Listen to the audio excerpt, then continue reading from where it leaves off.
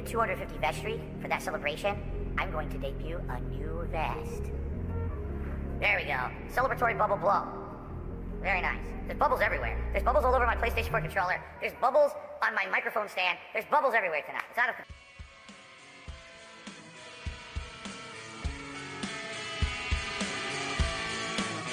I need a drink myself.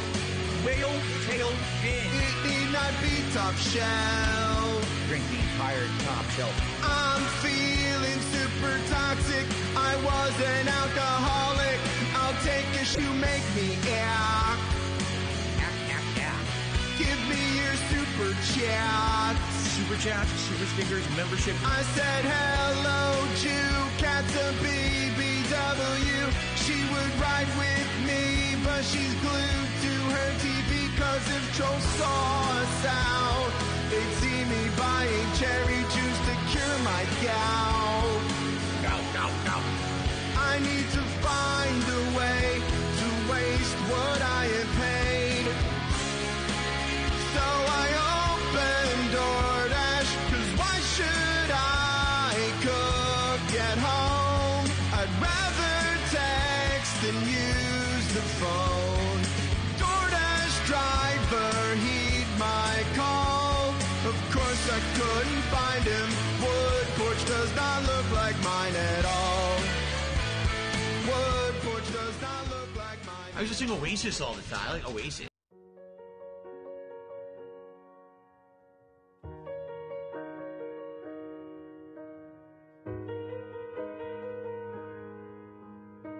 And shit jokes I broadcast. Swore it was a character I played. British style host drink Lucozade. Somehow I'm still making 100K. My addictions go away. What I'd give to see a more normal me.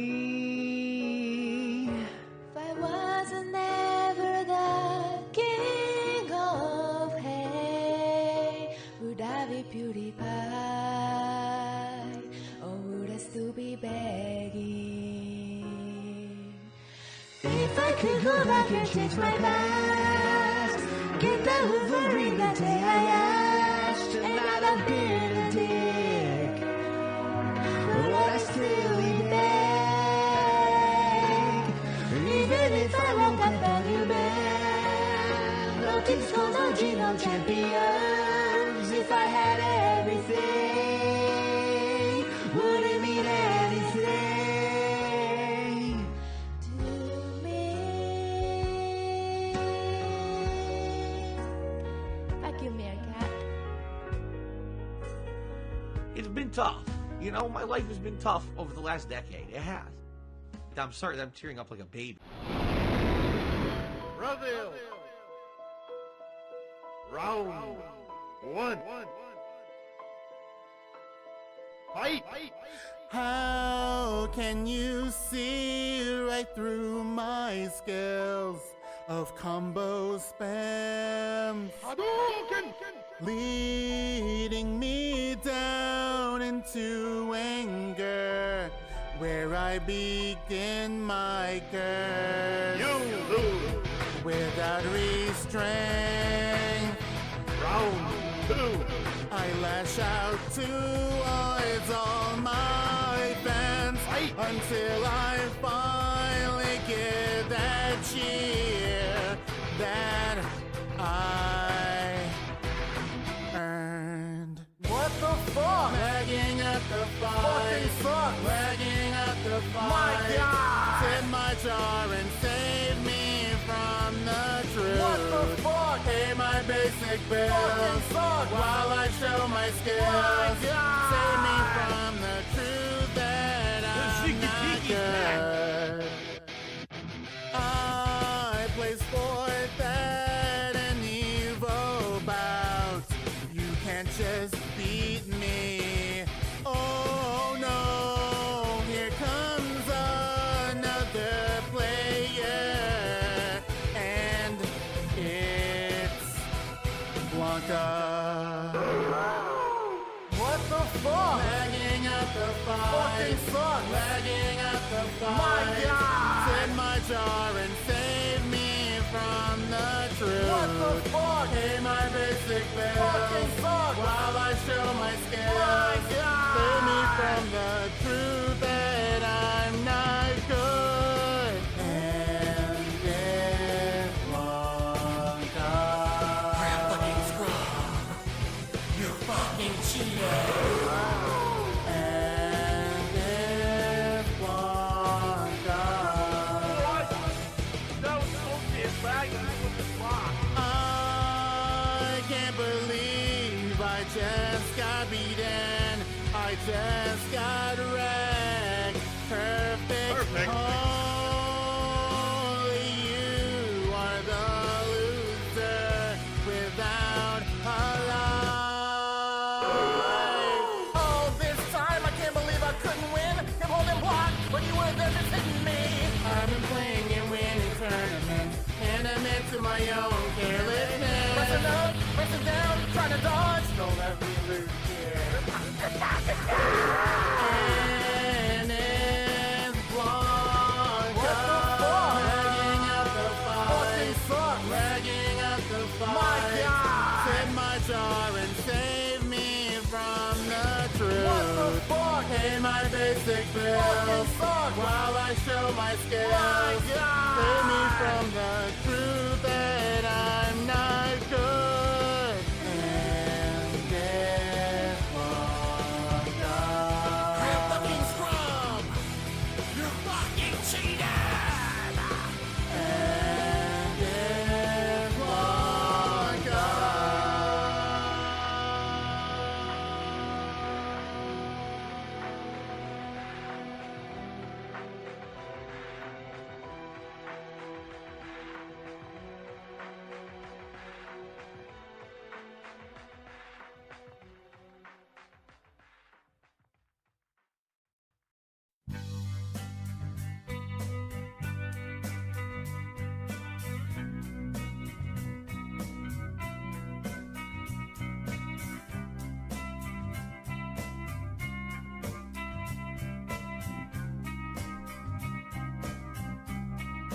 We're here before.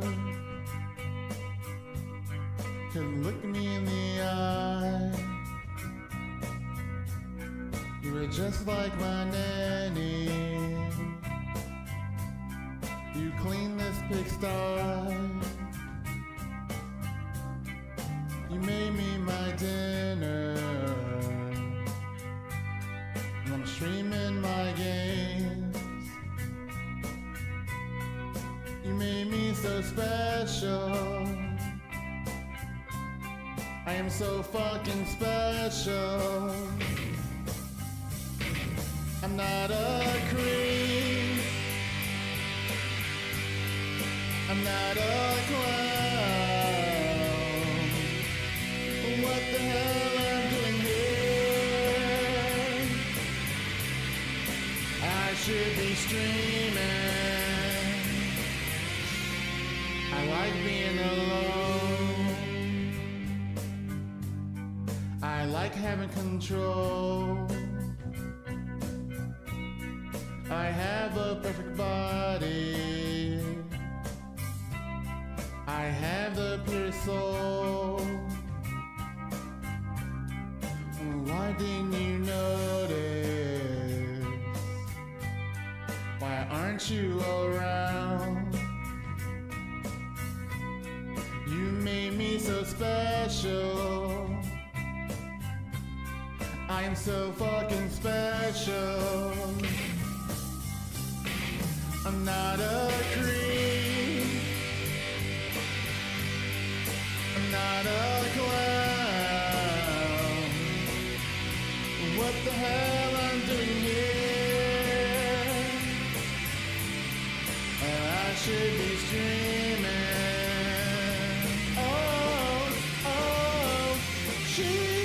She's running out again.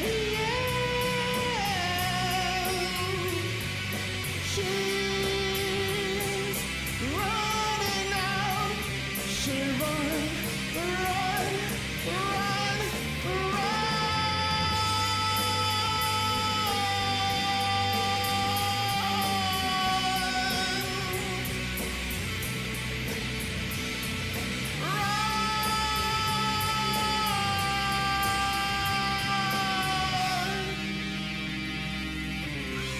my god, I can't stop joking.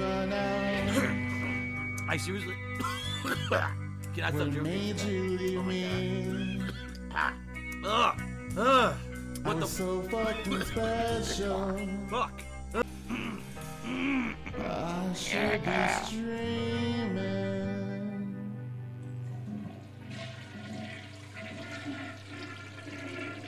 Stupid bitch.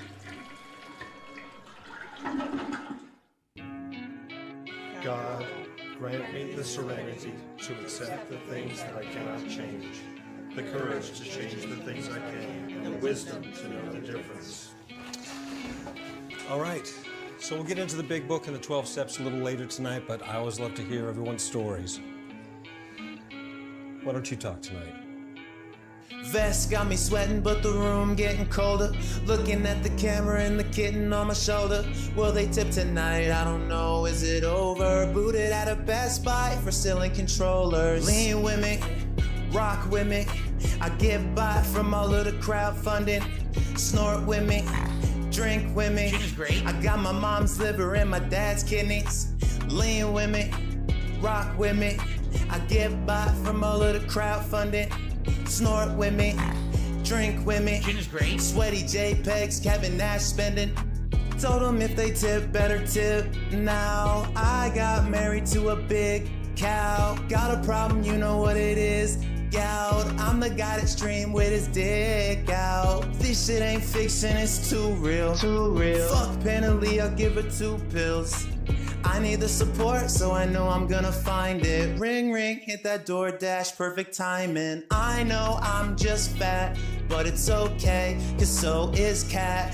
Oh, she hates it when I DoorDash, but I'm spending that cash. It's all my cash. Lean with me, rock with me. I get by from all of the crowdfunding. Snort with me, drink with me. I got my mom's liver and my dad's kidneys. Lean with me, rock with me. I get by from all of the crowdfunding. Snort with me, drink with me. Sweaty JPEGs, Kevin Nash spending. Gin is great.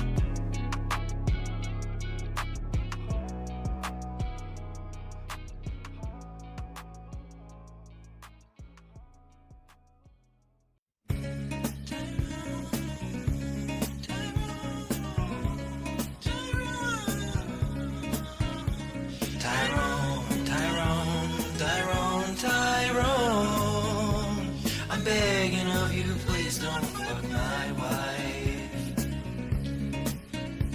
Tyrone, I beg you don't spread her cheeks all night. And I know that my dick is small, I cannot please my wife at all. I'm begging of you, please don't fuck my wife. I know your BBC is fat and I cannot compete with that. I'm begging of you, please don't spread her cheeks. I'm hoping you will never nut inside my wifey's big old butt. I'm begging of you, stop fucking my wife. And when I look into her eyes, I see her fucking other guys. I'm begging of you, stop fucking my wife.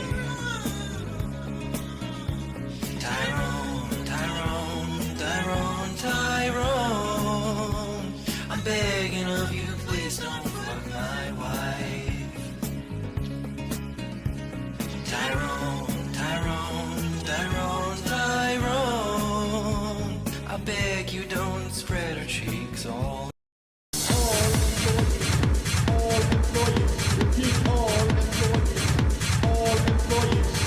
I am one of all employees. I'm going to the platform. I am one of all employees. I'm going to the platform. All employees.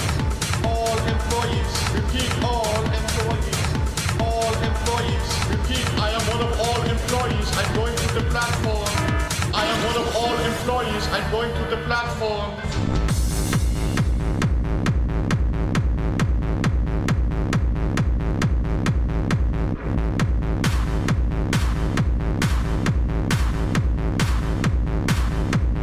All employees.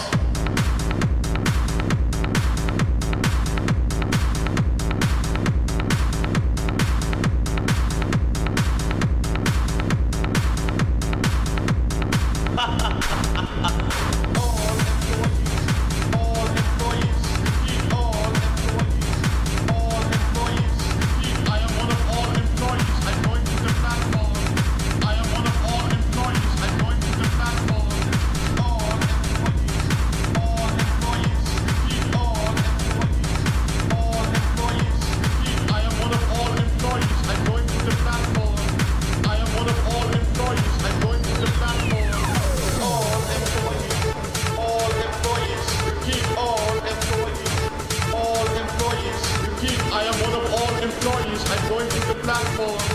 I am one of all employees. I'm going to the platform. All employees. All employees. Repeat, all employees.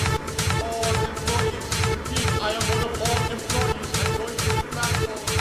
I am one of all employees. I'm going to the platform.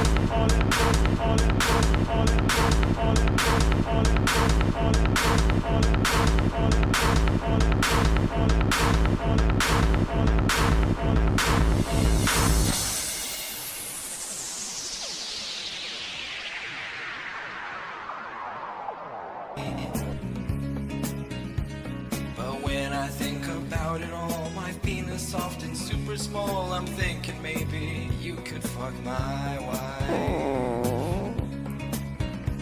And while the bitch is still around, I don't mind to hear the sound of cheeks being clapped in my sheets. Popo cock.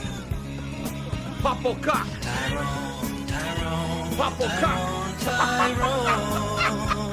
I'm begging of you, please don't fuck my wife. This is great. Tyrone, Tyrone, Tyrone, Tyrone. I beg you don't spread her cheeks all night. Oh, I'm all for it. Cuck life, 100%. Live the life of the cuck. Why not?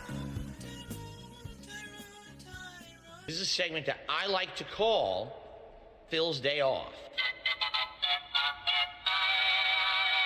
100% true. My one day off a week that I get to spend with my wife is literally 60-70% fucking work related shit. Like the one thing we get to enjoy together a week is having a meal out of the house. Breathe. Errands, grocery store, pet supplies, doctor's appointments, slander and lies, essential things. It's very important. Expensive cuisine. I can't afford it. Phil's Day Off. This is my life. I get one day a week to spend with my mom. Phil's Day Off. This is my life. I get one day a week to spend with my mom. I mean, Cap, my wife, and Jasper, my son. It's my day off. A lot of errands to run. I got other things to do. I got liquor to get the liquidity of my business. Tips. Phil's Day Off. This is my life. I get one day a week to spend with my mom. Phil's Day Off. This is my life. I get one day a week to spend with my mom. Breathe. Unless I get a good amount of support, I actually can't even afford my day off this week. And like I told you guys, typically the money that I spend on games are usually the tip money that you guys tip me on streams. And recently a lot of that money went to other stuff. So,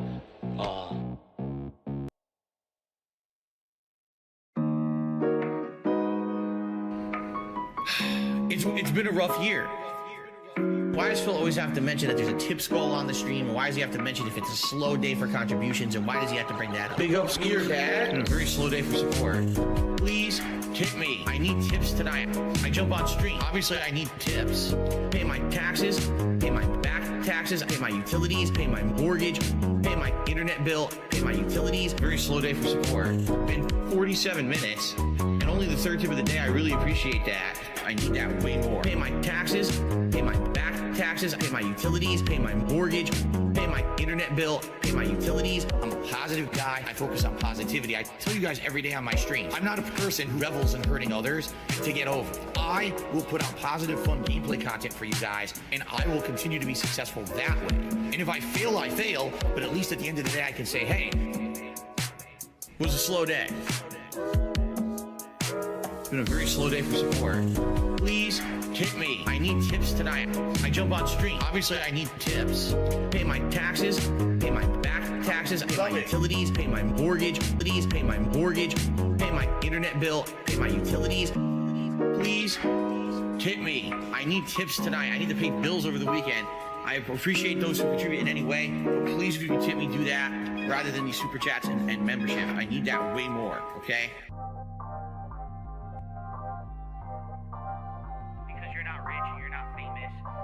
This and you're not that. You had an opportunity to be, but you blew it all. And I said, well, oh well. I'm proud of that. I guess I'm proud to be a loser. This one's for all my baby girls. I'll be the guy on level 1. I streamed myself masturbating. I'll be the guy. Fuck life.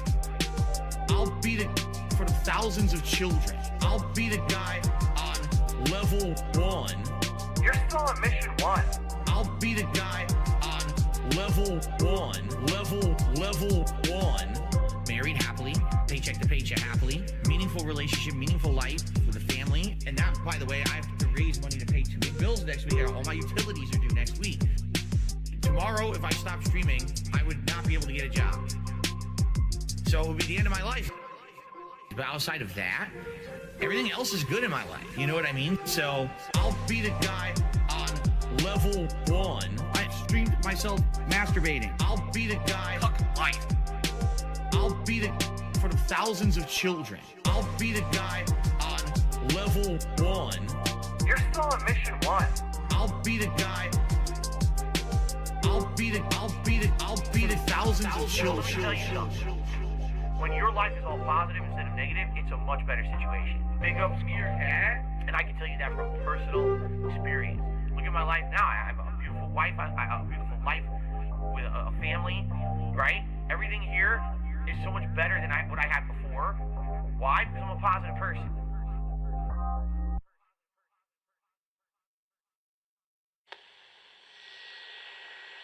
Justice, because back then I was pointing a camera at my television, which was terrible. I had just adopted direct capture. 2008 and my content's fine. The way I do things is strange but uniquely. The Ziggy Piggy's back.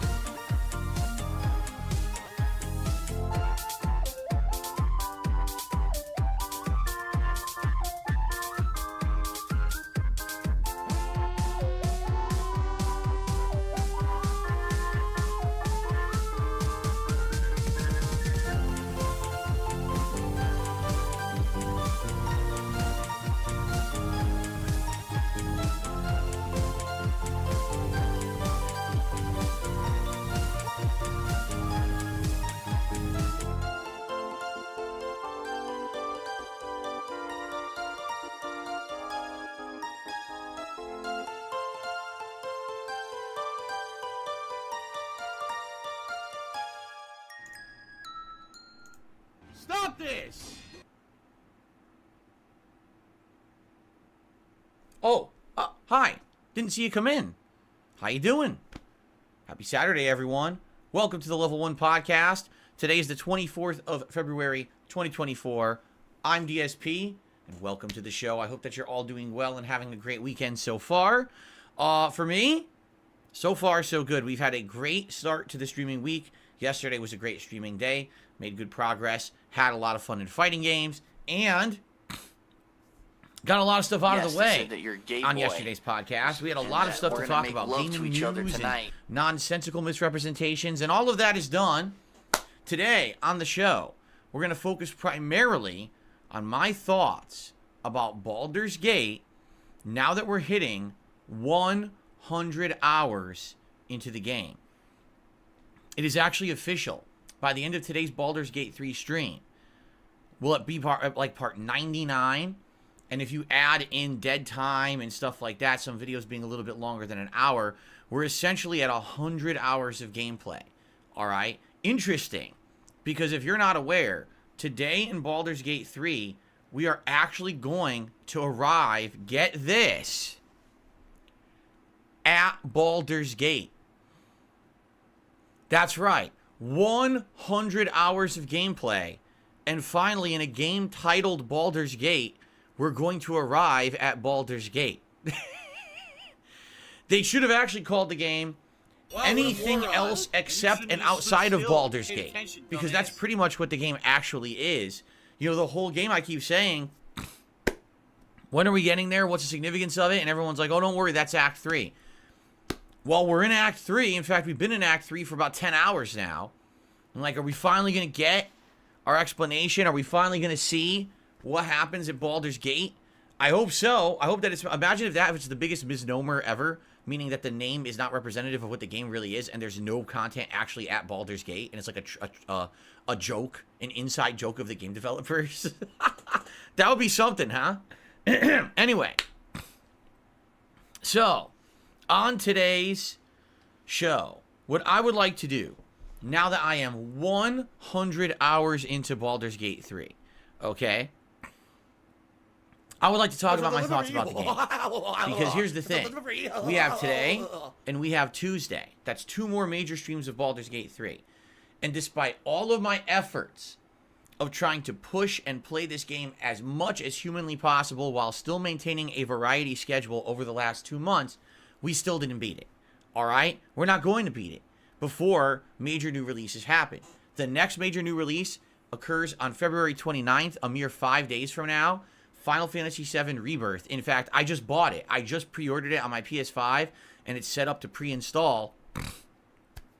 So because of that, basically, I know that this game is not going to be able to be played as much anymore. In fact, to give you guys full transparency, Baldur's Gate 3 has been the major playthrough I've been doing for months. Now, sometimes I played Like a Dragon as a day stream. Sometimes I've played Tekken as a day stream. But for the most part, it's been all Baldur's Gate, right? Starting next week, Final Fantasy VII will take up that role.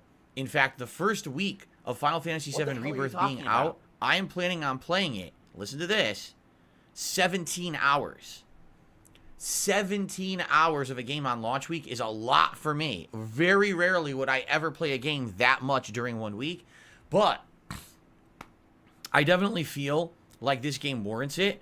Final Fantasy VII Rebirth is the most hyped game of the year so far for most people. It looks like all the reviewers are praising the living crap out of it, saying it's the best overall Final Fantasy game ever made, which is pretty wild to think about that.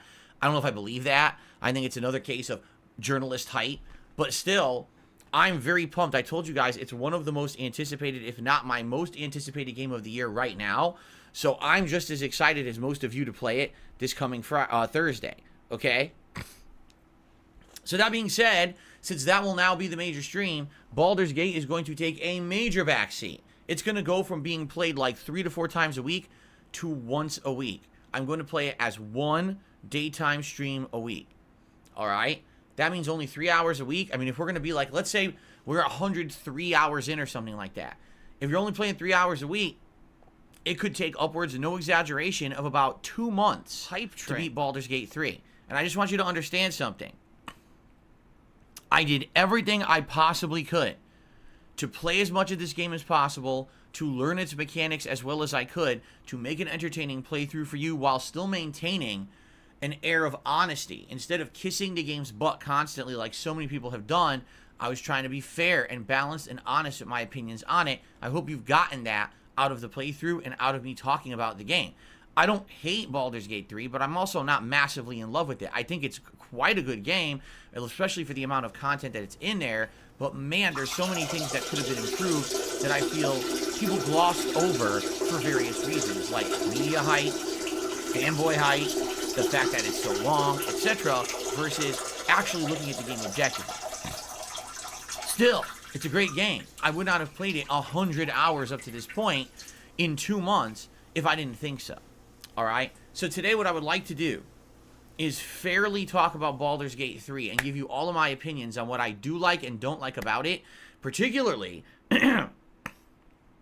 some gameplay elements that I actually feel they did really well that I wish more RPGs would follow, and we'll talk about that today. Like, there's one particular thing I actually really like about the game that most RPGs never do, and I think others should follow suit. But anyway, so that being said, you know, yes, Baldur's Gate 3, this is it, the final push. After this, it is a back burner game, not an afterthought, because here's the thing. I'm happy we played it as much as we did up to this point. Why? Because now, every time we play the game, we can be like, we're in the end game. We're near the end. We're going to see it end, you know, relatively soon. That's a good thing. Imagine if I was still stuck in Act 2 and we were starting Final Fantasy VII. Everyone would be like, just drop it, forget it. But now that we're in the end game push, we're moving towards the end zone, right? Now, people will be like, okay, we get it. You're only going to play it once a week, but at least every time we play, we're getting big progress towards the end. Let's keep that going, right? I think that's going to keep it alive. So, let's do it. Let's talk. First of all, let's recap what I did yesterday on the streams. Let's talk about the schedule for the week, and then let's get to my discussion about Baldur's Gate 3. Okay? So yesterday, loaded podcast, game news, addressing complete slander against me with someone making a completely erroneous video about me and my representations of the Elden Ring DLC. Among other things, you know, we talked about a lot yesterday. Big things that happened during my day off and stuff like that. Don't need to reiterate that stuff today. If you want to see my opinions on all of that stuff, watch yesterday's show.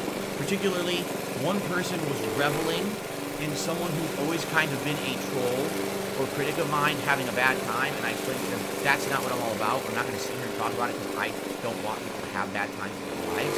Regardless of the fact that they don't like me or they treat me poorly, I don't care. I want them to be happy. And I think a lot of people got shocked by that. They were like, oh, yeah, I don't know. People just today are just so nasty to each other. They can't believe that such simple love that they don't wish others harm like this. I don't know. Anyway, so after that, we jumped into Baldur's Gate 3. And yesterday, we basically did all the things leading up to entering the gate. There was a few odds and ends quest lines. A murder mystery quest line, which we got further into. We're figuring out exactly who the murderer is and what their intentions were, finally, like a motive and stuff like that. We got a big follow-up with the Harper's quest line and what they're up to. But notably, the biggest development yesterday, I would say yesterday, if you look at the plot of Baldur's Gate 3, we had one of the most important segments of the game happen. The game now presents to you like options of what you want to do to finish the game. And there's all these different scenarios to essentially take out the big bad. Her name is Elsbeth. Elsbeth Tassioni. And she's solving cases her way. Are you trying to sniff me, Miss Tassioni? Don't miss Elsbeth. New series Thursday at 10 Eastern on Global. Basically, the way I see it is the game is trying to give you unprecedented control over an RPG like you've probably never seen before. I like that, okay? Like, I don't want to spoil the plot of the game, but of course, you know, there's a big bad, there's an ending, there's going to be a big final fight, but how do you do that fight? And you're presented with ally with this one, ally with this side, ally with this group, or throw everyone away and just try to do it with no one's help. And it's like, the way I see it is, you really have to try to pick and choose your battles here. Like, do you really want to start conflict with this group when you know you probably can't beat them? Do you ally with this group, but then you wonder if they're going to turn on you at the end? You know what I mean? It's interesting because it actually makes you sit there and think about what's best for your party, what's best for all the work you've put into this game so far. You're very invested at this point. So you want to be sure you're doing the right thing and you don't get a shitty ending or you screw people over. So it's tough, honestly. It's a tough question. It's a tough decision. And you don't have to necessarily come to a complete decision at this point in the plot, but they present you with all the options. So now moving forward, we have to make these critical decisions, right? That's what we're going to have to do, is focus on what do we do to get around these different situations. And I'm wondering how it's going to pan out with the decision I made so far and if what I'm doing is going to work. You know, I almost feel like... What do I do? I do almost feel like I don't want to say like the game's trying to screw you, but I get this ominous feeling, and again, I don't spoil myself on games that I play. I get this feeling like coming up, something else is going to happen that's going to make everything a moot point, and I hope that's not the case, because if that's not the case, then this game may be the most moving parts game I've ever played, and if you don't know what that means, there's so much going on in the plot that your choices can really change the plot. And imagine if really your choices matter so much that you can infinite combinations of ways to beat the game or end the game. I like that. What I'm hoping is they don't come to a situation where it's like, well, you made all these choices, but by the way, at the end, boom, some twist happens that you weren't expecting, and this is going to happen no matter what, and there was no way around all of that, so just deal with that, haha. Because then it's going to feel, you know what that's going to feel like? The old Telltale games, where you would play the game, the entire series would be like a 5-episode thing. You get to the end, and then the ending is basically not stoppable. It's going to happen no matter what you do. So the entire game was the illusion of choice. I hope that's not what they're doing with this game. I do hope that definitively your ending depends on your choices up to that point.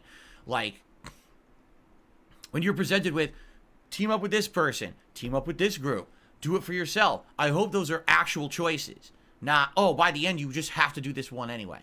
I guess we'll see, but I'm hoping for the best. And the fact that the game has so much content, you would think that they're going to try to make it meaningful. Imagine investing 100 to 150 hours into a game, and at the end they give you a rushed ending that's the same for everyone. I'd be like, never make a game again. Just don't even bother, right?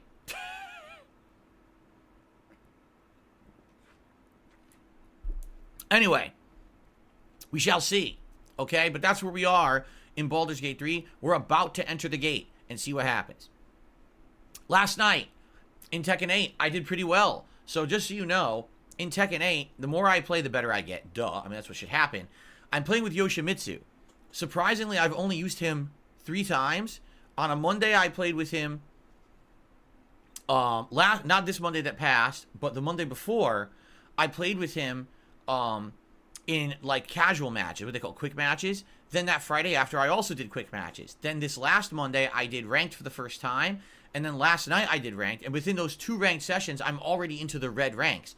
That's pretty good. To get into the red ranks within 4 hours is pretty darn good progress. I've won far more than I've lost.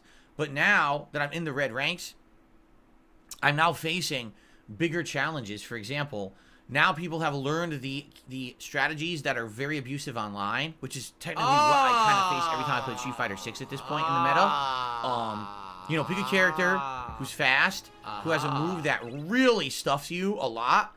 It's punishable, but it stuffs you a ton. And since I'm not playing the game that much, I don't recognize the moves. And so those moves basically cancel through everything I'm trying to do, leading to giant damage. And then once you're on the ground, find a way to mix you up so you don't really know how to get up safe and just keep pounding you till the round is over. Like, there was a Claudio player that literally the only thing he could legit hit me with was this launcher kick. Now, I know the launcher kick's not safe, but it's so fast, and it goes through almost every move I have. So I'd be in the middle of a round and just, launcher kick, giant combo, to the corner, round over. So I work my butt off to fight this guy, and he gets one lucky hit, and that's the entire round for him. And it's like, that's what you're going to face at higher levels of Tekken. People who have found these strategies online that are just broken. There was a friggin' Alyssa player, not Alyssa, a Lily player, who used these abusable things because their connection was laggy to do these unsafe moves, but you couldn't really do anything about them. You couldn't get out of the way. So I basically lost like a bunch of rounds, and then I adapted to it and was able to win. So,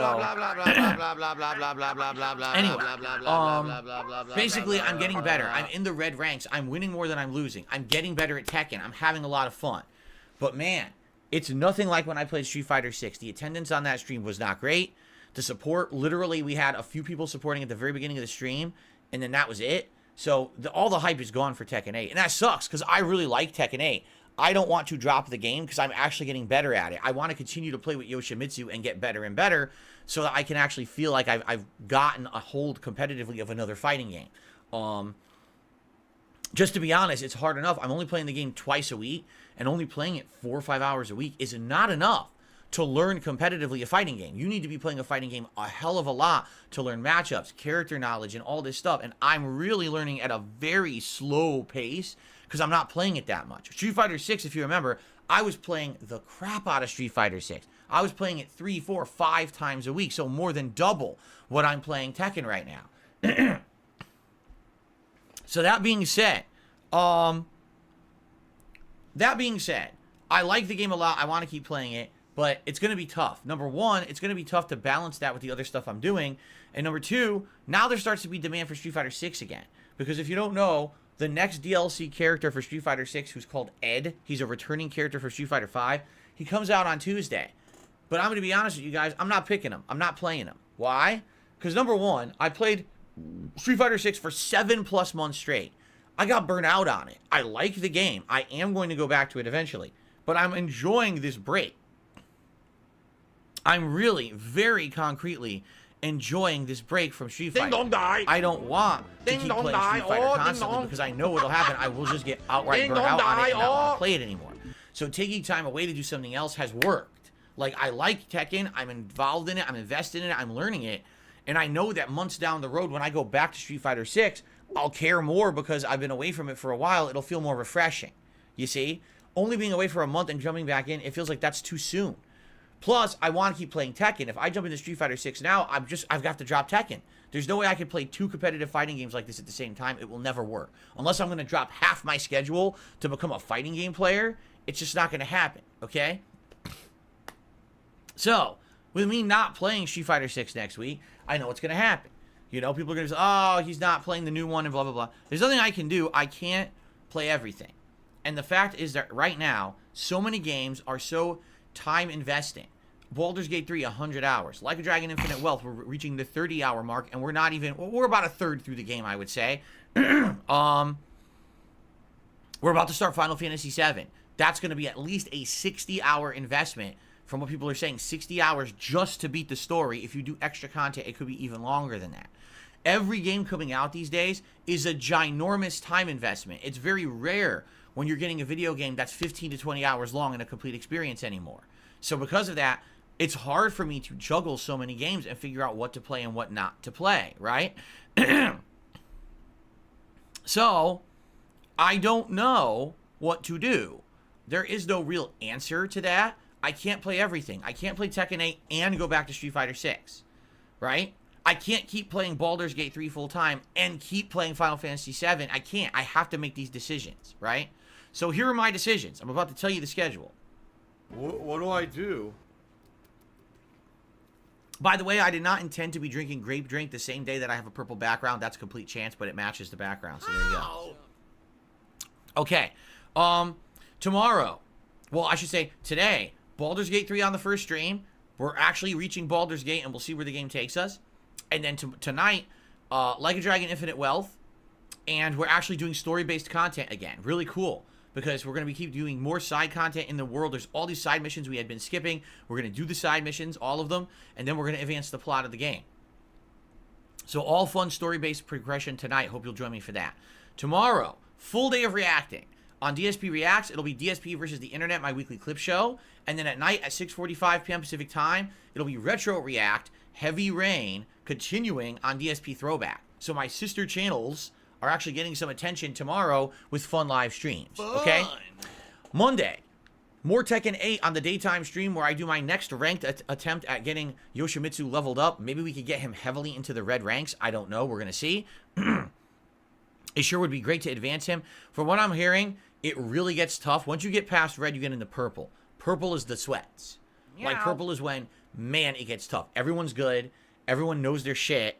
Timing gets better. A lot less spamming.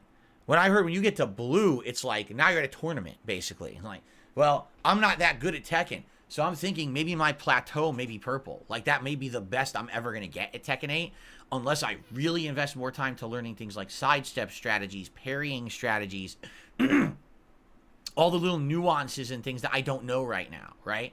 We'll see. But anyway, I'm excited for more Tekken on Monday. Monday night, more Like a Dragon Infinite Wealth. And then Tuesday will be the final, last hurrah, major stream session of Baldur's Gate 3 before it hits the back burner and gets played way less. So if you like the Baldur's Gate 3 playthrough, if you want to come Tuesday, the last hurrah celebration of this playthrough, please come by Tuesday. It'll kind of be a sending off for the game until we start playing Final Fantasy VII heavily, and then we'll occasionally play Baldur's Gate. I need that money. I really do. I need that money to pay my bills. Then Tuesday night, it will be more Like a Dragon.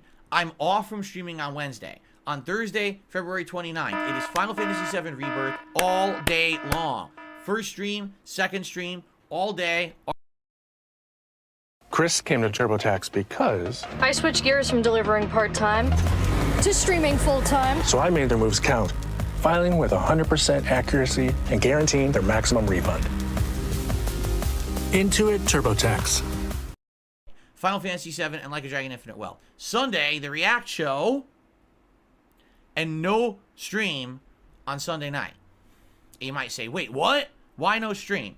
Because at this point, I have to start work on stuff behind the scenes, like my taxes and stuff. I just have to do it. I can't put it off. And I actually have been putting it off this month because I wanted to put in as much content as possible to try to catch up with all the things that have been going on around here. I know I haven't mentioned this in a while.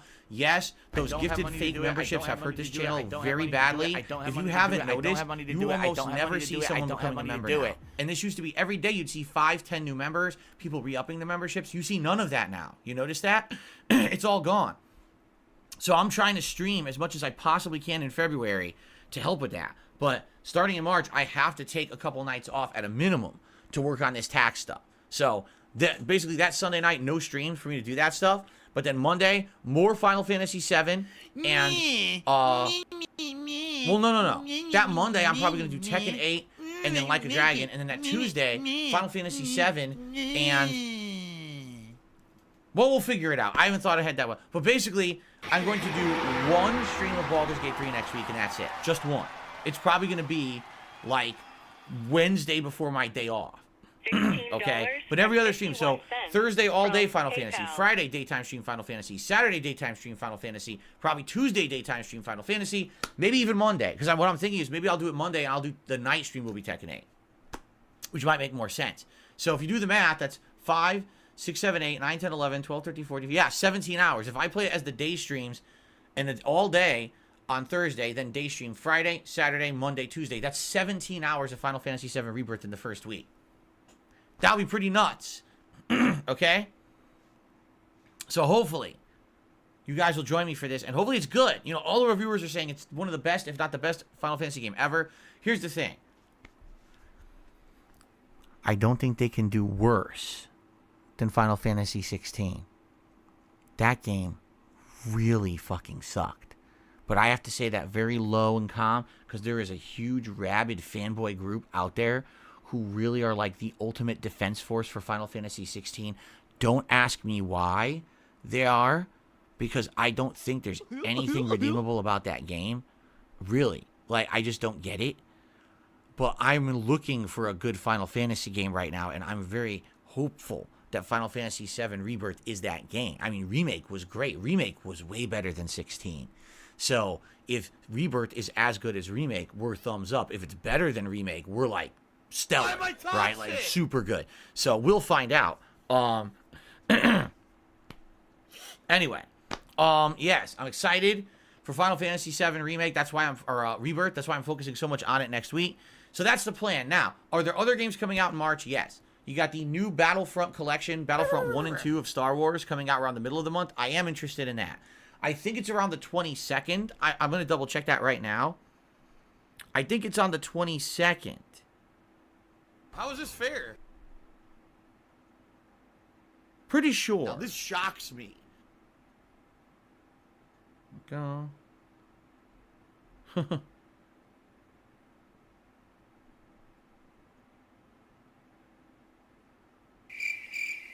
Alright. So hold on. Where did I put it?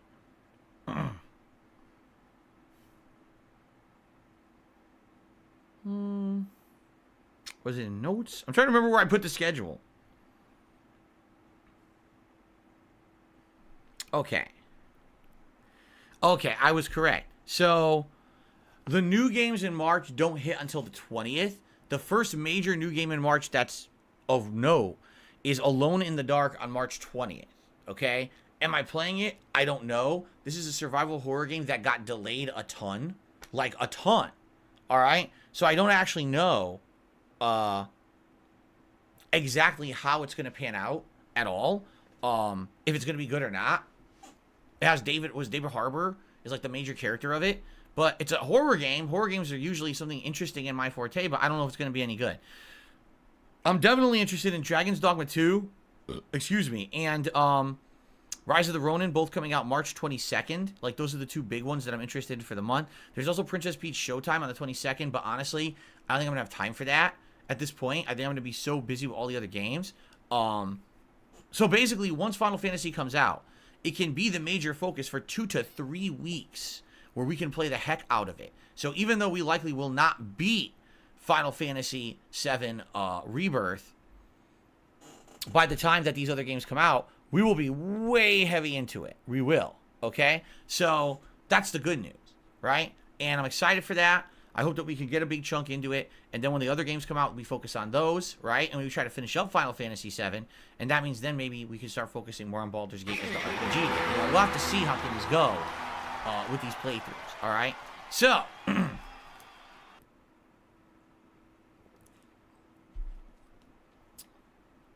I am excited for the future of these games coming out, and I think March will be an exciting playthrough month for everybody, okay? Cool. All right, I'm trying to think. Outside of all of that,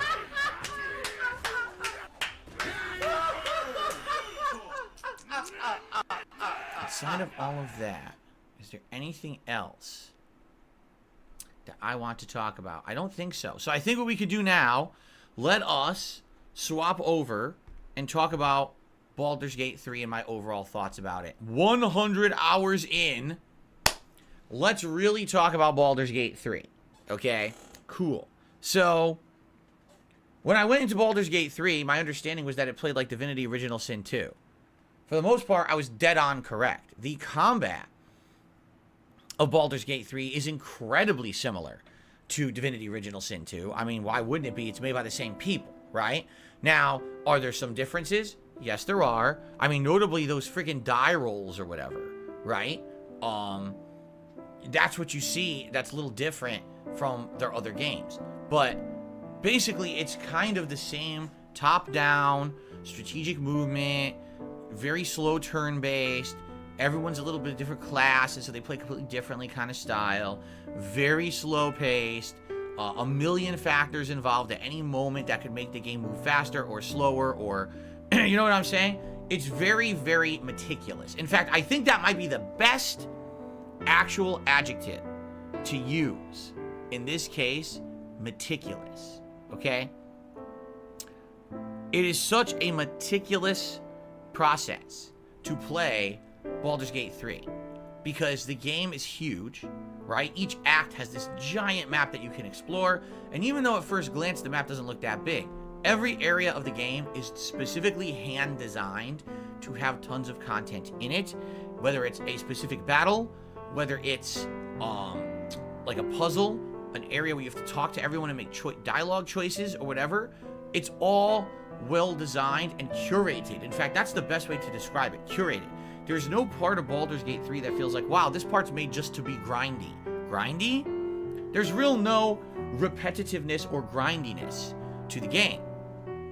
In fact, every fight we've done, right, has almost all been unique. There's been some repeat enemies and things like that, but unlike when you're playing another RPG, it's, oh, we're fighting the same enemies for the 100th time, just grind through this fight to get some artificial experience points. The game is nothing like that, right? Everything is meant and designed to be meaningful. So if you played Witcher 3, right? And you said, wow, everything you do in Witcher 3 is meaningful. Even the side quests have stories. I mean, yeah, that's literally this game to a T. This game has so much going for it in regards to every little nuance and thing you find has a story. You found a book at the beginning of the game, you think it's just a book. Nope, it's the Necronomicon, and it has a mini game with dice rolls that can lead to optional fights and things. In fact, I don't think I ever did that. Do you remember I found that Necronomicon at the beginning of the game? And everyone was like, oh, go back to that later. I never did. So I just have it in my inventory, and I've never even done anything with it. Was I ever supposed to? I don't know.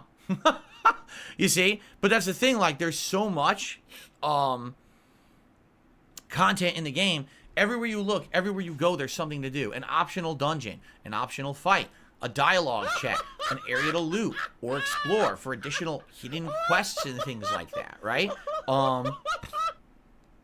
I think that's definitely one of the best parts about the game, is that they put so much time into the content of the game that it feels like a truly immersive world that is living and vibrant and has its own laws and rules and lore and everything like that. It's very complex. Nothing is just like superficial.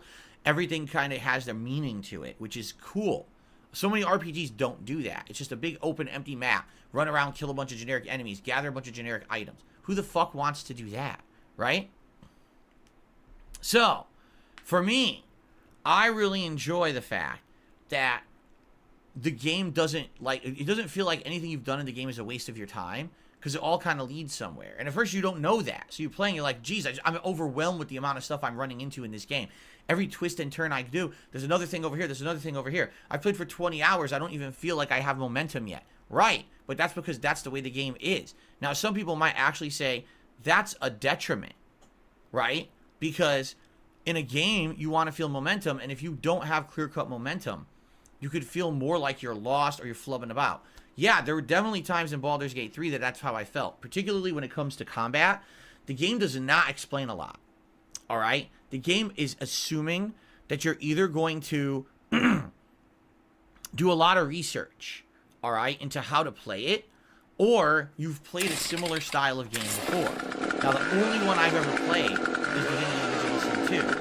So I have a little bit of prerequisite knowledge, but I've never played a D&D game. I never had one with dice rolls or anything like this. Literally, the reason I understand it is you guys, the stream group. If it weren't for my stream interacting with me and engaging with the content of the game, I would be utterly lost. I would have been frustrated pretty much every other time I play it, and probably would have never finished the game. I probably would have given up a long time ago and said, this is ridiculous. It's just not accessible. Now, some people argue with me about that. You don't get to argue with me about that because it's my take. What do I From do? my perspective, my subjective perspective, this game is very inaccessible. But I've Someone please shut tried up this describing dude this for in a being good a way. moron. Let me give you an example. FromSoft Games, up until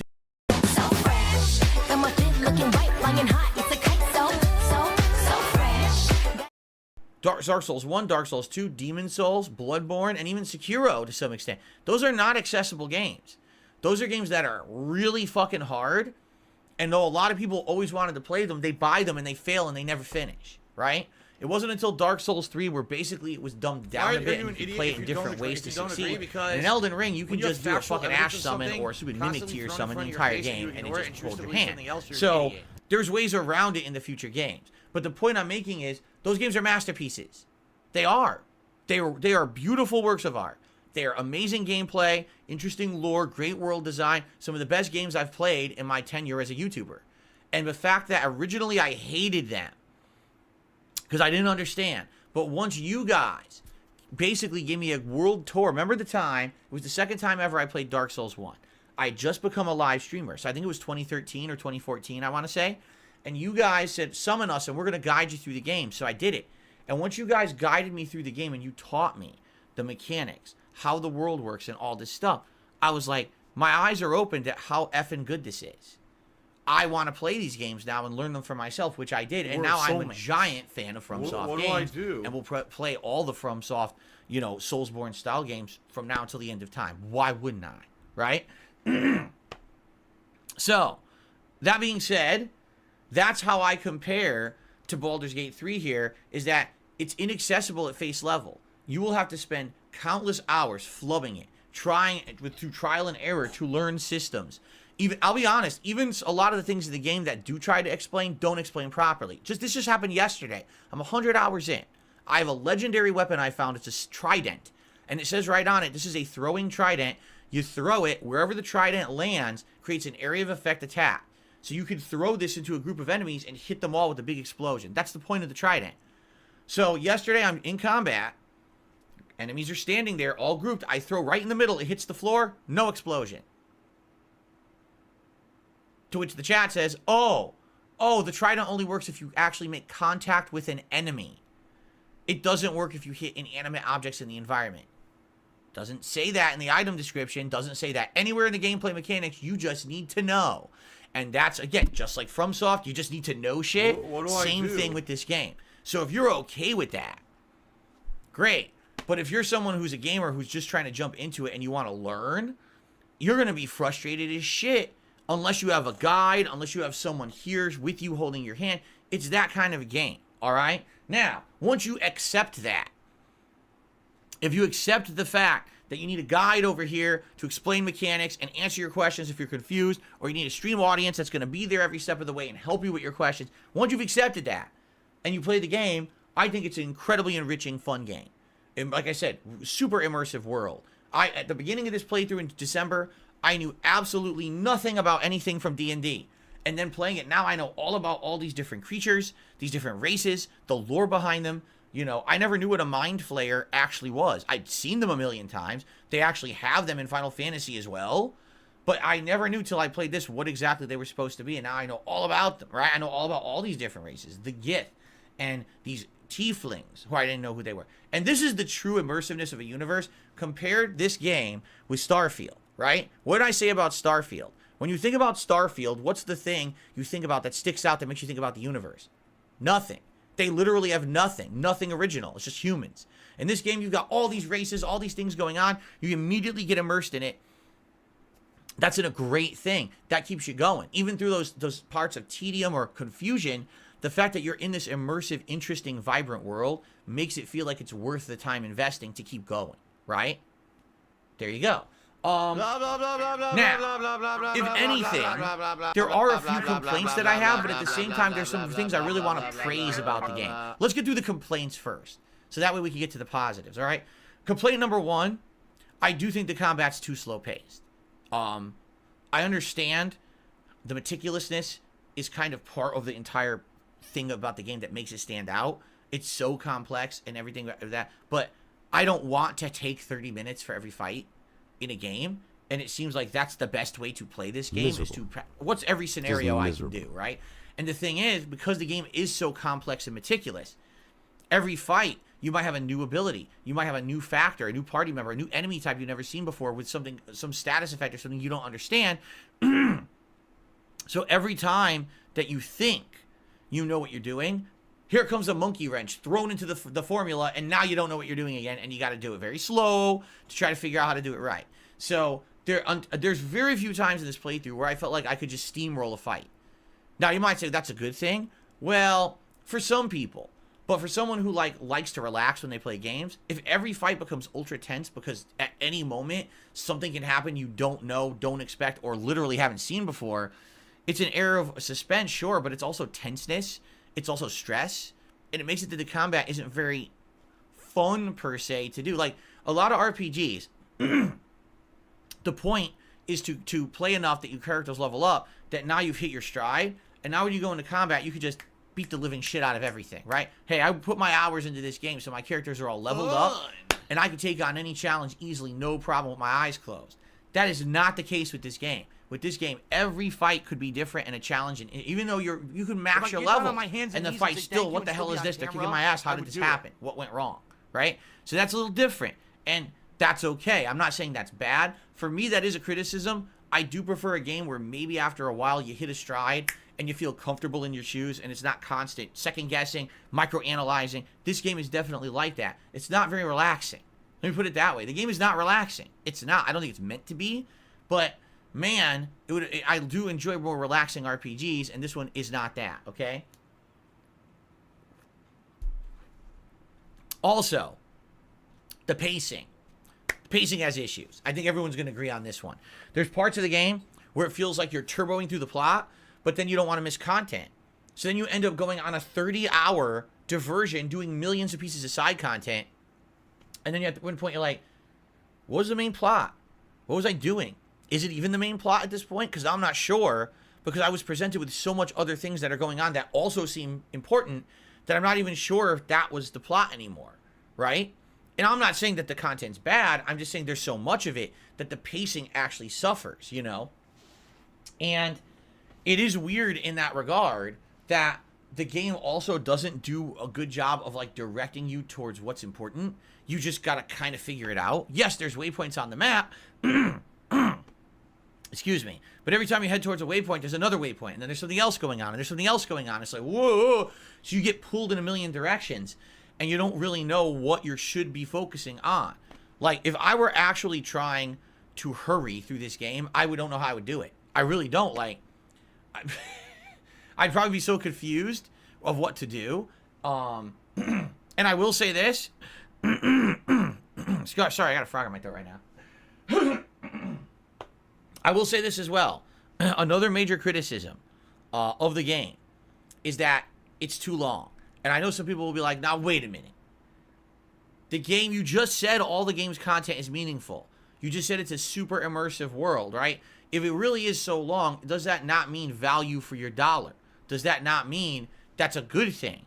If you paid the same amount of money for Baldur's Gate 3 as you did a game that's 1/4 as long, isn't that good? Well, objectively, on paper, with absolutely no point of reference, no frame of reference, no point of view, yes, objectively, having more content is better than having less content. I really can't argue with you there. That's a factual argument, okay?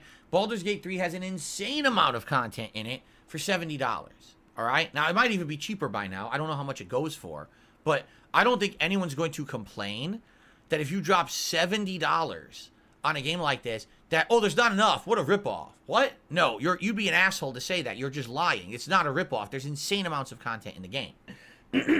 Look out, there's a black woman coming out. She takes some bolt out. Boom. Steals the black. This is not a game for the faint of heart. Oh. This is not a game for a casual gamer. This is not a game for someone who only plays games a couple times a week, right? This is a game where you have to immerse yourself in the universe. You have to constantly be playing it to remember the game mechanics and everything going on. Every time you level up, your entire way you play a character might change. And now you got to remember that, and you got to latch onto that. You got to know what's going on with these plot lines. There may be plot lines in the game that aren't discussed for dozens of hours, then they come back, and you have to remember what the hell they're talking about, right? If you're not constantly playing a game like this, it's too hard to immerse yourself in it. Like, I would argue you have to immerse yourself in the world of Baldur's Gate 3 if you actually want to have a good time with it. If you're playing it super slow and super casual, I actually don't think you can have a good time with this game at all. I think it's quite the contrary, actually, where you will be lost and you will feel like you're wasting your time. You'll be too confused, right? The fact that when I started playing Baldur's Gate 3, I waited until I knew I was going to have a large amount of time to focus on it was the right move. Because a lot of people ask me, why are you not playing it when it came out at launch? Because it actually came out at launch on what was it? On PS5, right? It actually came out earlier. Yeah, it actually came out much earlier.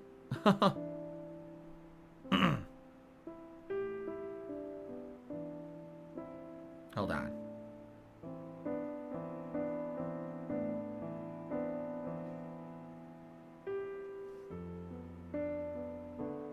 Okay, got distracted. Yeah. If I had played it much earlier in like September, I never would have been able to focus on this game at all. I would have been basically in a situation where I couldn't play it enough to really enjoy it, focus on it, immerse myself in it, and get good at it. You know what I mean? So because of that, the way I see it is you have to be in a situation in your life where you could sit down and just focus on it. I couldn't imagine trying to play this game less than like 12 hours a week. Seriously, like you have to play it like 10 to 12 hours a week to really get into the meat of it and understand it and learn it and like it. How many people can do that? Right? If you're playing it casually, I can't imagine liking this game. I'm just like, meh, it's too much. Because if you play it casually, you'll never beat it. I mean, the game, I'm at 100 hours and we're just arriving at Baldur's Gate 3. People are saying you probably got another 30, 40 hours left if you really want to see all the content and finish the game. If you're playing it, let's say you play it 3 nights a week for 2 hours, 6 hours a week. So how many months are you going to play this game? Right? And again, this has to be your only game. Because you can't play other games because that's all your gaming time that you have. You know what I'm saying? There's got to be essentially a cutoff where it's like, how much is too much? How much content is too much content? At what point does a game become so much stuff to do that sadly you're in a situation where it's not for a common person to just be able to jump in and enjoy it, right? I don't know. It's been tough for me. I started it in December when I knew there weren't any game releases. I played it through January into February when there were game releases, but I continued to focus on it like that. And thankfully now, I feel like all that investment is paying off within Act 3. All this crazy stuff is happening, but now I'm out of time. I've been playing this game 4+ times a week. I'm out of time, man. I couldn't play it anymore. You know, as a variety streamer, right? I can only play a certain game a certain amount. Now you might say, well, you're a different case because, you know, you're a full-time gamer, but you're a variety streamer. You're right. But everyone else should have a life, right? Everyone else has a job. They have a family. They have school. They have this shit going on. They can't just sit around playing Baldur's Gate 3 all day every fucking day. What a stupid society, right? huh? So if that's the case, how the fuck could they get through live. this game fast? They can't unless they have nothing to do all day. So who's that? Who gets to sit at home all day on their ass, has infinite money, doesn't need to work, and can just play Baldur's Gate 3 for 2 months straight? I'd like to know who this is. Can someone say, it's me? Because how did you get to that point in life? How many lottos did you win? I mean, I just don't understand it. I'm a full-time gamer, and I could only get 100 hours into this game in 2 months. You see? It's none of anyone's business. So again, the point I'm making is I feel that the game is so long that it's a detriment. A game like this, perhaps, should be more streamlined. But that's my take, and you can always disagree, and that's fine. My subjective take is when I play a game, I prefer that it gets more streamlined. I prefer that I will get my reward for the insane amount of investment in it before I play 150 hours, right? And the other thing that needs to be said, and I won't know until I beat the game, hopefully with the amount that you are investing in the game, you get a good ending. Can you imagine investing over 100 hours into a game and the ending is terrible? I mean, there's been so many choices you make in this game. Hopefully they all factor into the ending you get, live on the internet. Now, outside of that, another thing, okay, is basically, I want to talk about a really positive thing about the game that I really like. All right, I don't want to talk about this the entire podcast, but here's a positive thing that I like about the game that I wish more RPGs would do. All right, so I'm 100 hours into this game. So guess what level I'm at? Am I at level 50, level 70, level 99? No. I'm at level 10. Level 10. In 100 hours of gameplay. On average, it took about 10 hours per level. Okay? And you might say, well, wait a minute. How does that factor in? Because in this game, levels are actually rewarding. Unlike in other RPGs where usually leveling is just an arbitrary thing. A little bit more HP, a little bit more MP. All your stats go up by a couple points. Maybe rarely you get a new ability. In this game, every level is actually meaningful. Every level. Half the time when you level up, you're getting a whole new thing to do for your character. Maybe it's a new class ability. It's a new trait that they call. And it changes the way that you play. Wow, you went from level 2 to level 3 spells. Well, all the level 3 spells are different from level 2 and they're super powerful. Oh, now you get a new trait that lets you attack an extra time or get a new kind of attack or whatever. And it's good. I hate the fact that most of the time when you're playing these RPGs, you got to get through like 5 levels before something meaningful happens. You got to go from level 20 to 25 before something happens that changes the game and makes you feel like you're more powerful. That's stupid. Why do we need 4 arbitrary levels between? Just make it that there's one level jump and that level is meaningful. And that's what they did. They streamlined the leveling process, but they actually made it feel like when you level, that's a big-ass reward for you. There's been times when I was in the middle of like a dungeon or area and I was semi-struggling, you're gonna be shown the then door. I leveled up, and all of a sudden my character is so much more powerful now that now I can just plow through and kick ass, and I like that about it. Give me that big reward for the amount of investment I'm doing in the game. And I feel like the leveling system is one of the best I've ever seen in any RPG. I want more RPGs to do that. I'm tired of just get a level and waste time. What was the point of the level, right? There's too many RPGs where you constantly just gain levels and nothing happens. I mean, even Elder Scrolls is guilty of it. You get da-da-doom, da-da-doom. The meter goes up and someone plays a drum. Da-da-doom, da-da-doom. Great, what the fuck did that do for me? Nothing. Right? It didn't fucking improve my game, right? So I definitely like that about the game. And I will say this, 100 hours in, they did a very good job now that we're this far in with character development. A lot of these characters have very much had evolving stories that developed over time, some better than others. Like I would say, if you take a look at the whole party, like Lae'zel, Shadowheart,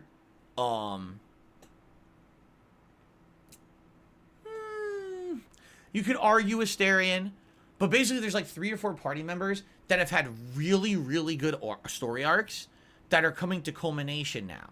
I do feel there's some characters that are not as good. Like, I actually feel like Will and Gale just don't have great story arcs. They have stories, but they're just not that interesting or involved. Like, Lae'zel completely evolves as a character over the course of the game. By the end of the game, she's changed as a person. That's what you want to see in a good narrative, right? Some of these characters, they're just like kind of really one-dimensional, and it's just one little thing they're following the whole game, but others just like way better, okay? But I like that. I want meaningful characters in my games, and I feel like they're doing a good job with that, and I'm curious to see how these character stories end. Some of them is really well done, okay? The thing is, I'm sure everyone's going to have a different take on that, but I like the fact that you get at first I didn't care who any of these fucking people were, and you get them all at the beginning pretty much. Like, you get every party member almost right off within the first 20 hours. You have everyone. So it's like, so now how do I know what happens, right? And it's like, well, eventually you'll get your answers. You got to be invested in the game, and I do like where the plot is going with a lot of these characters. So that's a good thing, right? So honestly, my major complaints about the game are the combat isn't as interesting as I felt it could be because it's too complicated, too slow-paced. I do feel like, sadly, it's too long, too much of a time investment of a game. And I'll say one other complaint. Now I'm starting to notice at the end of the game some lack of polish and issues. I'm definitely noticing that. Like, now we're in Act 3. We're seeing some bugs and things happen, some weird things happen that you wish didn't happen. I guess when you get a game this long and this daunting of a game with this much content in it, right? That essentially you're looking at a situation where, yeah, this is crazy that there's this much investment in it, and they're going to have flaws at the end. You can't have a game with this much content that's not going to start to break down. I've actually heard Act 3 was way worse at the beginning of the game, and a lot of people said, yes, the entire game breaks down in Act 3. It's like a buggy mess. But now people are saying they've patched it a lot, and it's a lot more solid. So that's a good thing, obviously. So there you go. But there's a lot of positives about the game, too. Like I said, I wouldn't be investing 100 hours of my stream time in the last 2 months if I didn't feel like this game wasn't worthy of that.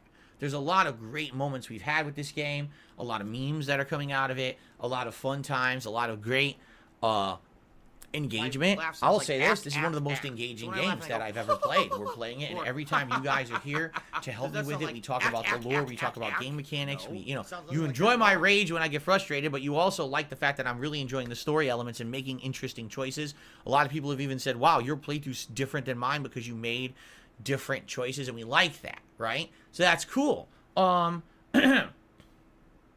honestly, I'll tell you, I'm shocked, because here's the thing. When you think about all the other games out there that are mainstream successes, Fortnite and or other team-based online shooter games that are very popular, all the rage right now, Call of Duty, Madden, and or FIFA, which I don't think FIFA anymore, but you know what I mean, like those yearly sports games that were always a huge hit, right? When you think of all of these tried and true, sell the shit out of every year style games, right? That's mainstream gaming. You have to understand that. So for a game like this to somehow have broken through that wall of what's popular and hit the mainstream and become a game that everyone knows and freaking everyone played and or at least bought, probably didn't finish, but are playing, and a game that won Game of the Year not only among gaming journalists, but also among common gamers. That is a feat. But again, you know, I have to ask questions such as, did it really win it on its own merits of being an outstanding game, which thankfully it is, right? Or did it win it on its merits of other things? Like all you saw in the media when the game came out was, are you aware that you can make love to every single person in camp? And did you know that there's kissing animations and you could have genitalia animations and things? It's like, what? But why are we talking about this? Is that the core of the game, right? Is it Baldur's Boner 3 or is it Baldur's Gate 3? So why does that have to become the focus that everyone talks about when you talk about the game instead of the actual good things about the game? There's great things about the game. I would say that relationship shit is the least one out of all of them. There's a feature in there if you want it, great. Enjoy it. But that's not even what the focus of the game is. So why did that become the public discourse? Why is the public discourse so fucking immature about these games? Seriously. Like right now, Final Fantasy VII Rebirth has tons of great stuff about it. Amazing things. Guess what's the number one thing about it on the internet? Oh, when they get to Costa del Sol and everyone's wearing a swimsuit. Look how hot literally every party member is. And not just the girls, the guys. Oh, they're so hot. They're ripped in their fucking Speedos, underwear. It's like, that's like a moment in the game meant for fan service. That's not the game. Why does that all that people talk about, right? It's like, why does this become the discourse about the game? You know what I want to hear about? Other things about Final Fantasy VII Rebirth that are good. Not, you posted that for fucking 400,000 reposts on fucking social media. You know what I mean? Stupid. And I will say this about Baldur's Gate 3. I have to wonder, would this game have sold as well as it did if it didn't have all that, right? You compare that also to a game like Cyberpunk. When Cyberpunk 2077 came out, even though the game was leaky dog shit when it originally released, everyone was talking about, oh my God, there's all this in the game and that in the game and this sex and that sex and sex. And it's like, it's not a sex game. It's not a fucking rated X porno game. So why is that what everyone talks about? It's disappointing for humanity that we still degrade ourselves to that level, that this is what the focus is. I mean, is it in the game? Okay. Is that all we have to talk about? No, but that's what happens. Like, people just can't control them fucking selves for some god reason. This game is great on its own merits. It doesn't need that. The fact that it's in there is, I guess, is an extra. But my God, I wonder how many people ran out like horn dogs and bought the game because they heard this, right? You gotta wonder. You actually gotta wonder. I wonder if they did like a poll, like an actual poll of people who bought Baldur's Gate 3. All the people who bought it, how many people actually would say, yes, that was a factor in my decision to buy the game because it had that content, right? I wonder. For me, zero, but I still really like the game, right? So you got to wonder what the mindset of people is, right? Anyway, yes, I know it's a part of nature and all that. I have to call it out because this game has that stuff. A lot of games don't, right? This game does. And you got to wonder how many people actually thought that was a major factor in their decision to buy the game. Anyway, so, my thoughts about Baldur's Gate 3 100 hours in. It's a great game. I totally get it. It is an anomaly. How often do you get an RPG with this much content all in the base game, right? In the base game. This isn't, Baldur's Gate 3 plus several DLCs and expansions. This is Baldur's Gate 3 base game has this much content in it, right? But I will say there are things about it I wish were better or different. Maybe it's just my subjective take. Personally, I like some things better. I would have preferred it to be a different way. That doesn't mean the game is bad in any way. I don't see the world as black and white. Just because there's something I don't particularly love about the game doesn't mean it's bad. It just means I don't particularly like it. So that being said, yeah, I feel like the game is great, but I do have some criticisms of it, and I think that's fair. Now, a lot of people have said, would I have made this my game of the year for 2023 if I actually had played the entirety of the game in 2023? First of all, I still can't answer that question. I'm 100 hours into a game that's going to be like 130 or 40 hours by the time I beat it. Until I actually see the ending, I can't give that. Because imagine this. Imagine I play 130 hours and the ending sucks. That could completely skew my take on the game. Because a lot of people like to say, oh, it's not the end, the destination, it's the journey. I will agree to some extent, but man, that's a cop-out for game developers and writers who just don't know how to write. Because there's too many games these days where they have good plot ideas and good momentum, and then they just squander it by the end. And this is not just games. This happens with TV shows. This happens with movies. It's sad. You have to have a good ending to a saga for people to invest all that time into it. I really hope the ending of this game is good. Really. If the game is one of the best endings I've ever seen, then maybe it would be one of my favorite games of all time. If the ending is just meh, then it's a good game, but not a, you know, not a groundbreaking, blow my mind game, right? If the ending sucks, I might hate it, you know? It really could be a big determining factor. That's why I don't want to make determinations now. I'll tell you this, as of now, I still like Alan Wake 2 better. I think the plot of Alan Wake 2 and some of the unique mechanics of that game made it feel like an insanely unique experience. Not to say that this game isn't too, but right now, I would say, yes, I did like Alan Wake 2 more. But my opinion could change by the time I beat the game. Of course, the question is, now, when will I beat it? Because, again, I'm not someone who could just sit around for 3 months playing one video game. Don't have that luxury. So who knows what's going to happen in this ending? I have no clue, right? I go, anyway, we might not see it for 3 more months, right? Literally. Because if I'm only playing this game once a week, so you figure 3 hours a week, 4 weeks a month, that's what, 12 hours a month? So 3 more months. So, you know, March, April, I'll beat it at the end of May, right? We'll finally see the fucking ending. When it's that drawn out, does anyone even care? That's the sad fact about a game like this, too, is when you have a game with that much content, it's that long, a lot of people will just never finish it. And that's sad, because the game's good, right? You want people to see the ending of their big endeavor, this giant masterpiece game you made. But when you make it that daunting to get to the finish line, a lot of people will never make it. It's like running an insanely long marathon. People just give up halfway through, right? What are you going to do? Even if it's an amazing marathon with the best running conditions and whatever, you still might not make it, you know? So, man, I don't know.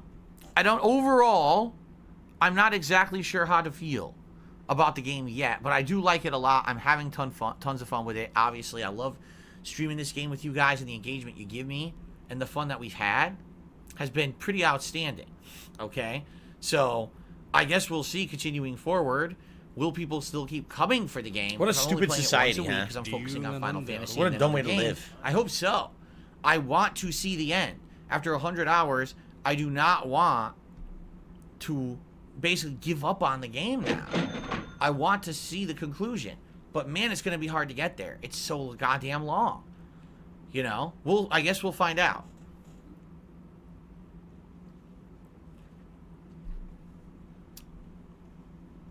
Okay. So, Baldur's Gate 3, thumbs up. Looking forward to more. But it is going to get downgraded. It's not going to be played as much. I hope we get to the end and see what happens. And then I'll give you my full perspective once I've beaten it. In like 3 months, I guess. I don't know. Okay. Time for shout-outs, because now we've already talked about that so long that we need to get to shout-outs. Thank you, Quiet Sparrow, for a membership this morning. I believe that is a legit first-time membership, so thank you for that. Brendan, thank you for re-upping your membership for a second month. Dekaze did a super chat and says, do you have any kind of a public mailing address that you check? Because I'd love to share something with you. No. And I've already said this out many times publicly. Please do not send me stuff in the mail without running it by me first to get permission to do so. Because sadly, I hate to say it, I just get too much harassment in life in general, not just on the internet, everywhere. Harassment. And there have been people over the years that just send me stuff. You know, I hate to say it, there's some people out there who have really nasty, bad, harmful intentions. So now if I get something in the mail and I don't know what it is, and I don't recognize it, it goes right in the trash. And I guarantee you there's been people who've sent me stuff over the years that was legitimately good, but they didn't tell me up front. I have to throw it out. I have to do it for the safety of my family because of the fucked up stuff that's happened. So, no, I don't just accept stuff being mailed to me or stuff like that. If you're interested in possibly reaching out to me for something that you want to mail, contact me via email. Let's talk it out. Let's see what it is. Let's see if it's something that I want or I'm interested in, and I'll let you know ahead of time. But do not just send stuff. It goes right in the trash. Someone says, what if it's money? It might have happened. Might have literally someone mailed me money for no reason, and I threw it out. I do not open a damn thing unless I know who it is it's from and what it is. So, Jameson, thank you for becoming a member. It says, are you playing Final Fantasy VII Rebirth? Yes. Okay, now we move on to tips. Our first tip of the day, a $15 tip from Rocky. He says, happy Saturday. I'm excited for Final Fantasy VII. Let's have a good stream with Baldur's Gate 3 today. Thank you to Rocky for the first tip of the day. I appreciate that. And for the record, after having a conversation with Rocky, I did unban him from the channel. I just don't see him talking this morning. Maybe he's not around to talk, but yeah, he did get unbanned because he didn't actually do anything wrong. It's just that basically he had said something that was suspect, and you know, moderators kind of jumped on it. But he should be good. I received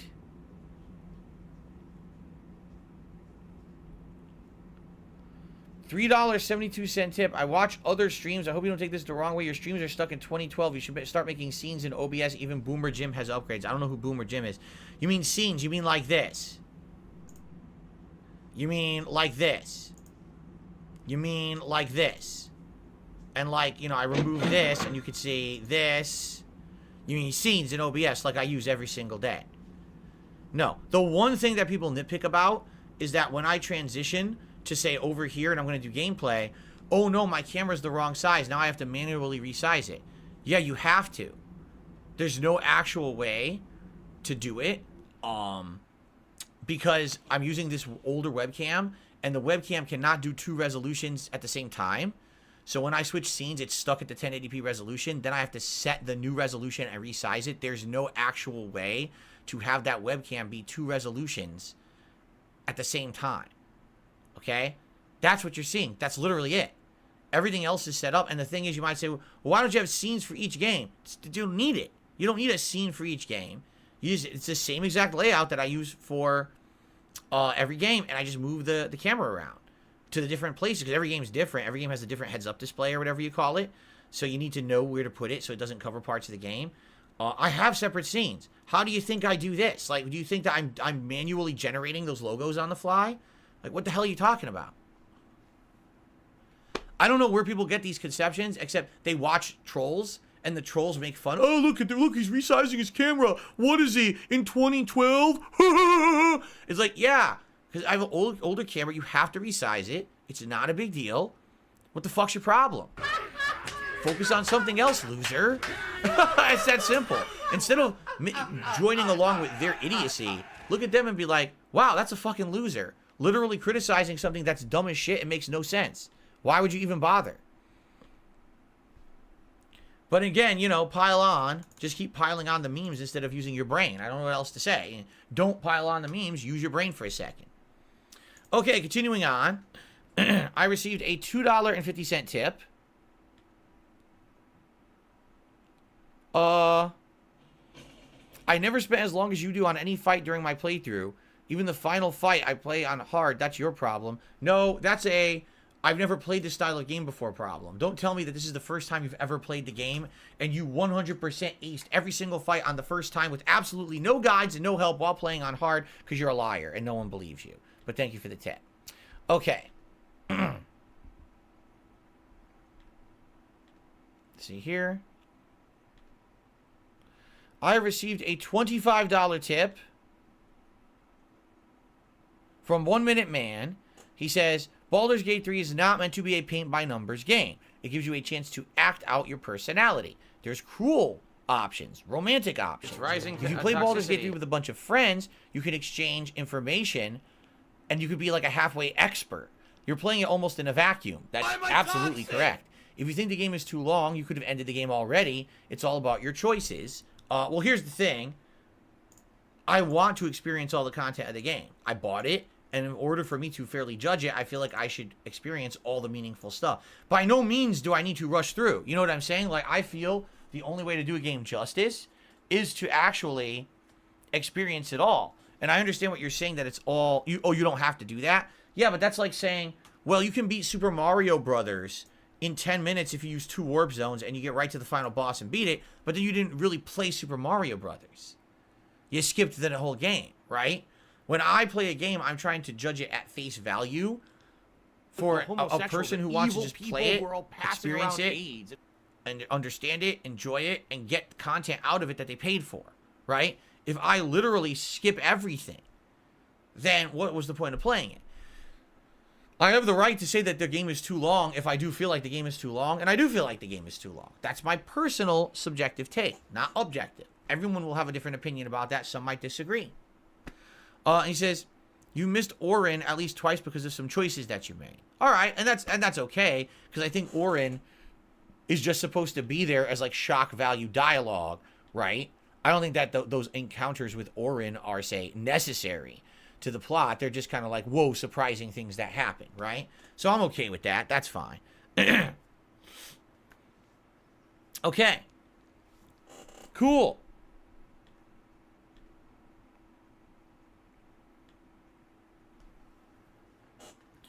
All right. So now we have a little bit of extra time, just a little bit.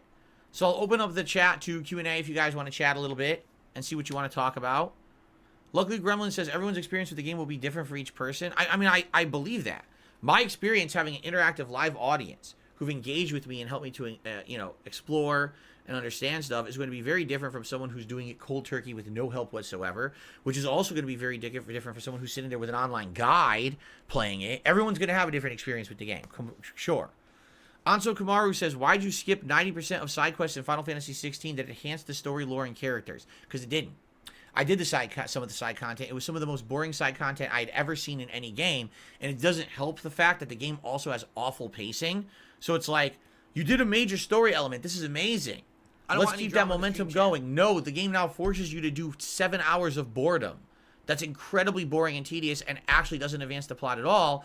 Then do you really feel like going to do side content? No, you don't. You just want to see advancement, and you're not getting any even in the main plot. Then on top of that, the side quests I tried to do were fucking boring as dirt. Bring someone a piece of food. Like, what was it? A piece of fucking bread or something like that? Or go find someone's necklace in a field. What the fuck what am I playing? It's 2023, and that's what they thought was good content for a fucking RPG? They're idiots. It's some of the worst design stuff I've ever seen. So it wasn't just me. The whole chat was making fun of how bad the game was in that regard. Maybe hidden amongst 5,000 meaningless side quests, there was 1 or 2 that were good. Too fucking bad. They should have marked those out so you know what to do then, right? And not waste your time. Now, there were side quests that were marked that if you did them, you would earn upgrades. And I did all of those. If you didn't notice, throughout the playthrough, any of them that were marked off as special upgrade missions, I did. Some of them were interesting. Like some of them you had an extra boss fight that was a unique enemy. A lot of them were trash, where it was just do boring grind shit. Oh, get your upgrades, right? I didn't make the game. Your criticism of that is the criticism of the game, not a criticism of me, the gamer. All right? All the side content I've done in Baldur's Gate 3 actually has felt meaningful. It's all had a meaningful story. Nothing like just go kill generic enemies. Go fucking find me a necklace that someone dropped in a field. Go hand someone a piece of bread. What are you, fucking idiot? Like, what the fuck is this? It's all has their own plots, own unique stuff. It's different. This is, like I said, similar to Witcher 3, where all the content seems meaningful. In Final Fantasy 16, if you have to wade through 20 pieces of shit to find 1 piece of gold, this gold can stay under the pile of shit. That's fine. I don't need to go face first into shit to find something good to do in a game. It should be designed better than that. So that's why I didn't waste my time on that. Okay, continuing on. I received a $6 tip from Rocky. Tier 1 time, please, says Rocky. All right, with that tip, indeed, I do believe we have hit the Tier 1 tips goal.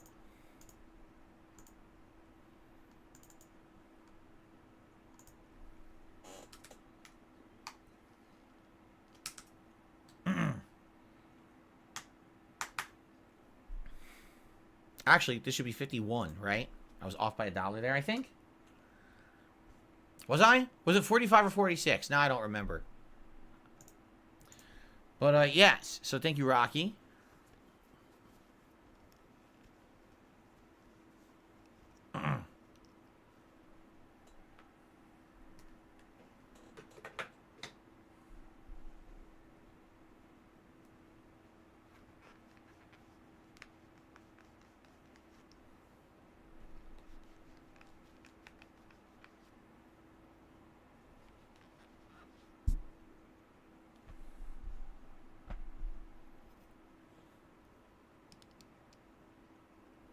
Okay, let's continue. I received a $1.50 tip from Lady Charisma. Me and my fiance always joke about who we romantic games to each other. Freedom to do so in Baldur's Gate 3. Normally, there's so many limits in other games. Did I read that wrong, or was that typed wrong? I don't know. Do we buy the game for that content? No, but the freedom in Baldur's Gate 3 isn't like any recent RPG. And there you go. And that's fine. If it's there, you're happy to enjoy it, and if that floats your boat, go for it. I don't have any problem with that at all. I'm glad that you enjoyed that content. Okay.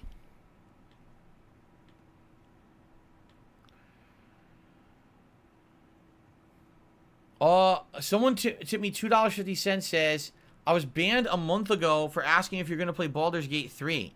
Is there a way I can get unbanned? Well, number one, no one would have banned you for asking if I'm playing Baldur's Gate 3 if I'm playing it a month ago. I've been playing the game since December. It sounds to me like you got banned in the fall at a time when everyone kept spam requesting I play it, and I said, everyone relax. I'm probably going to eventually play it later, but don't spam the chat. And then you probably came by and spammed it with others and got banned. I don't know. I don't know the specific situation. If you want to be unbanned, you got to email me at darksidephil@hotmail.com. Okay? That's how you email me. And you give me your information. Like, say, hey, my name is so-and-so. You have to send me the URL to your YouTube channel. Say, here's my URL. And here's, the situation. And I'll see if I can unban you. Okay? Looks like I got a super chat from Pizza Box Gaming. We should finish Baldur's Gate 3. We're in Act 3. Well, we are going to finish it. We're just not going to rush to finish it. Other new games take priority. I'm sorry. I tried my best in 2 months, okay? I put in so much time and effort into this game. I couldn't have possibly done more without really concretely hurting things around here. Like, if you are not aware, so here's the deal. When I stream Baldur's Gate 3, I get a lot of tips. It's true. Every single Baldur's Gate stream, we hit the tier 2 tips goals. I think it's every stream has happened. However, attendance is down. The videos don't get views on YouTube. They don't. They rarely even reach 300 views these days. Okay? 100 parts in, how many people are still watching this playthrough? Not many. We went from it being the most viewed playthrough I've done in months to the least viewed playthrough of anything I'm doing. Tekken does better. Like a Dragon, Infinite Wealth does better. Okay? So, when I'm playing this as the main stream, it's great that people are coming out and supporting the streams, but I'm getting nothing else on the back end. It's if I'm not even uploading the videos. Like, no one's really caring or watching at this point. Okay?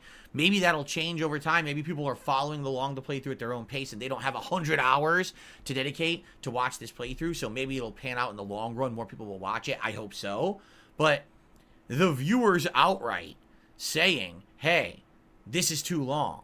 We've lost interest a long time ago. But I'm happy and lucky to have a dedicated viewing base on the streams who want to see it continue and keep supporting it. You see the difference? So that's a good thing, but we've got to move on. The viewers want something else. They're tired of the same old games. I've been playing Baldur's Gate for over 2 months now. They want something else, man.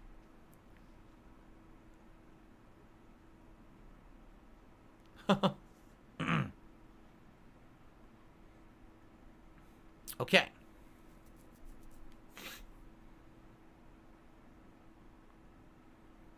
All right, any last questions or concerns or anything, guys?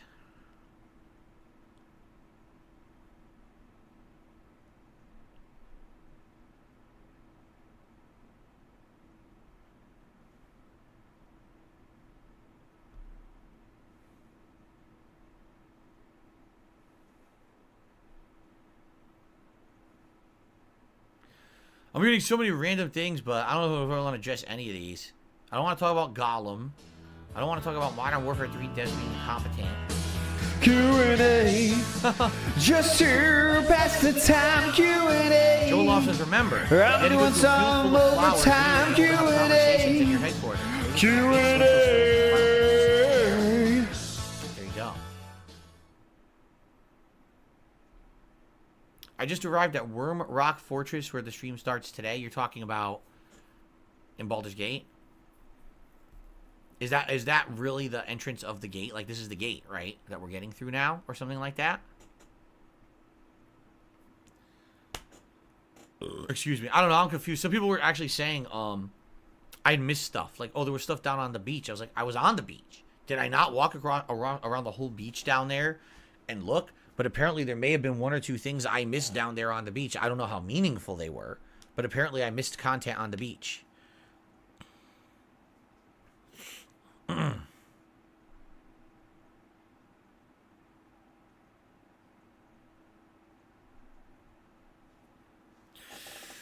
Ooh. Oh, man. Whew. Dark Gaming says, you did miss some stuff. It doesn't really matter. None of it is really side quest relevant. Okay. Did Kat play Dragon's Dogma 1? See, she did, but she tried to play it so late into its life cycle that you could, like, if you play Dragon's Dogma 1 today, it's very outdated. The graphics aren't very good. You know, the mechanics, when it was new, it was almost groundbreaking. Like, wow, what is this? Today, if you play it, it just doesn't feel so good. With Dragon's Dogma 2, you know what they're going to do is they're going to advance the graphics, the controls. They're going to make it a better playing game for more modern audiences, plus retain some of the awesome gameplay mechanics of the original. So I think Dragon's Dogma 2 is going to resonate more. She played Dragon's Dogma 1. She was liking it, but she just didn't stick with it because it just felt like an older game to her. You see, she played it so late.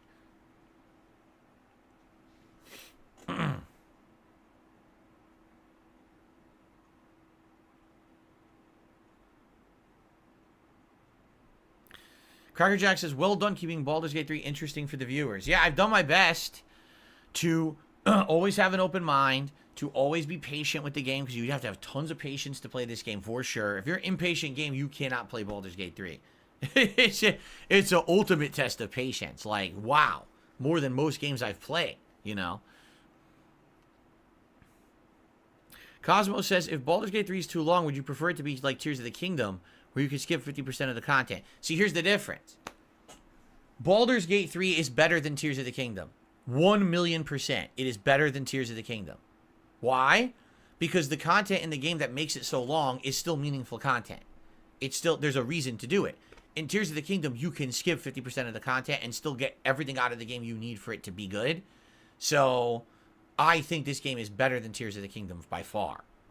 100%. So, this game absolutely would have made my top 10 best games of 2023 list. I just don't know where it would have been in there. It would have beaten Tears of the Kingdom for sure. That game was the ultimate example of bloat. Too much content, not meaningful whatsoever. I mean, there's giant enemies in that game you never have to even go near. Why is there a giant three-headed dragon? I understand it's a throwback to original, like, Zelda bosses. Why is it in there? You literally never have to fight it. There's no point. It doesn't even do anything if you kill it. Like, why is it in there? Right?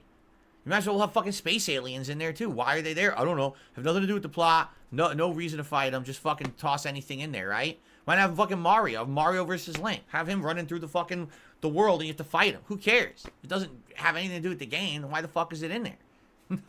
And that's a lot of Zelda. That's a lot of Tears of the Kingdom right there.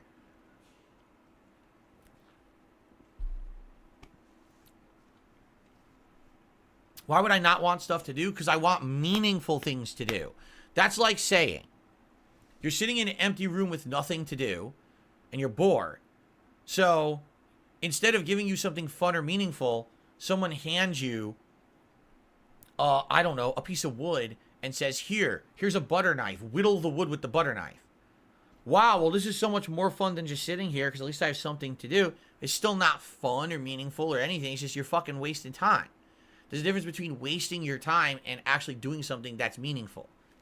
You want meaningful content. Why would you pay for content that's boring? Or superfluous to anything needing, right?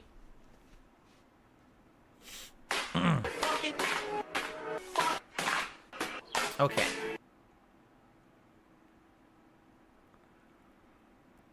That is neat, and I will say that, Lady Charisma, because she says you have to also remember Baldur's Gate 3 can play fully as a co-op game that changes the experience. That's pretty freaking cool. I never have experienced a co-op RPG before. So having people each control a party member and play them individually in combat, or also dialogue too, correct?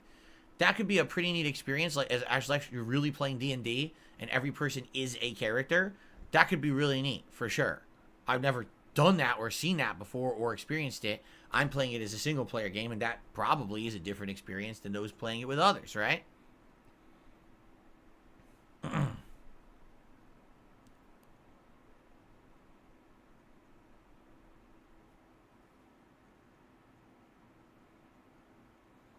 Okay, shall we wrap it up for now? I think we should. So guys, thank you very much for watching. I hope you enjoyed the show. I did. And we'll end for now. I hope you enjoyed the discussion of Baldur's Gate 3, both the positive and negative. Way more positive than negative, that's for sure. And I hope you understand why we have to kind of downgrade the playthrough now for new games, but I am going to continue to play it and get as far as I can in it. I thank you all for watching the show. I hope to stick around for Baldur's Gate. If not, hopefully you'll be back again tomorrow. But in the meantime, thank you all for watching the Level 1 podcast. Be safe, and I will see you soon. Oh my God, excuse me. Whew. All right. So guys, I am going to take a brief break to use the restroom before we begin. So let's actually just get the camera set up here. So here we go. So people will say, why don't you set up scenes and transition between them? I am in another scene. As you can see, everything's different on the screen. The only difference is I have to change my webcam because the webcam can't just change resolutions automatically. You have to manually set the resolution for this webcam the way it works. All right? And as you can see, I played Tekken last night, so the camera was smaller, so I just got to stretch out the size of the webcam, and there you go. If I had this set preset, it wouldn't have worked because every time I do this, it has to change the size, has to change everything. So it actually doesn't work if you preset. Like I could group the webcam and the border together, but since it's changing sizes and everything, it actually doesn't work. You have to do it manually. But again, I don't know what other streamers do. I really don't care. This is what works for me. What's the big deal? Look how long it took me to do that. What was that, 5 seconds? Wow, you really couldn't stand that, huh? I'm such a dinosaur living in 2012 because I had to resize my webcam for 5 fucking seconds on my stream. Wow, that was a great comment earlier, wasn't it? So who's really the problem here? Is it the fact that I'm just a realist and I do things kind of normally like a normal person would do? Or that people just have zero patience for anything in life? And oh my God, 5 seconds to resize your webcam? What a pleb, right? It's like... Anyway. All right, guys. So, I thank you. Let's take a break. I'm going to run a few ads and some music because I got to use the bathroom. I'll be back in a few minutes, and then we will start Baldur's Gate 3, apparently at the entrance to Baldur's Gate, and we'll see where it goes for today. Okay? All right, I'll be back, guys. Thanks. See you in a few.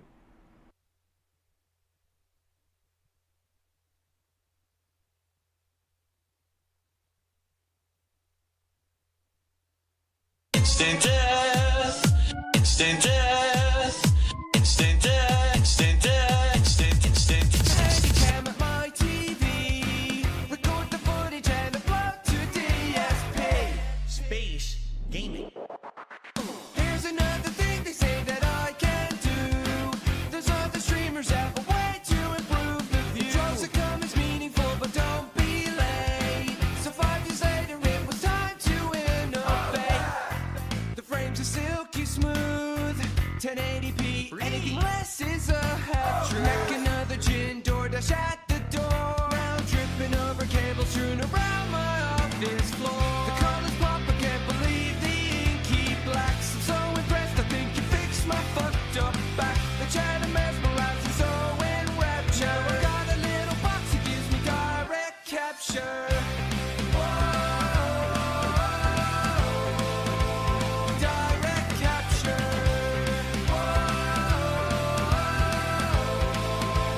Direct capture.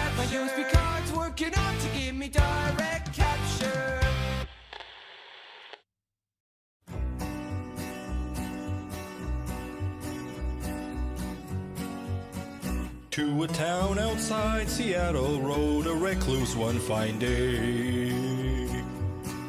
Never talks It's to those Tevin's around fault. him. In his office he's all day. 'Cause he runs a bankrupt business and he asks for all your tips. Sitting there and moaning, super soaker on his hip. Soaker on his hip. It was early on a Wednesday when he rode into the town. He had 2 big bills to pay and an appointment for his gal. He's a madman loose and running with an alcoholic lip. You can judge him by his wobbling and his awful nasal drip. Awful nasal drip. On the web there was an outlaw by the name of Tevin Black, making content so illegal, and he said his stream was whack. He was getting way more viewers and his content way more chill. He was striking down the fear into the heart of Darkside Phil. Heart of Darkside Phil. Now the madman started rambling, made it plain to dance around. He was not really Italian, you could help by tipping now. An entire fucking story about how he hurts his back in ranting at the viewers about the outlaw Tevin Black. Outlaw Tevin Black. Wasn't long before the segment was restreamed by Tevin Black. But the outlaw didn't worry, he was laughing ack. Fat Italian was yelling, grease running down his hair. He was biting on his nails as he was shaking in his chair. Shaking in his chair.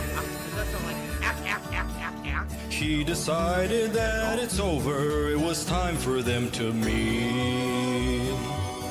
But on the fateful day of battle, he had crystals on his feet.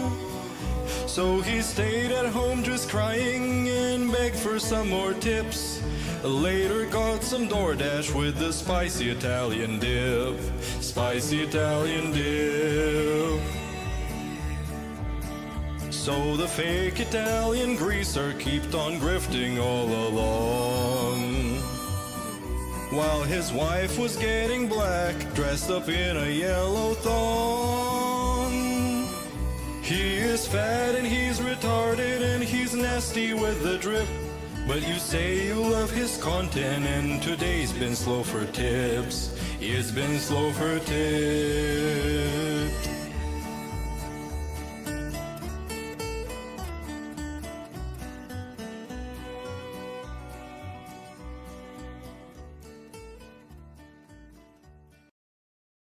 Oh, brothers, brothers, brother.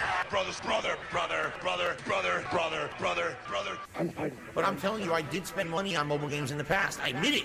That's how I know how addictive they can be. That's how I know how bad they are for people to get caught in that kind of addictive nature. I remember playing, and there was an event. The Hulk Hogan card was in it, right? It was a legendary old school back in the day 1980s Hulk Hogan card. We've been hanging and banging, brother. Spending all my money on this Hogan. Keep spending. If they ain't 6 stars, I don't wanna buy more. Spending all my money on this Hogan. Oh, play for 2 more hours. You ran out. Buy more. If it ain't 6 stars, keep spending.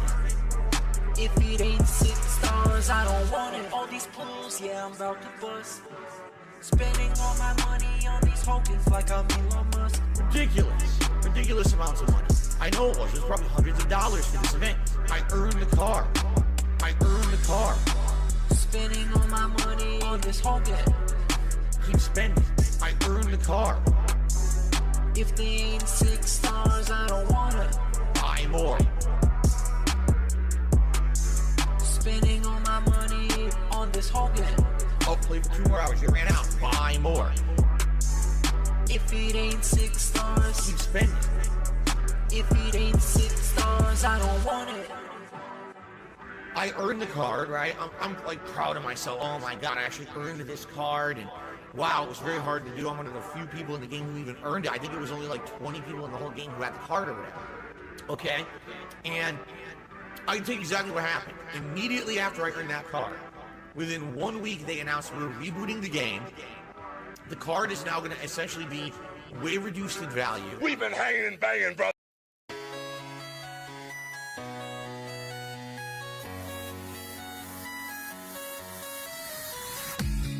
Dog goes woof, woof, woof. Cat goes, bird goes tweet, and mouse goes squeak, squeak.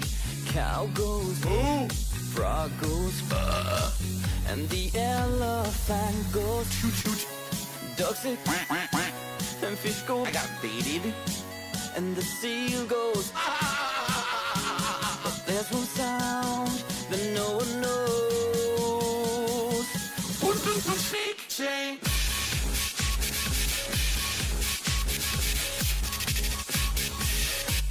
Snake, say.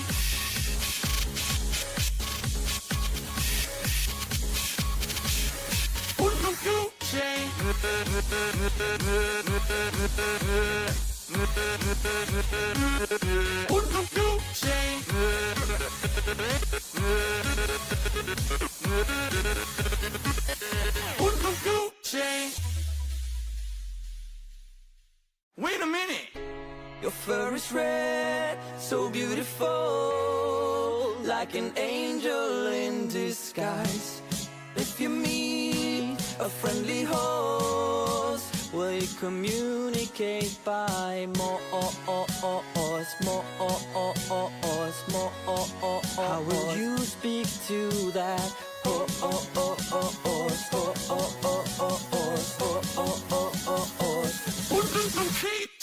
Hips help more than anything.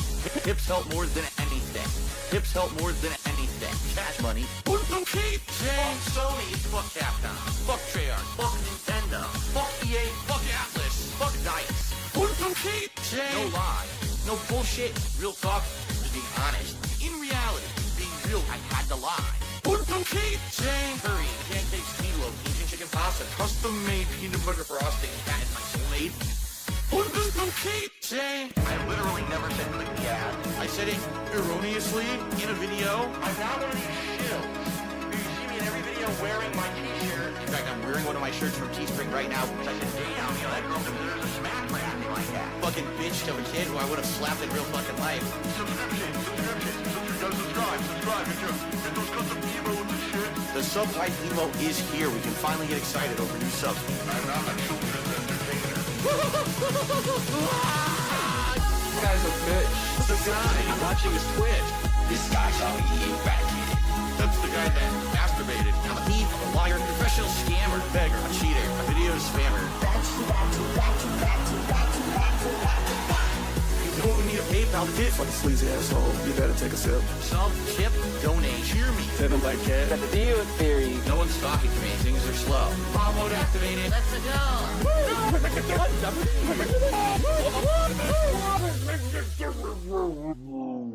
That's a great song. And by the way, Kat agrees with me. I need that money. I really, really do. I need that money. I really need that money. Really need that money. I need that money. I really, really do. I need that money. I really need that money. Really need that money. Really, that money. That money. Hello, everybody. It's Dark Side Phil. I need that money to pay my bills, the electric bill, the internet bill. Stupid fucking trolls, man. I just want to chill. I rock back and forth on the X and Y axis. Tip me so I could catch up on back taxes, making large stacks, refunding chargebacks, and my laugh sounds like act. 50 bitch here, 50 bitch there, 50 bit bitch. Raise your hands in the air. 50 bitch here, 50 bitch there, 50 bit bitch. Raise your hands in the air. I need that money. I really, really do. I need that money. I really need that money. Really need that money. I need that money. I really, really do. I need that money.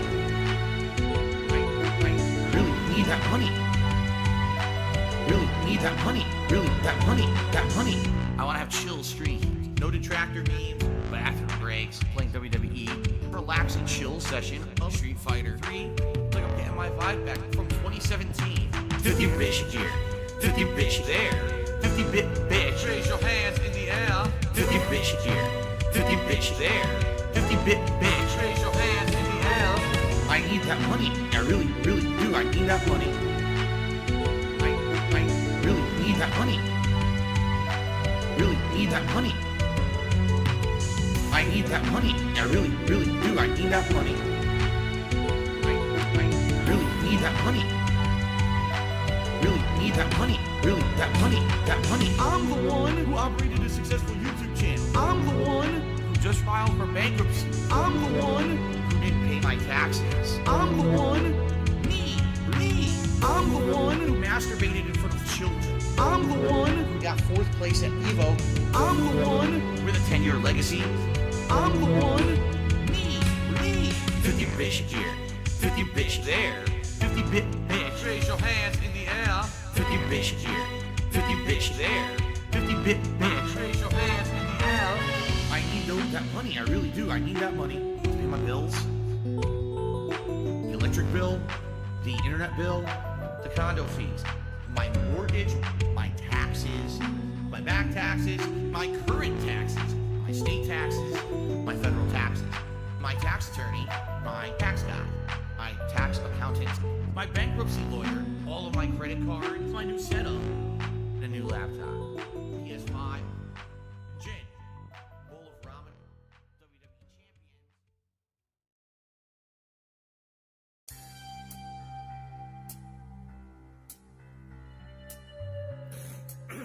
Excuse me. Each day the streams go, see what my whales owe. Interactive fun. Belching and snorting, give Jasper a warning. Squirt the water gun. Make you watch my shorts, explain why they're good. Why do they all have such low views? Like Panda and pills, let's keep this stream chill. Good, we've hit that tiptoe, now reward us. I'm in a vest now, it's podcast best now. Killing it like tea. Give me some bounties, challenges, I mean cheese. TOS friendly. This boss is bullshit. My gout's flaring up. Filled my water bottle with gin. Whale tail. More breakage from cat. Derek starting chat. Well, support has been slow and my bills have come in droves. I just can't stop begging you. My 10-year plan is still through. How dumb they are. Why am I not successful and rich just like you? Inheritance is past you. I won't put up the green screen tomorrow. 4th place felt just like yesterday. I can say hey, farewell to Rambo. This is my life, and I do everything correct always. I just can't stop begging you. $6 have yet to come through. Down from the rafters to turn back time. Turn off the camera while I stooges. Should not have said hello, Jude.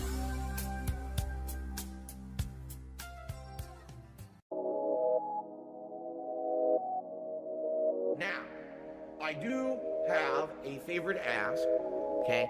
I mentioned this on tonight's late stream. I'm going to probably be mentioning it on every stream this week. Here's the deal. This week, I have 2 very large bills due. But then, I also have my day off on Wednesday. I bring this up because I need you to refocus your support if you were already planning on supporting me this weekend. This one's for all my baby girls. Phil's a joke, Phil's a clown. Fucking loser. Phil's this, Phil's that. He's a loco. Phil's a beggar. Phil's a beggar. Phil's a joke, Phil's a clown. Phil's this, Phil's that. Always going broke. Phil's a beggar. He's a loco. Phil's a beggar. If you think that someone who has to live day to day on tips and shit is funny, oh, so hilarious that this guy has stuff financially tight. Ha ha ha ha ha. No, it's not fucking funny. Now shut up. Phil's a joke, Phil's a clown. Phil's this, Phil's that. He's a loco. Phil's a beggar. Begging. Phil's a beggar. Phil's a joke, Phil's a clown. Always going broke. Phil's this, Phil's that. Oh yeah. Zabba-doo. Alrighty, everybody. Let's get settled in and get ready to start, shall we? The Ziggy Piggy is here. A much cooler day today from yesterday, thankfully. Remember yesterday I told you guys the sun was out beating outside my window all day long. It got really hot in here. Today it's the opposite. It is pure clouds. I'm actually going to crack the blinds open a little bit to get even more fresh air in here while we're about to play Baldur's Gate 3. But in the meantime, let me boot the game up while I do that. Okay? Excuse me.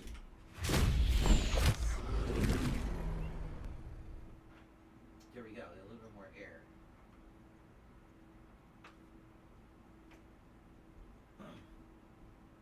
Okay. Ugh. Now, I just touched the camera accidentally. I did. So now I might not be centered because I whacked it with my arm. So I think the camera actually is facing too far this way. It does look like it's facing too far that way, doesn't it? Looks a little better now. I'll have to fix it later when we're widescreen again later tonight, but okay. Let's boot her up. Yeah, it is nice, cool weather. This is perfect streaming weather.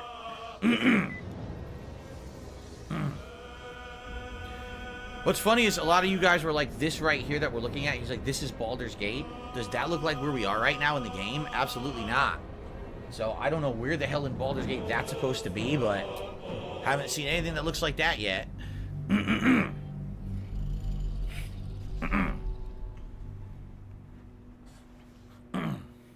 Okay. Let's begin. Thank you, Baranoli. 33 months as a member. Appreciate your ongoing support, Baranoli. Thank you so very much.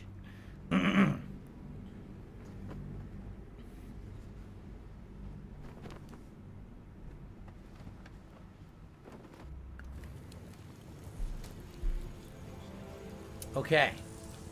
Here we are. Hello, everyone, and welcome back to Baldur's Gate 3. And I hope that you guys are ready for some more interesting developments and fun. If you remember, yesterday we basically went through this entirety of this southern part of this map. Rivington, I guess it's called. And we explored thoroughly. Now, a couple things we didn't do. We didn't kill the gnomes, because we're not going to. The Iron Hand gnomes are our friends, but we did get a mission to get rid of them. We're not going to do that. We also got this mission to team up with Raphael and give him the power of the crown that is controlling the Elder Brain at the end of the game. I don't think we're going to do that either. I think instead we're going to try to find a way to get control of that crown ourselves, maybe by freeing the Sith Prince. We'll have to see if we can get that hammer from the House of Hope or whatever it's called. Now, someone had said that I missed stuff, and I'm wondering what I missed. Maybe here, because as you see, I didn't walk here. And over here it appears there's stuff. So what the hell did I miss? I'm wondering what I missed. And can we go back and check that out? Like, if we turn around now and we go back, can we just go? Because now we have the ability to go back and forth here whenever we want, right? Did I say Sith? I meant to say Gith, and I must have said Sith. Of course I meant to Gith Yankee Cranes. Come on now. Once we can figure this out, if I missed something or not. Here? No, it's further down. It's here. How do I get down there? Why are they all screaming?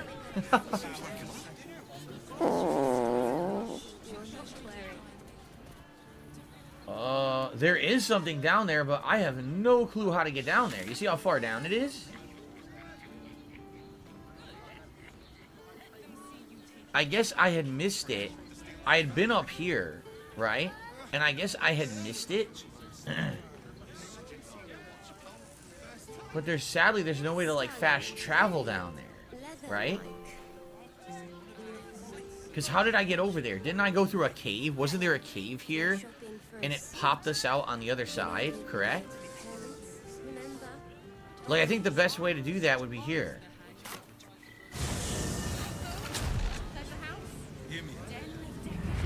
No, that got us back to the surface. I need to get down to ground level.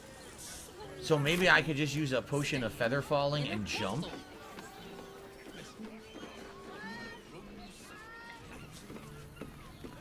That's probably the easiest way to get down there now.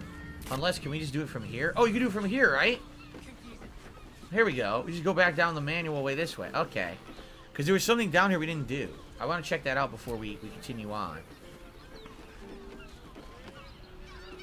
I know, there was that cave that we went into. And it took us then to the house with the dead father and all of that, right? Okay.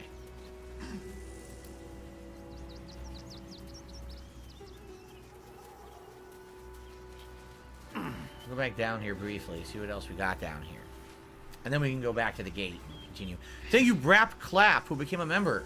Thanks, Brap Clap, for the membership and the channel support. Okay. So I guess we never went all the way across. Maybe there's a cave or something over there. It looks like it, actually. It looks like there's a cave. All the way further down here. And here's those empty ships that are just for scenery. Yeah, that was the cave right over there. Alright, so what's further this way? Let's find out. We haven't done this yet.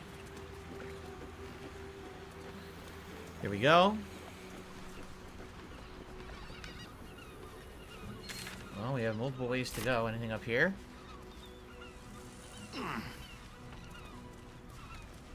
Knotted roots.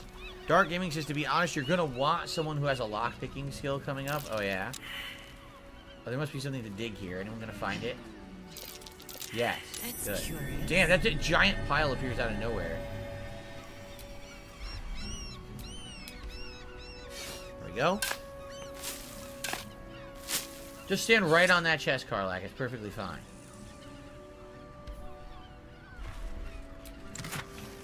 Alright, scroll of telekinesis and an arrow of salving. I guess for now we'll give that to who? Jaheira? Probably? Yeah. We can continue to climb up. So this all goes different places we haven't been yet. Okay.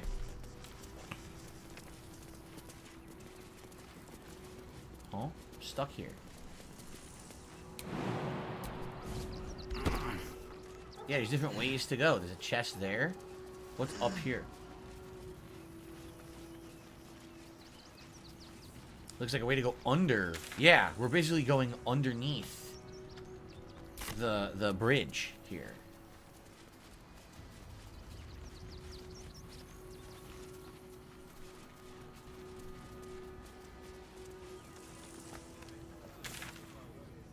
So it looks like this is an alternate way for us to get to this temple. Like a side entrance to the temple. Nothing too important. No, we already... So this is just a side way to do it. Let's just make sure there's nothing over here, and then we'll go down all the way. Pouch.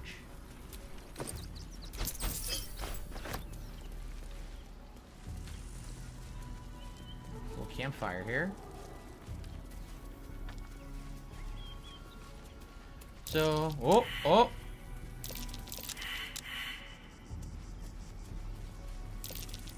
Everyone failed the survival roll. So there's probably something to dig here, and we missed it. Where do these knotted roots go? To the rooftop? And I think that's where we would have gotten the letters, probably, which we already got. And so this is just a back way into the temple, which we've already been, and we've already been doing this, right?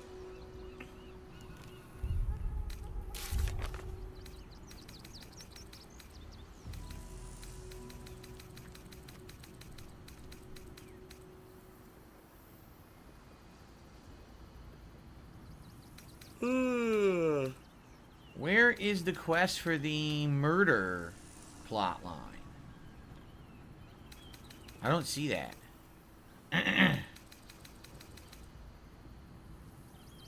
Return to Yerger? What? We did this already. We already did that. I don't know why that was still there. These are like old missions. I don't know. It's weird. I don't know what the next yeah,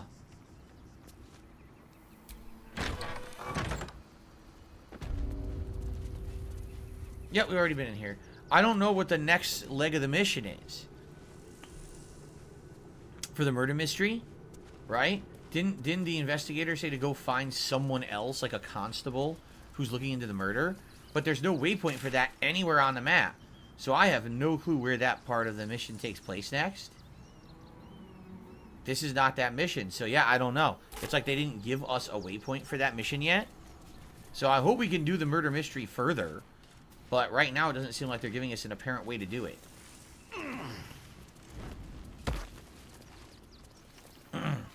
Okay. Alright, so now let's go further down. Looks like we can cross the river, like this way. Like there's a way down there to do stuff. We'll have to see where this goes. Excuse me. A traveler's chest.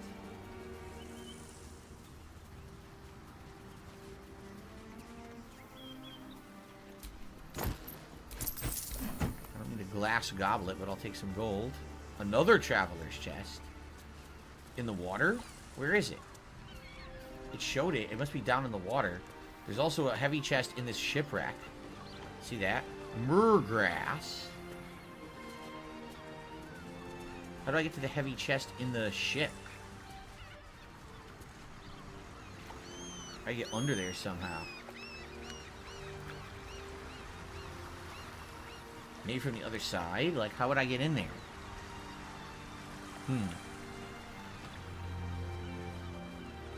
You have to find the dwarf lady? We already did. It's the mother of the murderer. We already found her. She's dead.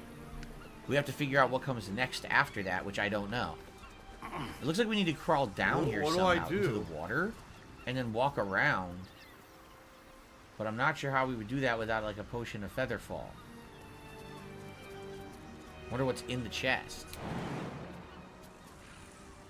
They're acting like you can't walk here. So then how the hell do I get the chest? The chest is inside the ship. How do we get in the ship?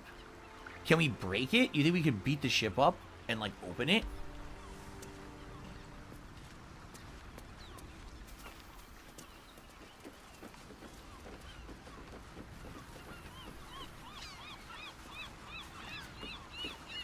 Oh, open from this angle? That's really weird. Okay. I'll just keep the disarm toolkits for now. Alright. Well, that was weird. A weird angle. Here's another shipwreck. Oh, this is the other half. This is the other half of the ship, actually. There's a traveler's chest on this. Whoa, it's like a pile of fish. Perception failed. Man, how are we all failing our checks? Oh, it's booby-trapped. It's booby-trapped. Sharp as ever.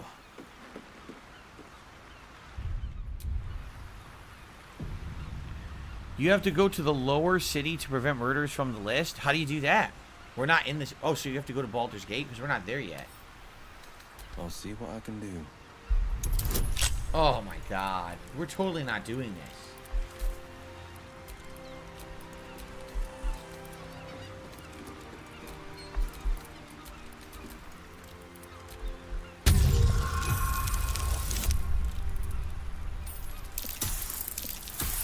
We did it! Wow, he has Dark One's luck. With Dark One's luck, he was able to do it.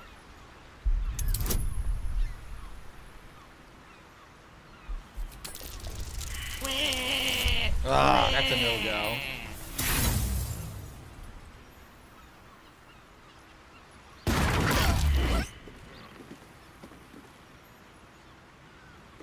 God damn it, and we didn't get the treasure either? Ah, shit. No time to rest. Well, that really sucks. Well, without Asterion, we're gonna have some major problems trying to open anything, right? Thing blew up right in my goddamn face. How embarrassing. It's incredibly embarrassing. I used to be good at this. Not anymore. Whoa, what is this? What the...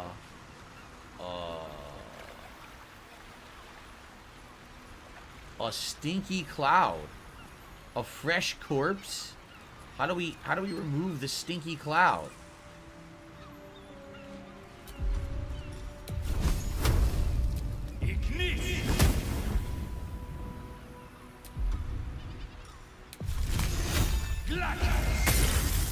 I wish we had like a wind spell, right? I could swap Jahara for Asterion. Jahara will not have many quests for a while. Is that true? If that's the case, I will.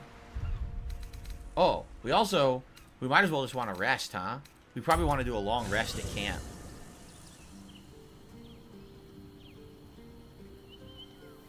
There are wind spells. I'm being told there are wind spells. Whatever it takes. Can she talk to this cat again?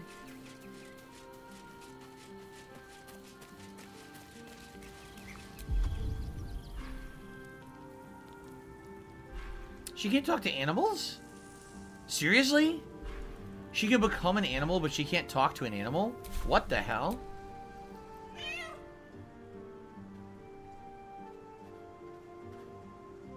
If I could get down on my hands and knees and say thank you and still be on camera, I would do it.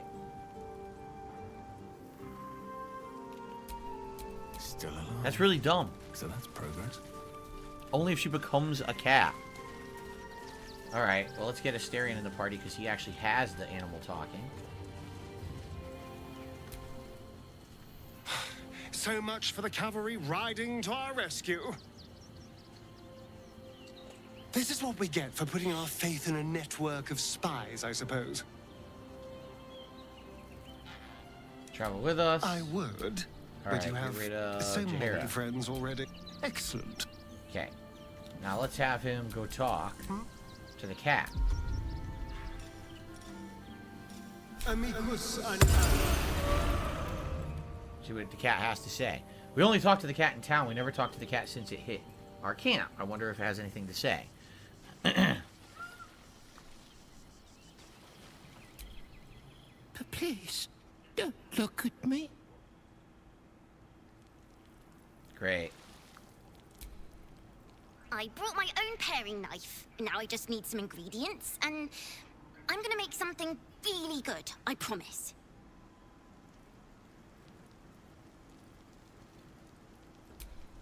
But please, don't look at me. Well, that was worth it. I guess we'll do a long rest, unless anyone has dialogue. I don't think so, though. Probably do a long rest, and then we'll continue on. It looks like we're going to go into a cave with probably some combat or something. Where's the fire? Where's the campfire in this camp? It's confusing. Where is the campfire in this camp? I don't see it anywhere. Where do we sleep in this camp? What do I do? Where the hell do we sleep in this camp?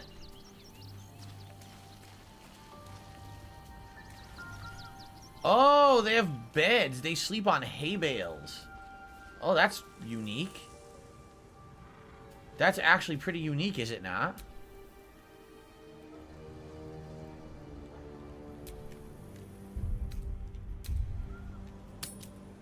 Alright. Oh, hi. Yerger's here. Yerger showed up at our camp. Well, I wasn't expecting that. I guess we'll talk to him. Maybe he's happy that we freed him from his initial contract, and then he idiotically took a new one because he's a stupid idiot. Alright, anyway. Hold on, I received a $10 tip from Rocky. He says, we march on. Thank you, Rocky, for a $10 tip. Indeed we do. We march onward. We'll see what we have, I guess, under the gate. But first we gotta see what Yerger wants. Hopefully he's happy that we at least helped him as much as we did in Act 2, right? Let's see what he has to say, Yerger. Nice place you have here, little rabbit. Could use a few more trophies, perhaps. I'll keep this short, or my absence will be noted. You need the Orphic Hammer. Oh! And I know what he can help you. The House of Hope. Our mutual friend, Raphael's abode. Oh, this is cool. There's a Diabolist named Halsik in the lower city. Find her, and she'll take it from there. So if we hadn't helped him, if we had killed him, we never would have had this way to get the hammer. Cool. Last time you said if I saw you again, you said there was a bounty on my head. So I did. But even I'm not above a change of heart, if it keeps things interesting. Oh, that's cool. I love a good hunt, and the best hunts keep things sporting. Besides, you freed me from the tune. That's right. We did. Forget I was ever here, but remember what I said. See you around. Maybe. So he's actually a nice guy now. He's friendly to us. Maybe we'll run into him again. Dark Gaming says, yeah, I killed him, and I had to figure another way to do it because he never showed up. Wow. It's pretty neat how this game does that, right? This game has all these alternate ways to do things. Alright, I think we're good unless anyone has any conversation. Right now, it doesn't look like anybody does. Everyone's just kind of the same. Oh, never mind. Gale? Gale has some new conversation. Okay. We must claim the crown of Karsus for ourselves, before anyone else does. That's it? That's literally his own... What? Even the venerable harpers are compromised by the Absolute's poison.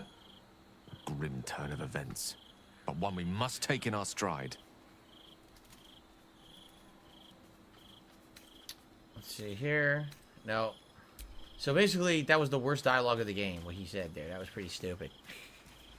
Alright. I'm finally wearing a shirt. Took the whole game.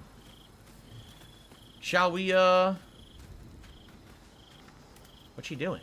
Oh, she's talking to the rat. That's cool that she talks to the creatures like that. That's pretty neat. Alright, let's, rest up. And I think we shall continue on now. I am missing Shadowheart in the party. She was very useful, and now we don't have her anymore. I got so used to having like a healer slash cleric style in Act 2. What the fuck?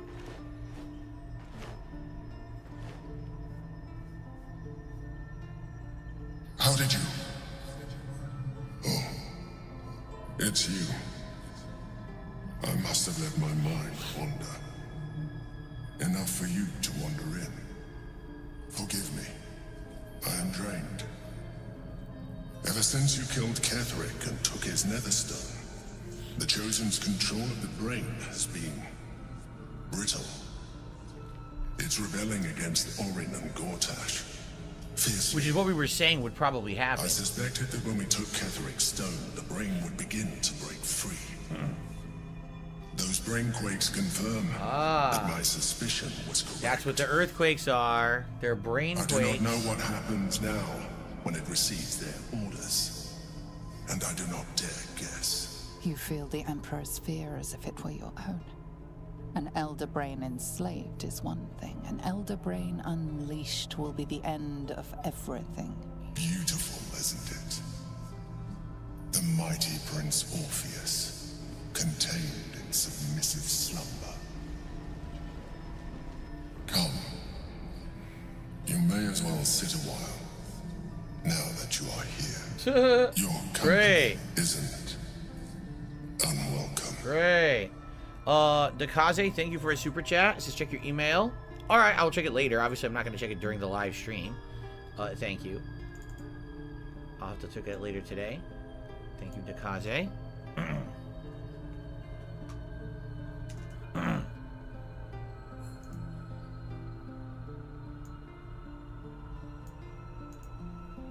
Okay. What are you doing? You seem troubled. I expected you to be more on guard this close to the brain. Your company is disgusting. Oh my god. You seem troubled. An accurate summary. I have found myself distracted of late. I'm haunted by memories. They are relentless. I can think of nothing. No one else. $16.51 Someone from your past? From Indeed. PayPal. Duke Stelmane, or as I knew her, Berlin, when she was alive. Huh, he talked about You that. were my first ally. Far from it. I have long sought the allyship of others. It is the only way to succeed. Though my relationship with Berlin was different from my relationship. Emperor social link obtained. How so? In life, she was my business partner. Back when we ran the Knights of the Shield. A difficult task for a mind flayer. Duke Stelmane trusted me, and the city trusted her. I conceived the plot, but Berlin took center stage.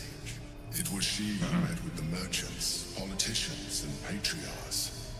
It was she who negotiated deals and signed off on agreements. Her rooms played host to the most important conversations in the city. Together, we brought order to chaos. At its height, everything that happened in that city went through the shield. Through us. I could not have done any of it without her.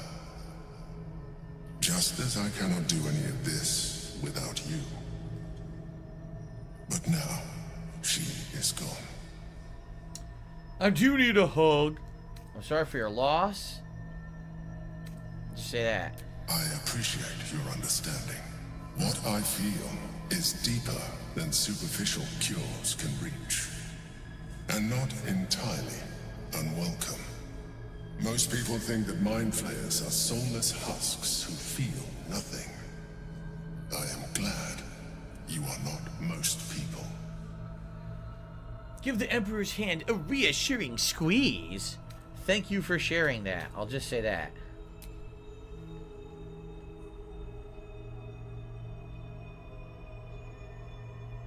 You have shown me great empathy. We are closer now. Close enough. No, here we I can go. ask you to reconsider your position. Here we regarding go. your physical form. It's just a trick. I'm telling I know you. it is no easy choice for you, but we will have a far better time ridding the city of Gortat No. if you accept just a touch of illithidness. No. Not to mention the Elder Brain itself.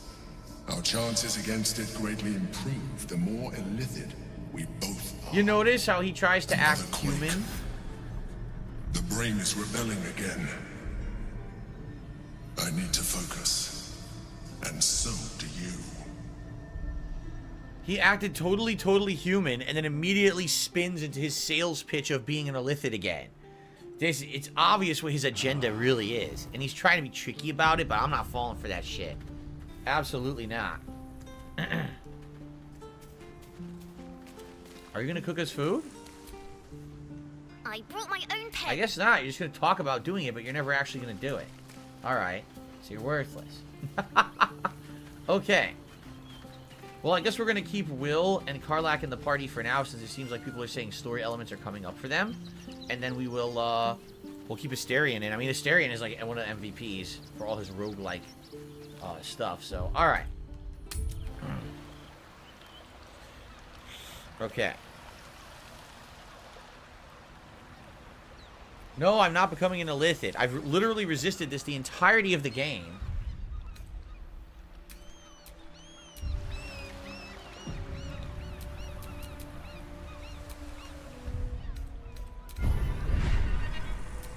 We still don't have these. Can we not do these until you accept? Because I have 7 tadpoles, and I'm not using them. All these other flowers suck. That's why I'm not using them. I don't want any of these. So, the ones that we have are the best ones. Well, I don't know what else to... I mean, he has to evolve to get those. But we'd have to convince him, and he said he doesn't want to, right? So I guess forget it. Because he's not... In the plot, he doesn't want to do it. So... Well, it ends not as bad as it could. Alright. So, we gotta go through this stinky cloud. Can we just run right through it? Here, let's save. Did I save already? I'll save again. Just run right through the fucking thing.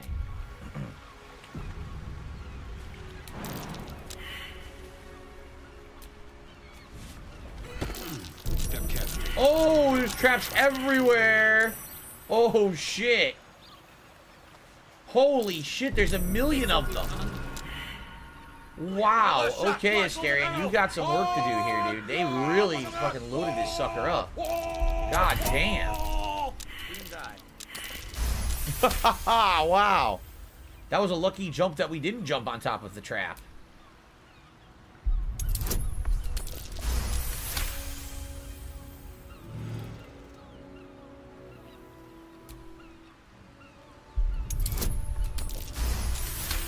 Roll of 34. Very good. Hidalgo says he likes the basic tadpoles, and you have to use them to unlock the better abilities. He just doesn't want to use the big daddy one at the beginning. You got at the beginning of Act 3. Exactly. And that's the one I would give him. Right? Because that's the one that's going to give his biggest abilities. But he doesn't want it. So, I guess we're not doing it. A pile of gore there, like bloody body parts just sitting on the ground. It's fucked up. A fresh corpse. Junk. Alright, hopefully we're out of that section now. Well, what kind of cave is this that had all those booby traps? Whoa! What the fuck happened? A dying Stone Lord thug. My legs. Can't feel them. Tell the others. Let the boss know. Medicine failed. Try and help him. It's too late. This man is far beyond anyone's man. help. You hear the blood gurgle in his struggling lungs. His last ounce of strength is spent. Yikes. Damn, what the fuck? Yo!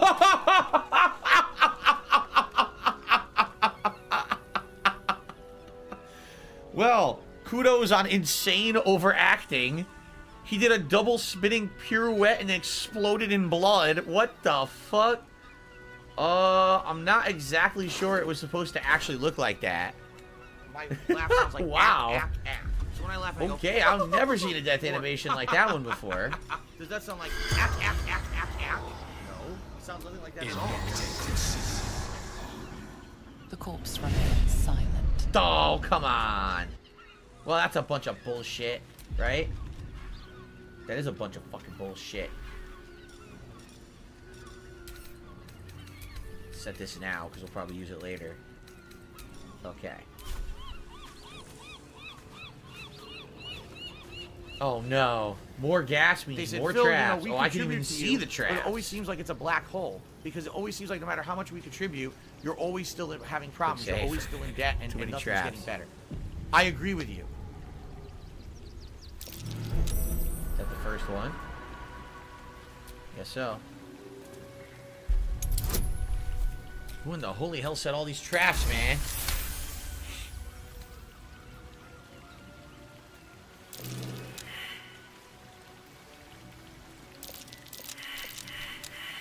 Careful.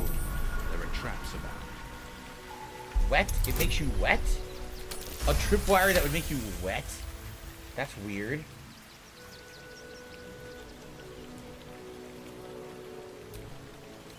Warhammer. Is that a doppelganger? It's a dead doppelganger. Interesting. They were fighting doppelgangers here.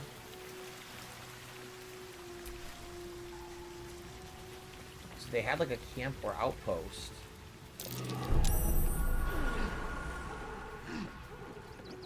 There's more traps? Oh, some gold. Apparently there's even more traps. Sheesh. Everyone's slaughtered. Oh, disarm. There's a vent. What the? Oh, no. That's very bad.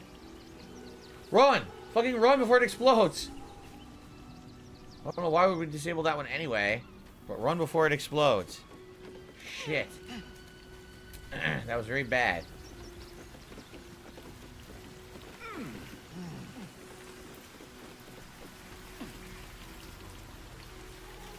Still warm. Medicine failed. Still warm? Is that just... Ew! A severed arm. I picked it up. Ugh. Where are we? Oh, we're going way into this, like... this cave system. Way off the map. Look I at love this. Hulk Hogan's dick. Huh. What the hell is that? A boat surrounded in magic? What in the heck did we just find? A boat surrounded in magic. Cock. Popo cock. Okay. Popo cock. Go for a walk. Those two are about to fight. Yo, Popo cock. Those two. Which two? I don't know what he's talking about. This is Nobody great. messes with the Stone Lord rattling. Nine Fingers sent her love, arsehole. Your Stone Lord's a dead man walking. You, help me kill these asses. The girls will sprinkle you with gold. What the fuck's going on? I could go for some spoils. This Stone Lord sounds like a better bet. I'd rather not get involved. I'll kill you both. Can we get along? Must we really fight? Are you serious? A pacifist in Baldur's Gate. Nobody's leaving this place alive, cock. Whoa! He called us a cuck. You asshole. I guess we have to kill everybody. Well, sheesh. Here's our party. We're all together, right? Okay. We're all together. Asterion gets the advantage. He called us a cuck. What a dickhead. Archer of Elysia. Charming Latham. Bug Bludgeon. What a name. Bug Bludgeon? Called him Bug? That's kind of insulting, though.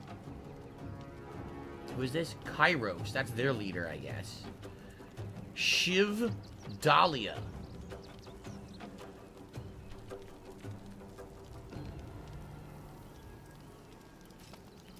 Bug Bludgeon. I feel like we should take out the archer, because the archer is going to be the one who's going to do ranged attacks, right? So I guess we'll just kill them all. I guess we got to fight everyone. That dialogue didn't really work out too well for us, did it? Not really. Alright, ranged. Critical hit coming. Oh, beautiful. Now sneak attack, critical hit. Oh, man. Instant kill, instant kill. Wow. Alright, that went really well.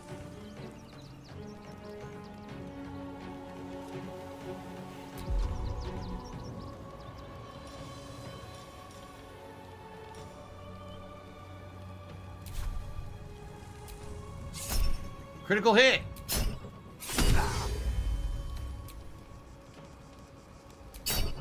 Dead. Double kill. Asterion with a double kill to start the fight. Well, that was quite good. I feel like we should try to get him to get some high ground, but there really isn't very good high ground here, right? Like, it's over there, which we can't get to. Wait. He gets another... Why does he get another shot? Huh? He gets a third attack? When did he earn this? I guess he has the ability to get a third attack now. Alright. Sure.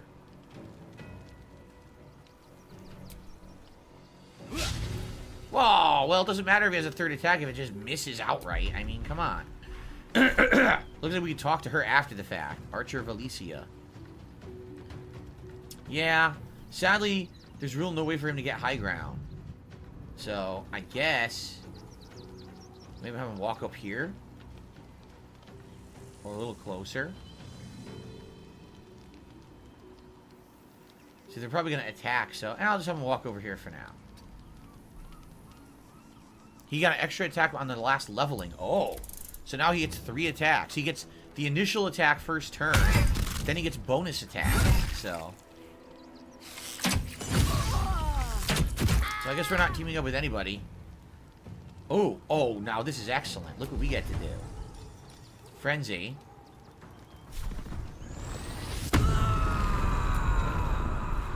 Wait. Oh, I was going to say, what's going on? Okay. Now she gets to throw.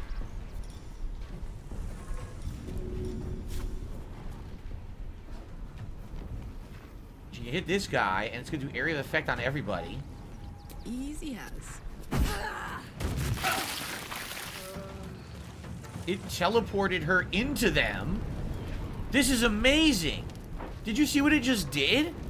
It teleported her into the middle of them. So now she can hit them. And it teleported them into my group. And they're fucked. Holy shit, she's really good now. Oh, wow. That was better than I expected. Because she has the teleport gloves on. Wow, okay. Now what attack do I want to use? Maiming strike. I could do a piercing strike. I could just do reckless attack. Once per turn. Sure.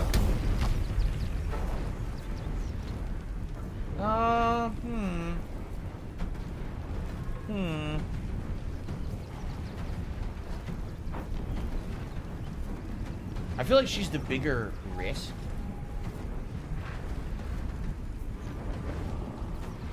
Alright.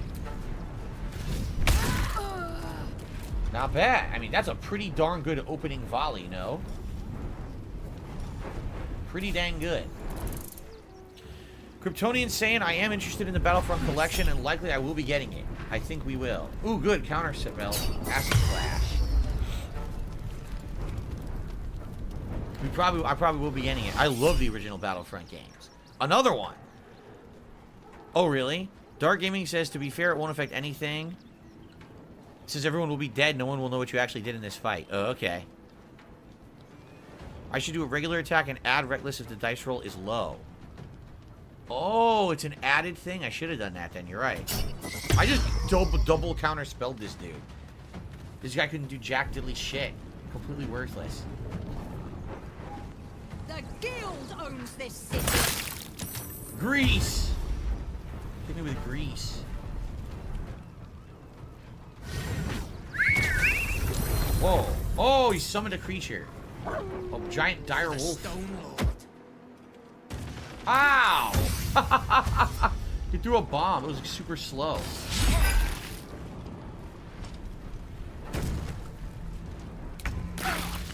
Ow, ow, ow. How dare you? Alright, so basically they all crowded now. Sadly, Karlach is in there. If she wasn't, this would be perfect, but she's in there, so...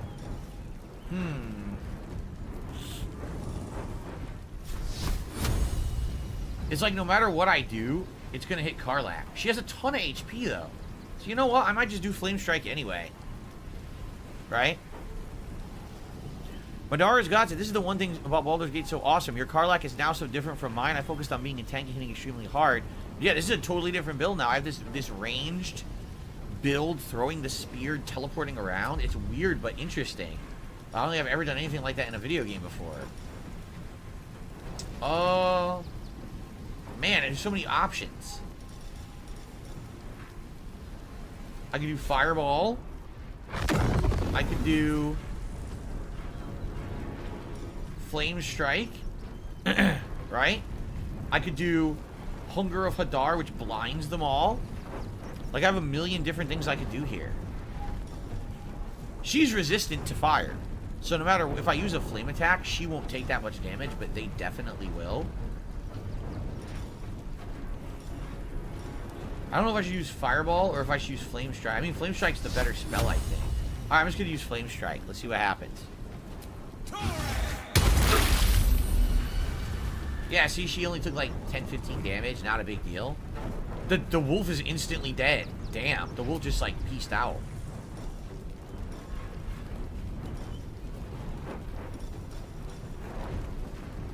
I don't know why I didn't have that equipped. I don't know why these things don't auto-equip.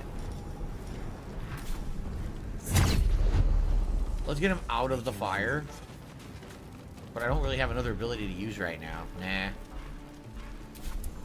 Another fight. Let's go. Same thing. Let's move him up a bit. Out of the fire. I've been using the ice spell like endlessly. It's so good. I did try that cloud spell last time, and it didn't seem to do that much. This one, cloud kill.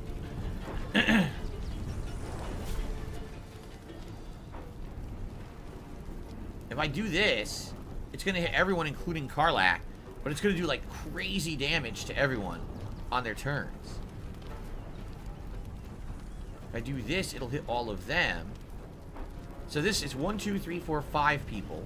If I do it this way, it's 1, 2, 3, 4, 5 people. Right? I can hit 5 no matter what. Oh, here I get 6. Do I get 6?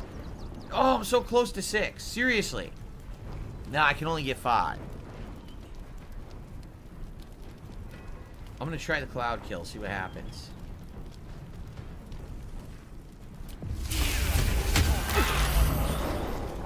She's fine. I'm telling you, she's gonna be fine. She's a badass. She ain't gonna care about this. Okay. And now I can do this. And now I can do another fucking powerful spell. He's so broken. Fireball. I'm afraid if I use the ice, it's gonna negate the cloud kill. So I don't want to use the ice. I kind of want to throw a spell, a fireball or something.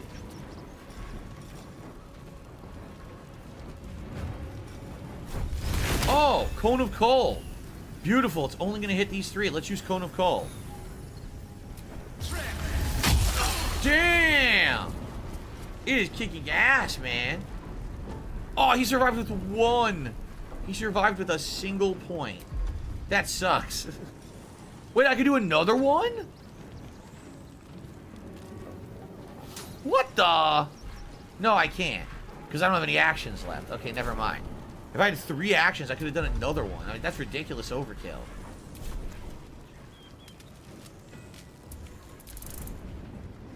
Torment. Magic missile. Counterspell. No magic missile for you. Wow.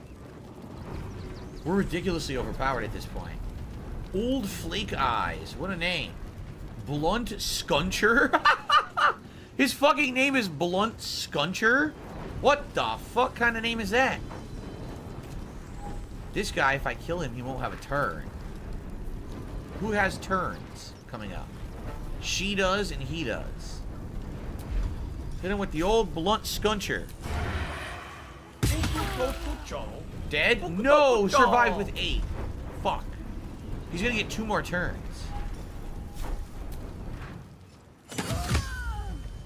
No, he doesn't get the bonus turn? Why not? He didn't get the bonus turn this time. I don't understand why not, but, well, I won't complain. He's pretty badass. Stalking Tiger did a super chat. He says, dying for the greater good still hurts. That is true.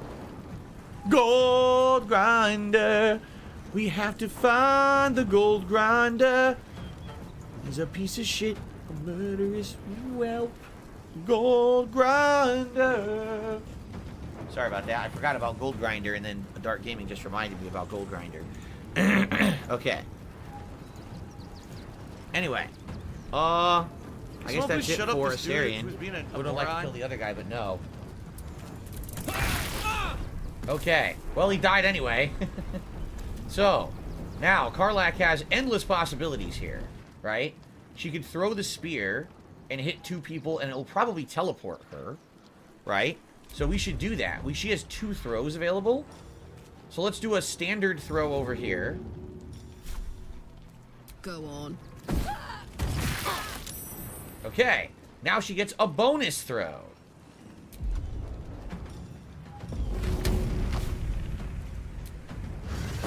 Oh! And now she has an additional turn. Now she can't throw. She can throw again.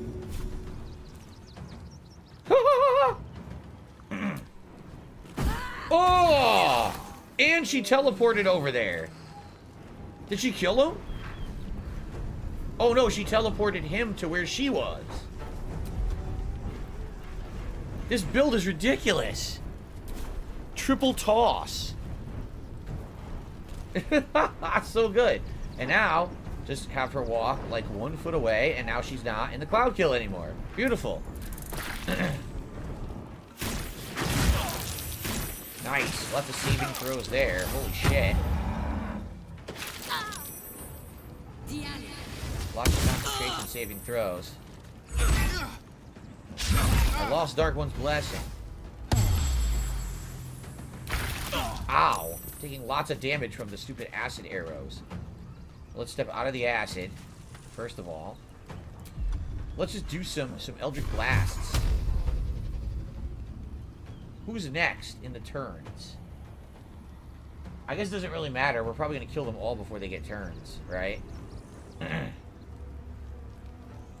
Old Flake Eyes.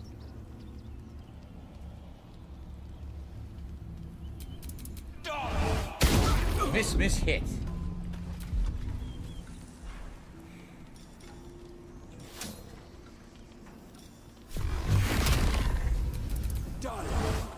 Dead. Beautiful. This is my time. Indeed it is. Now you can also use Eldritch Blast.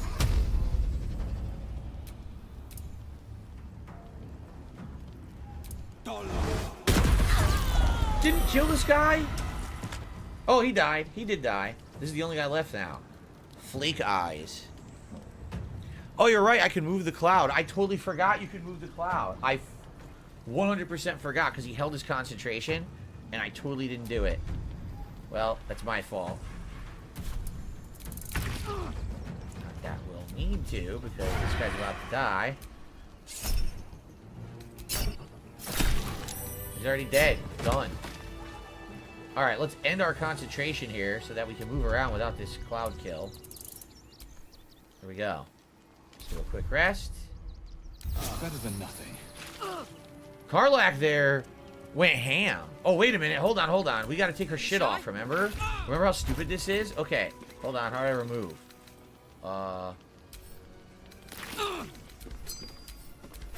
Okay, so now the turn should run down. She has 6 turns of fucking heat to get rid of.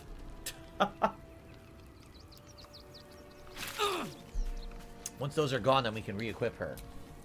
At least things have stayed interesting. So, I mean, holy shit. We slaughtered everybody. Do not fail. The guild has caught wind of our activities down by the river. The Stone Lord has personally requested you see off any visitors. I have heard murmurings that your dockside crew begin to doubt the tales around the Stone Lord's capabilities. Keep our shipment secure. He will not need to come down in person and make a demonstration. The Corpse Grinder Hammer. So when you miss an attack, you'll deal 1 bludgeoning damage anyway. It's a hammer that has a bonus thunder. Okay, we don't really need this. So we'll put it to camp. We're not going to use that. Alright, she finally stopped.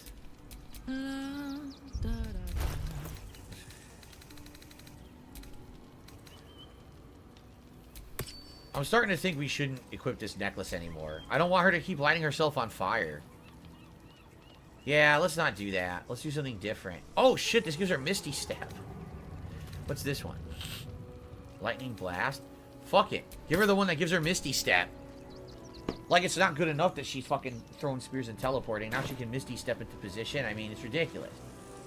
Alright, let's talk to this dead person first. And see what their story was. Who am I? I'm the wrong person. Never a dull moment. Archer of Elysia can talk.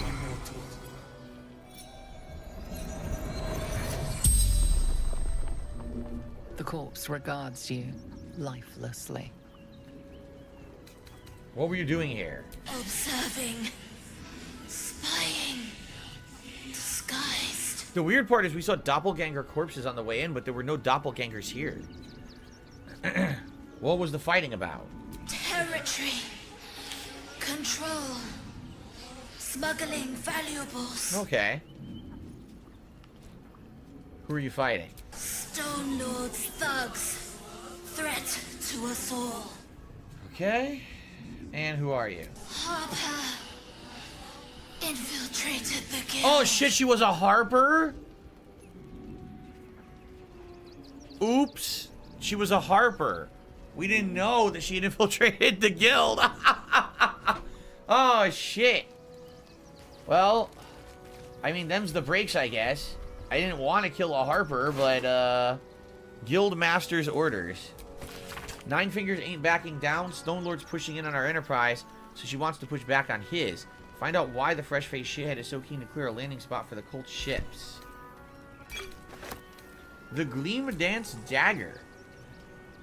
This object shines with a glowing light in a radius of 6 meters, and as an offhand only has a Gleam Dancer ability. When the dagger is wielded in the offhand, the wielder gains +1 bonus to their armor class. That could be good for Jaheira, right? I don't know if we would want to put that on Asterion. I guess we'll give it to Asterion. But I don't think I would want that, but that sounds good as an offhand buff. Arrow of Ice, give that to Asterion. Arrow of Ice, give that to Asterion. Ooh, Potion of Superior Healing. Don't mind if I do. Alright, what about Old Flake Eyes? Nope. What about Blunt Scruncher? His fucking name is Blunt Scruncher. And let's have Asterion pick up this Mind Flayer Parasite.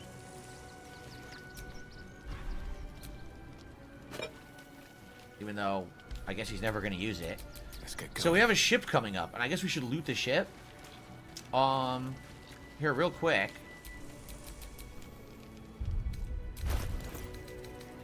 He's got a legendary offhand weapon. Yeah, the Justiciar's Scimitar. If you attack with advantage, you have a chance of blinding the target. It's 5 to 10 damage. So if I were to swap that out for the Gleam Dance, I do slightly less damage, but I would get a bonus to my armor class. Like, is that really... You guys think it's worth it to get the +1 bonus to armor class? I think that might be really good, right? So maybe I'll do that. I think I like the armor buff. Sounds good to me. What to do? And his dagger glows now. Okay. What do I do? So nothing else here. Let's just check up here quick. Considering he doesn't use the daggers much, I'd say yes. Exactly. He's almost... Oh. Now we have a passageway to investigate. Alright, let's loot the ship first. Right? And then we'll go into that passageway and explore it. But let's definitely loot the ship first. So he's going to get an armor class buff just for holding that. That's awesome. So now let's see what's on the ship. Problem is, this ship seems to be protected by magic, does it not? Like, what is that aura around the ship? What the fuck? Let me save before we step foot on this ship and then get cursed or some shit. What is going on this ship? Why does it have that funky aura?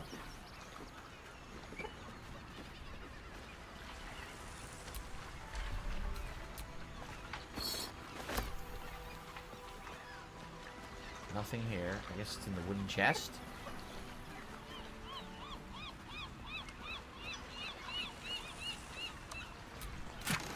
Gold. A silver ingot. And a couple elixirs. Heroism, Colossus. I'll probably never use any of them. That's it. That's all that's here. I don't know why you were saying there's good stuff. There's like nothing good on this shit. Just a bunch of elixirs and some gold. No big deal. Right, nothing else? I don't see anything else, so that's it. We can't go below deck. There's no, like, hatch. Not that I can see.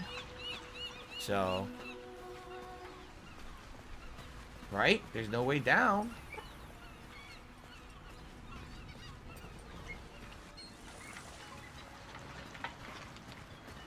Unless there was a perception check. But I don't see a way down. No, there's nothing here. Oh, blood bank? Nothing in it.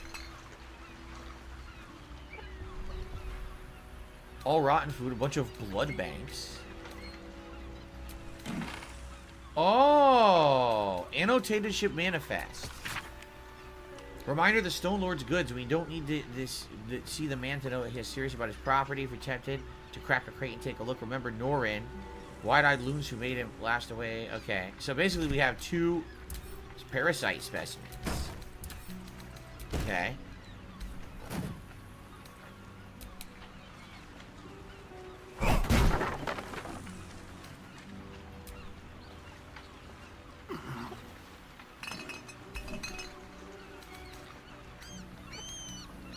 Anything else in the blood banks?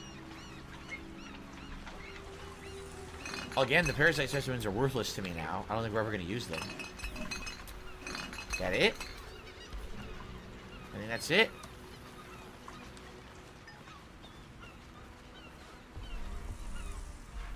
A vase. There's nothing in the vase. Yeah, I don't know, guys. Whatever you think is on this ship apparently is not on the ship. Look. We've searched everything. We got the chest and we got a couple specimens, but nothing too special. So I don't know why people are acting like there's great stuff on the ship. Nothing here. Right? I checked everything.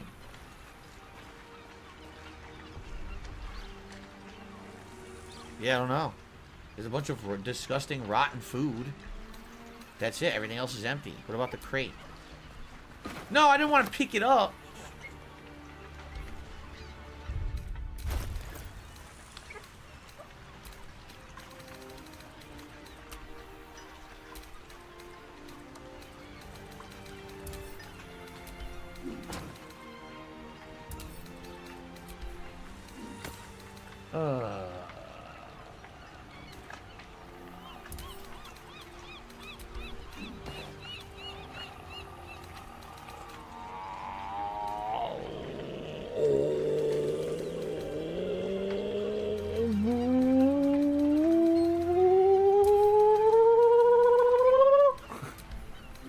I don't see anything there. Do you like my inventory? People saying that my inventory is something else. You think so? I love my inventory. By the way, I don't need this torch anymore. I have the moon lantern. It took me a long time to build up my inventory. That's why I like to show it off on stream, to show you guys how much I've amassed. It's pretty impressive, is it not? You wish you could have an inventory this complex.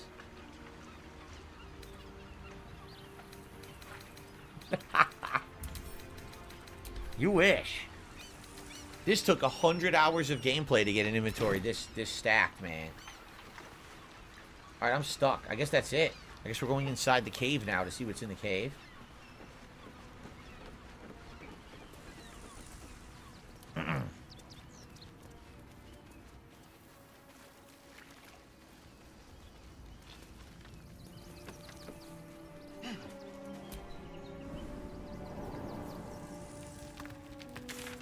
This is new. Alright, this is a good opportunity to save. Split the part. And go from there. Alright. Let's take a quick break. I'll be right back.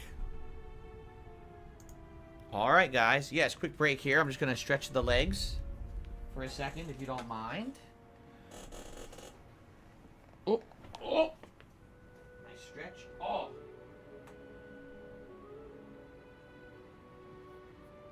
Oh.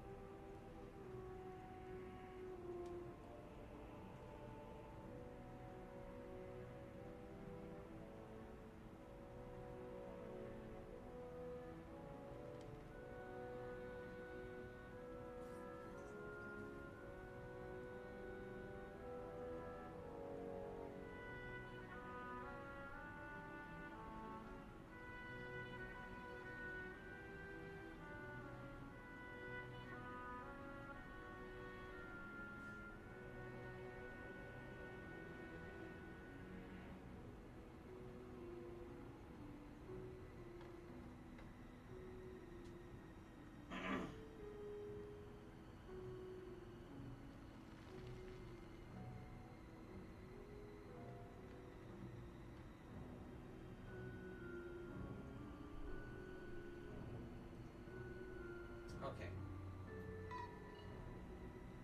Oh. Ooh. All right. Ready to continue?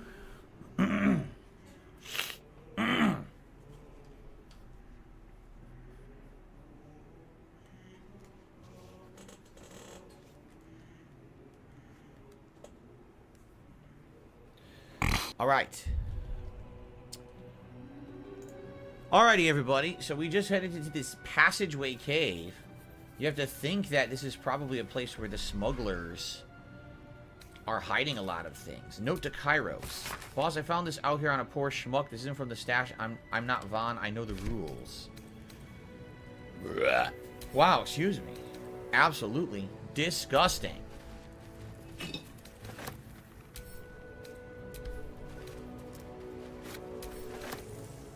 I think you can just instantly consume it.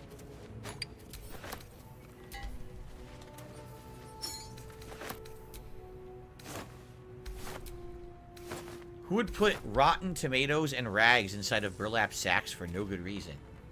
Right? Oh. Well, there's definitely a second floor down there. Dagger, gold, poutine. Wooden yeah, look, they got all kinds of smuggled goods in here. Easy. This place is hungry A for booby-trapped chest. Why on earth would they booby-trap their own chest in their own cave that they should be defending? Right? Kind of silly, no? Alright. No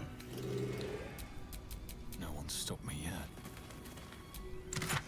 Bone Spike Boots. Evasive Instinct. You have a +1 bonus to armor class and saving throws as long as you are not wearing armor or holding a shield. Refined Vaulting. Jump distance is increased by 1.5 meters. So who does not have a shield or wearing any formal armor? Me and also Karlak, correct? What boots am I currently wearing? Acidic surfaces don't affect you. You're resistant to acid damage. I mean, that's not bad, but I think the other boots are much better, right? Much better. Why would I not want boots that are going to give me a +1 to my armor class and saving throws? And then they increase my jump distance as well, right? As that's a special move. I mean, what about Karlak? Oh, I could go for a good meal. She already has Disintegrating Nightwalkers. You cannot be enwebbed, entangled, or ensnared, and you can't slip, and gives her Misty Step. Never mind. But of course, that means she doesn't need this. She already has Misty Step. So...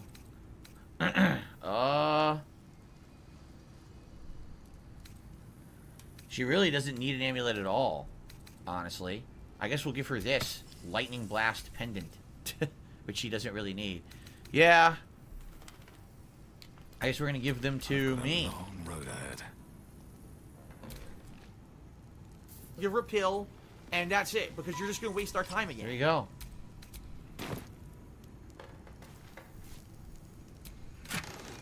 I'll take the gold. I don't want anything else, but I'll take the gold for sure. Alright. Okay. I guess we're heading down. Will there be any more enemies down here, do you think?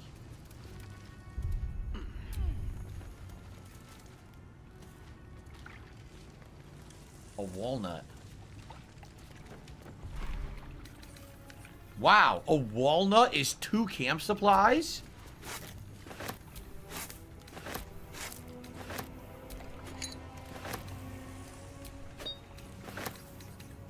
That's something else.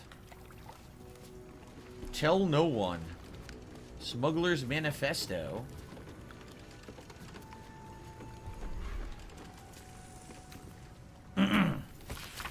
So, the rules, don't forget, stick to the sword coast if you don't want to trigger an all-out war. No backstabbing, no ratting, no stealing. You get what you're given, no skimming off the top. Trust that you'll get your share. Highest value goods come first. Don't go shuffling bread if there's a jewel rush. Keep the camp tidy.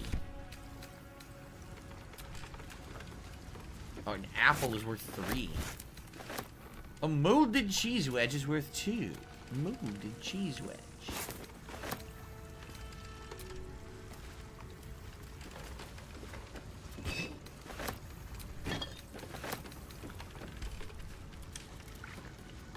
Tell no one. Tell no one what? A map pointing to a secret breach in the wall of Worms Rock Fortress. It looks like it could lead to the prison and from there the inside of the fortress itself. Now, wait a minute. This would have been an alternate way into the fortress. But we already have a way into the fortress. He invited us in, did he not? So do we really need that? Or was this supposed to be only if we weren't invited into the fortress? Right? Mark says, have I really played the game more than 100 hours? As of the end of today's stream, we should be right there. Like, between 99 to 100 hours. So, yeah, technically, yes. Excuse me.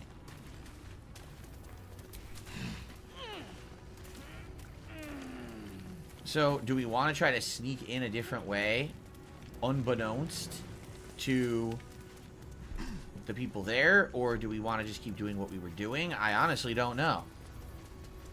But I guess now we've done everything this direction, correct?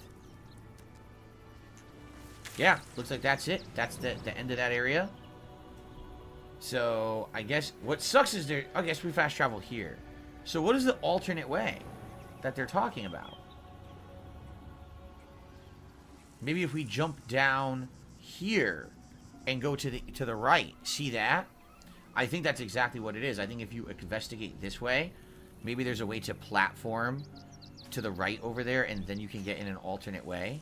And that might be the way to go if you don't want them to know everything about you. You sneak in who you want, rather than worrying about them knowing your every move and maybe leading into a trap. I don't know.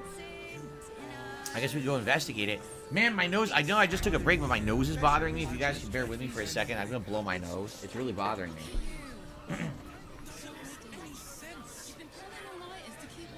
When you bet the drought.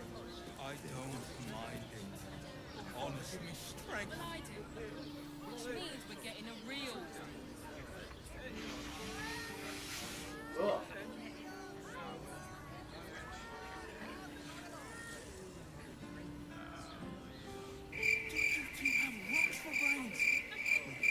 Hear me. Jerez's caress also has rules. Staying in a brothel. Okay. Pleasure house. It's got private rooms, music, and Oh, okay. That's better. Chat's very quiet today. I don't know why. We're approaching the 100-hour mark. And by the way, after today and one more stream, I'm going to be playing this game way less because we're going to be playing other new games like Final Fantasy VII Rebirth way more. It will still continue, all right, but it's going to be way less, way reduced, okay? Just so everybody knows. But I don't know why chat's so quiet today. Did you see how far that watcher threw me? He told me the armor was in 10 legs. I can't believe you. Did you see how far the Watcher threw me? You hear that? So, we already were over here. And I think what they're insinuating is there's another way to do this. See? Like, there's a reason why there's a hole. You gotta use Featherfall. And you jump down here.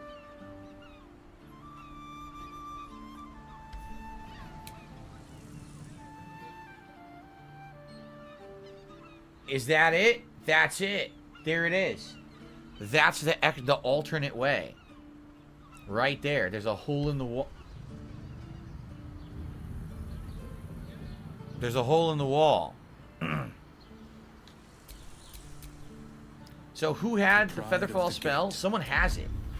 He does. Alright, what now?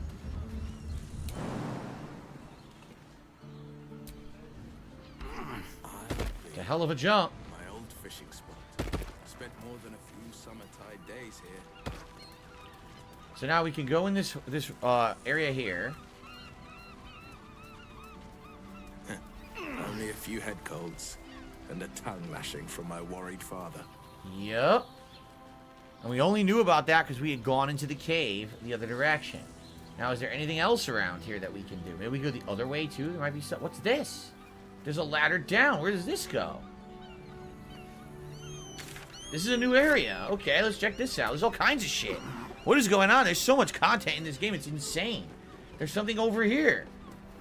There's a beach and some ships. Arrows, murgrass, belladonna, a wooden chest.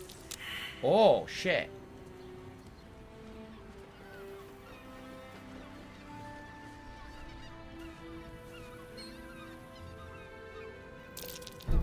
Okay. Booby trap.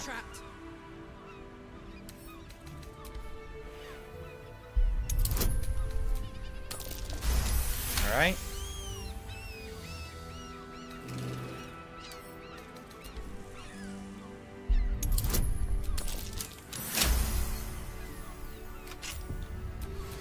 Shouldn't have wished to live in more interesting times. So you don't, just so you don't forget, I'm pretty sure between the guards, the arrows, and the jugged thunderbolt, you never survived to read the note, but in case, I want to make sure you know that you did to deserve all this. Remember that shiv you stuck in my leg when you turned me in? That's why. Enjoy your escape while you can. Arsewipe, I'll be coming to haunt you in your sleep? What? It's been pretty slow, not gonna lie. I don't know who that's written to, or what that's addressing. No idea. Must be some side plot I'm not aware of. Maybe there's a this is a quest or something, but I don't know. Okay. I received a tip, by the way. A $5 tip. From Thomas. I'm able to join your live chat again after YouTube randomly unsubscribing from the channel. Yeah, I forgot to mention this morning. I was going to, but we talked so much about Baldur's Gate 3 on the podcast today, I forgot. So just so you guys know, FYI, there very well may be people being unsubscribed to YouTube channels again. This is something that has traditionally happened many times over the years. And what I mean by that is you might be subscribed to a channel and then not go to it for a little bit, and then come to find out you're just not subscribed to it anymore. Now, my channel, the bummer about that is you need to be subscribed for 24 hours to talk in the chat. So there's been people who, they get on, like, let's say, for example, oh, I just haven't been around since January. I'm coming back now because you're playing a game I want to watch. And then they realize I can't talk. I'm unsubscribed.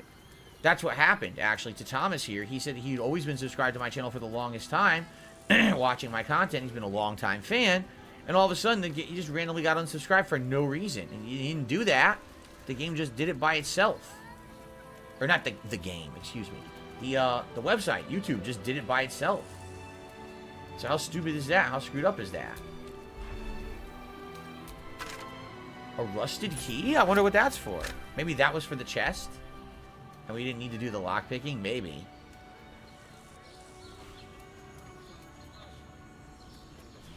So anyway, be careful. You're going to want to check from time to time to make sure you're still subscribed to the accounts that you like. Very well, you might be wondering, gee, I wonder why someone hasn't uploaded in a while. And in reality, it's not that they stopped uploading.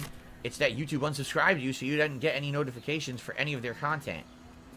And that's a common thing. Like, that used to happen all the time. And tons of content creators pooled their resources and information together to prove it to YouTube. And YouTube used to deny it and be like, no, that's not true. That never happens. And everyone's like, then how about all this data we have here? And then YouTube claimed that they had fixed it. But I guess not. I guess it still persists. And I'm not shocked to hear that. The thing is, when you have an entire algorithm, an entire website run by algorithms, you're going to have issues like that. You know what I'm saying? Like, it's never going to be foolproof that your site works. It's all automated shit. So at any time, an algorithm could screw up or work not as intended, and then boom, there you go. And I think that's what's happening with a lot of people. How do I get down to this beach? Ah, here we go. 'Cause I want to see what's on this beach. We haven't been here yet. AR2V2333 says the annoying thing is you're not able to see a history as such to see which channels you were even unsubbed from. So let's say you were subscribed to a channel for a while, haven't checked out your YouTube in a bit, you go back, oh, now you don't even know who you used to be subscribed to.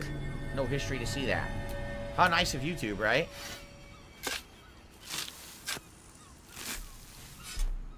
No, my parents do not watch my content. They never did. They don't care about it.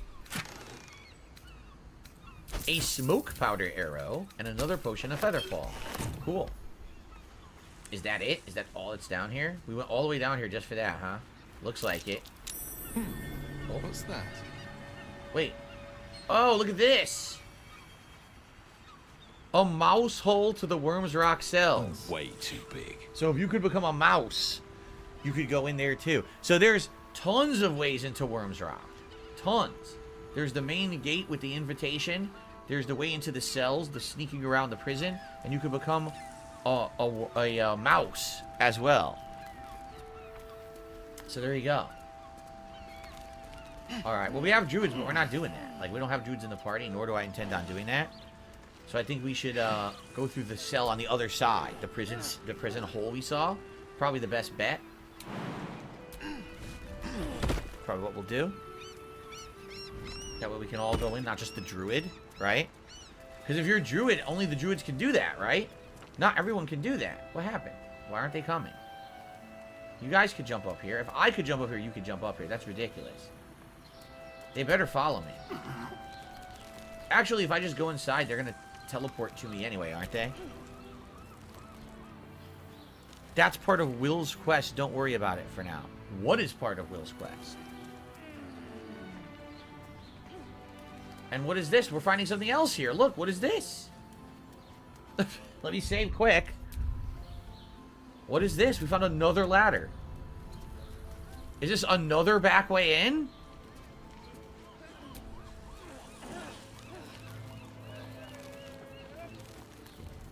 It is another back way in. But it's locked and I can't open it. I can't open it because we don't have Asterion with us, and Asterian's an idiot who didn't follow. Right?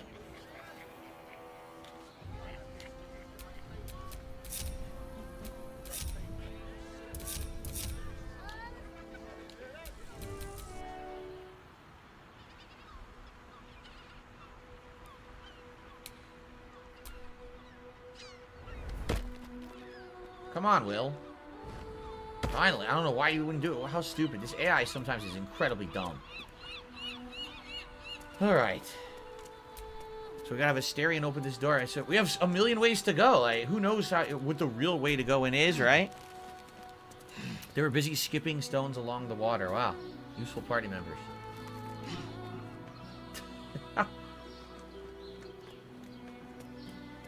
Alright. I guess we'll try this way. Since we just stumbled upon it, I guess we'll try this way. And see what happens if we sneak in this door here. Because this seems to bypass the jail cells. Alright, let's regroup.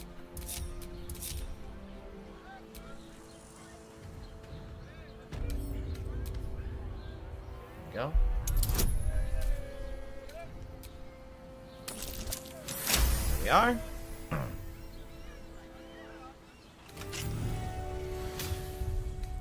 Let's save and let's see what's through the door. If there ends up being a bunch of enemies to aggro to me, we'll probably go around to the cell way instead. But let's find out. Never mind.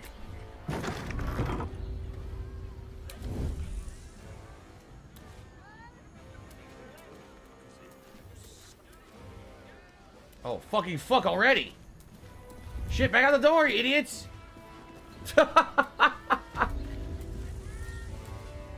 We might be okay because we have an invitation, so maybe we're okay.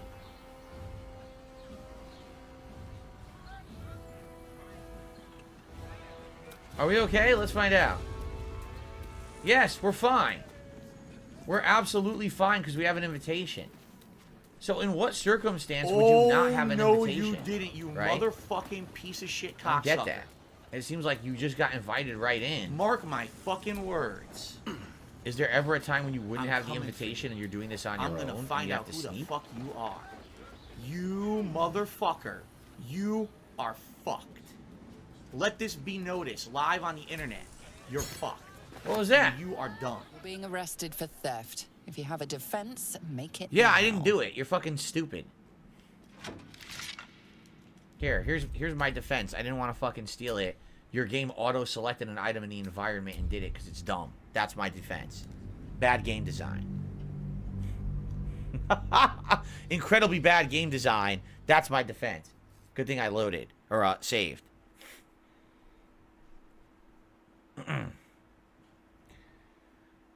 I need that money. I really do. I need that money to pay my bills.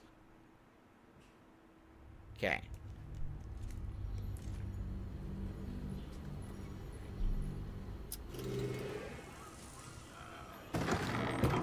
Can't give up now.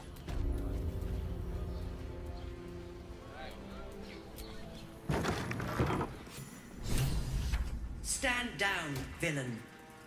In the name Villain? of the Steel Watch, How dare you call me a aggressive villain? action will not be tolerated in the presence of the patriarchs of this proud city. I'll keep things peaceful. The Steel Watch appreciate your cooperation, citizen. Dearest Patriarchs, dearest Raven Guard, but a moment. The Blade of Frontiers graces our halls, and he's wearing his devilish best. Huh. My father. He's here. My That's friend, him? forgive the cold welcome. My Steel Watchers are eager watchdogs, for the good of the people, I'm sure you understand. Lord Enver Gortash at your service. I understand congratulations are in order.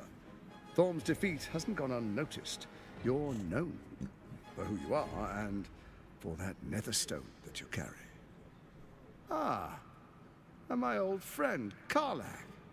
It's no wonder your victory was so decisive. It's lovely to see you again. Ash, that's right, she knows him. I'm sure it is. We'll catch up once we've covered more pressing matters. Thorm's netherstone, more to the point. You know, it takes all three to control the brain. Without Thorm's, it's become vexingly willful. The quakes are a clear warning. If nobody steps in soon, it'll free itself from the authority of the Crown. I expect it'll start with turning the Sword Coasts infected. You among them. That prism of yours won't last indefinitely. Next, the grand design. The Mind Flayer Empire reborn. If we're lucky, we'll become slaves.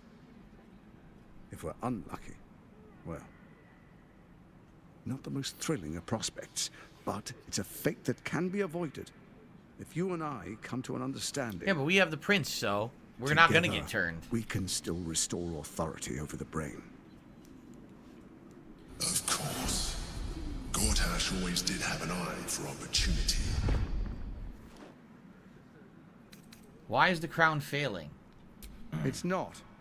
But it will not follow new orders unless the Netherstones are united to give the command. When it finishes executing its current orders, it will be free to do as it wishes. That will be bad for everyone. The Crown's magic turned the brain into something the world has never seen. A nether brain. Its power is immense. Once it is freed from its shackles, I doubt we'll ever be able to bring it under control again. What kind of understanding do you suggest? There's an old wisdom. A brittle alliance can never be mended. It can only break. With Ketheric gone, Orin proved treacherous. Baal's chosen wants the Netherstones for herself. She only cares for blood. And your blood and mine are of particular interest to her. I'm not afraid of her. What are you getting at? If she wants my blood, she'll have to find me first. Perhaps she and I can be allies.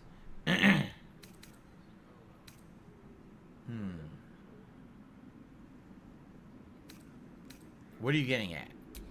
Orin changes shape faster than you and I change clothes. I'm a pussy. You know. She's tricked you before. She's targeted me as well. I'm well protected, but she's extremely good at what she does. If Orin obtains all three Netherstones, she'll plunge the coast into chaos and paint the city in blood. I can't let that happen.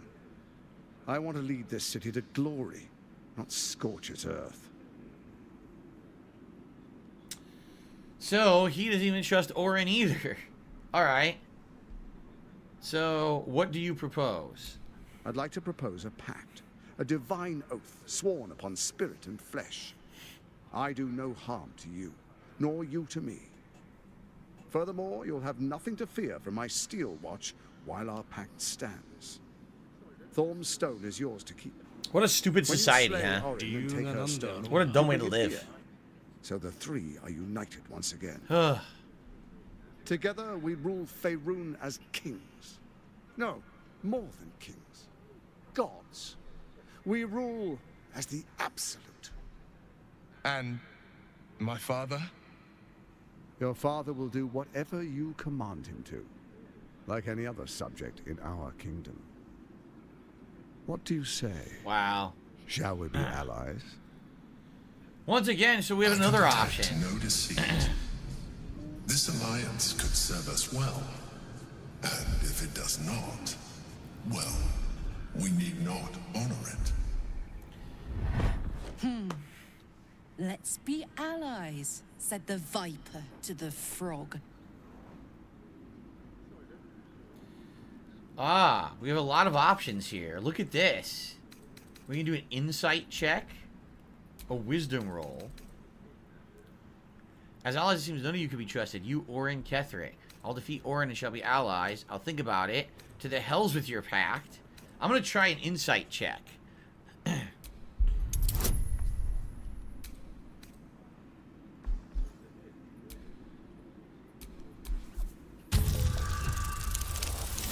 Wow, I hit it dead on. Alright, let's see what the insight check says. Gortash's eyes blink in a consistent rhythm. He stands calmly, confidently.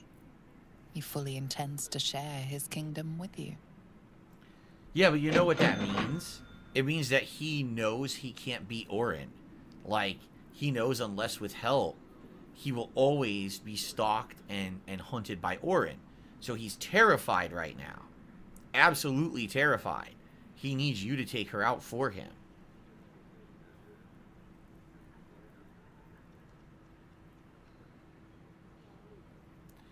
It's just weird because the first answer is correct. He was supposed to be allies with Ketherick and Orin, yet they abandoned Ketherick to fight us. Ketherick died. Now he's turning on Orin. So it's like, what kind of ally are you? Obviously, you're not trustworthy. It seems like he goes with whatever benefits him the most in the moment. Sure, right now, the best thing for him is to have us go kill Orin. So maybe he's well-intentioned now. That doesn't mean that once Orin is dead, that he's not going to then turn on us and want to take us out, just like he's doing to Orin now, right? So, I mean, shit. So many... there's no real good answer here. The thing is, even if you say that, this is different from the oath with Raphael. Raphael's oath is a pact bound by magic, correct? It's an actual contract you sign. You're not going to have a contract with this guy. You could say one thing and then do another, correct? Because, like, what I'd like to do is fool him, but then again, I don't want to get locked into anything. So, like, I'd like him to think we're on his side, but then we're just going to fucking do what we were going to do anyway. We're going to go get that hammer, remember? We're going to find whoever this is, the Hellcaster, the Hellcrafter, whoever it was in the city. We're going to go get that goddamn hammer. We're going to free the prince, and we're going to try to work into that. But if I want him to think we're on his side. I don't want him to then be skeptical, right? That we're, you know, because if I say this, then likely he's going to be more skeptical. He's going to think, well, he's not on our side, right? This is tricky. The other thing is, he even admitted, if you go with me and you side with me, Will's father will always be a slave. Everyone will be. Everyone's going to be a slave to the absolute forever. So everyone will just be a subject. Obviously, you want people to have their free will back. So obviously, I'm either going to say, I'll think about it, or yes. I'm not going to say no, because that's going to turn him into an enemy, right? And I don't want to say this one. I want to say one of these two. But I'm not sure which. But before I pick, FYI, I received a $12 tip from G. Delabate. Doesn't Gortash look like a Final Fantasy reject?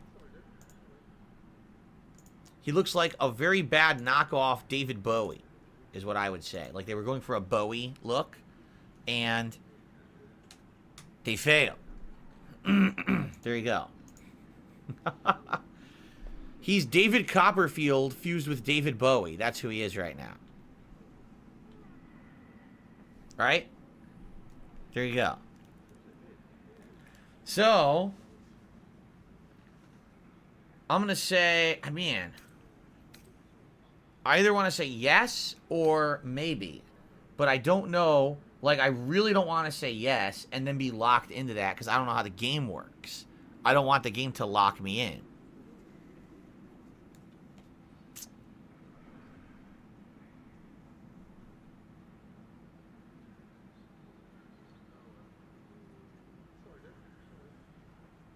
I'm going to say I'll think about it, no promises.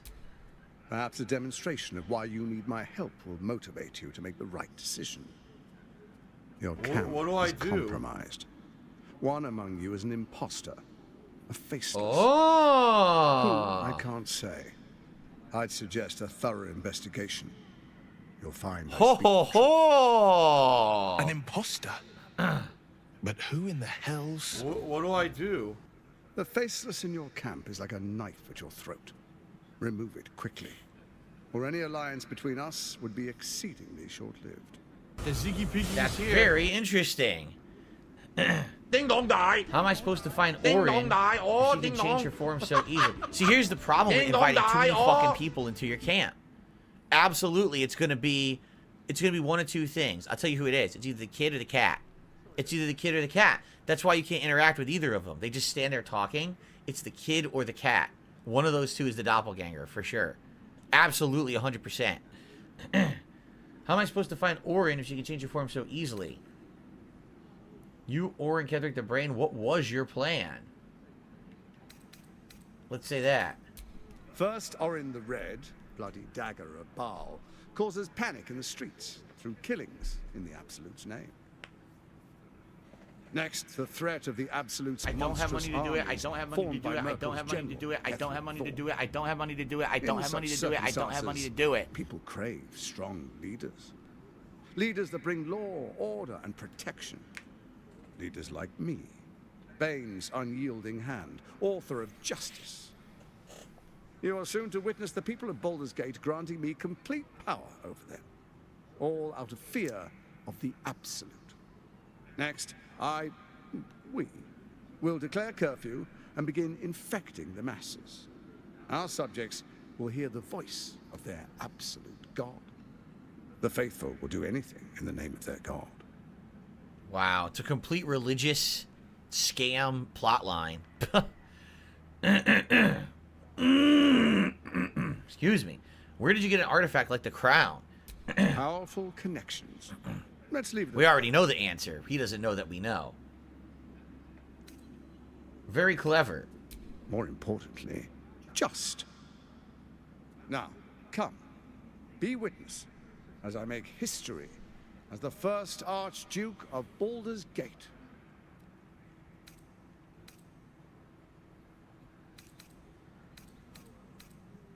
All right.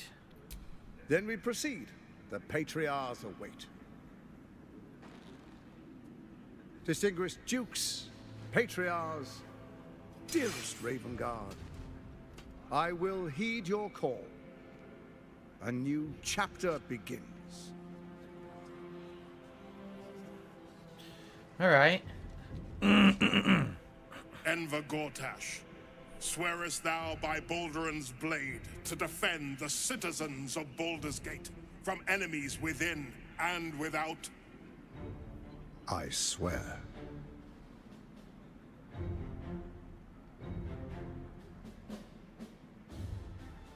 Swearest thou true faith and fealty to the same, by word, deed, and decree, so that none may suffer? I swear. Gathered guests, grant ye consent? Nod. Enver Gortash, the council appoints We don't want to start any trouble here. Archduke of Baldur's Gate.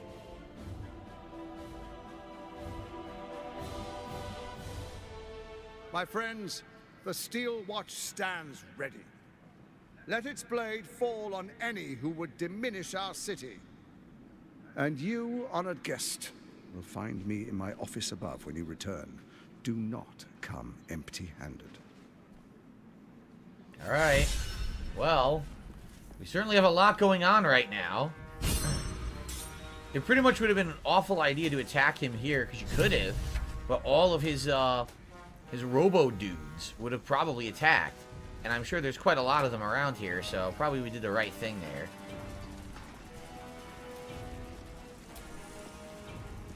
So there you have it. Lord Enver Gortash in all his glory. What did you make of him? Seems like an absolute fraud. I'm impressed. He wormed his way into the most powerful position. I'll say he seemed like a fraud. Yeah. Fucker always had expensive taste. I don't know how anyone in this hall could fall for this charade. Isn't it obvious what a chancer he is? Evidently not. When people are scared, they'll do whatever it takes to feel safe. People are mostly fools. Say that. And they expect these big metal monsters to tuck them in at night while the Absolute knocks on the gate. I guess so. If only they knew the truth. The Dead Three orchestrated all of this. And it's working. I wish this city, the people running it, were smarter than me. Gortash isn't their salvation. He's the monster at the gate. Alright. Now we have tons of quests to do, right? Like, now I think we have the freedom to actually wander around in the city if we want. Now that we talked to him, I think we have to just leave. Return to Miss Zora, the Blade of Frontiers. Confront Lord Gortash. That's going to be for if we want to start that plot to fight him, but we don't want to do that. We want to get into Baldur's Gate, and we want to interact with tons of people there. There's going to be a ton of different quests, I'm sure. Can we speak with Will's father? Who the fuck is this? Lady Alia Durinbold? Lady Ruth Lineker? Who the fuck are they? Lady Eschvelt Guthmir? Huh? Lord Rugger Shatter Shield. So anyone in camp can be the imposter. That's something we got to figure out. Like, we have a million things to do, to figure out, right? Like, it's a crazy amount of stuff to do right now.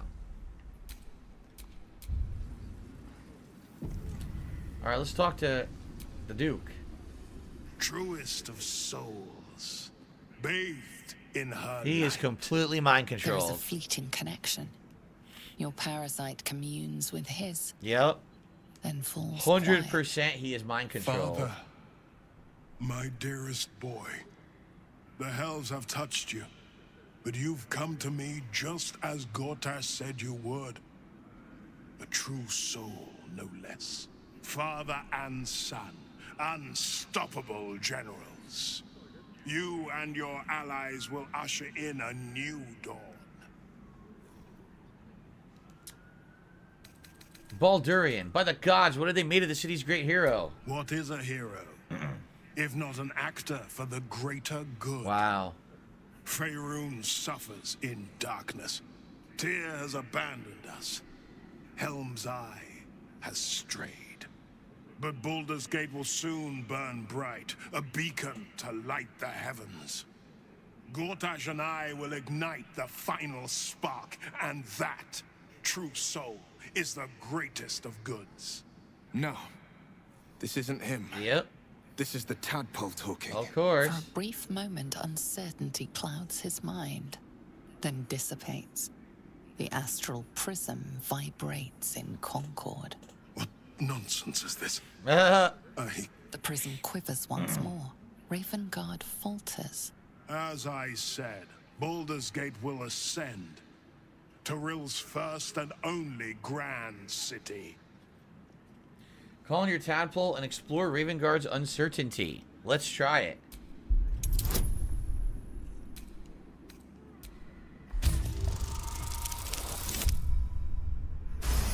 Alright.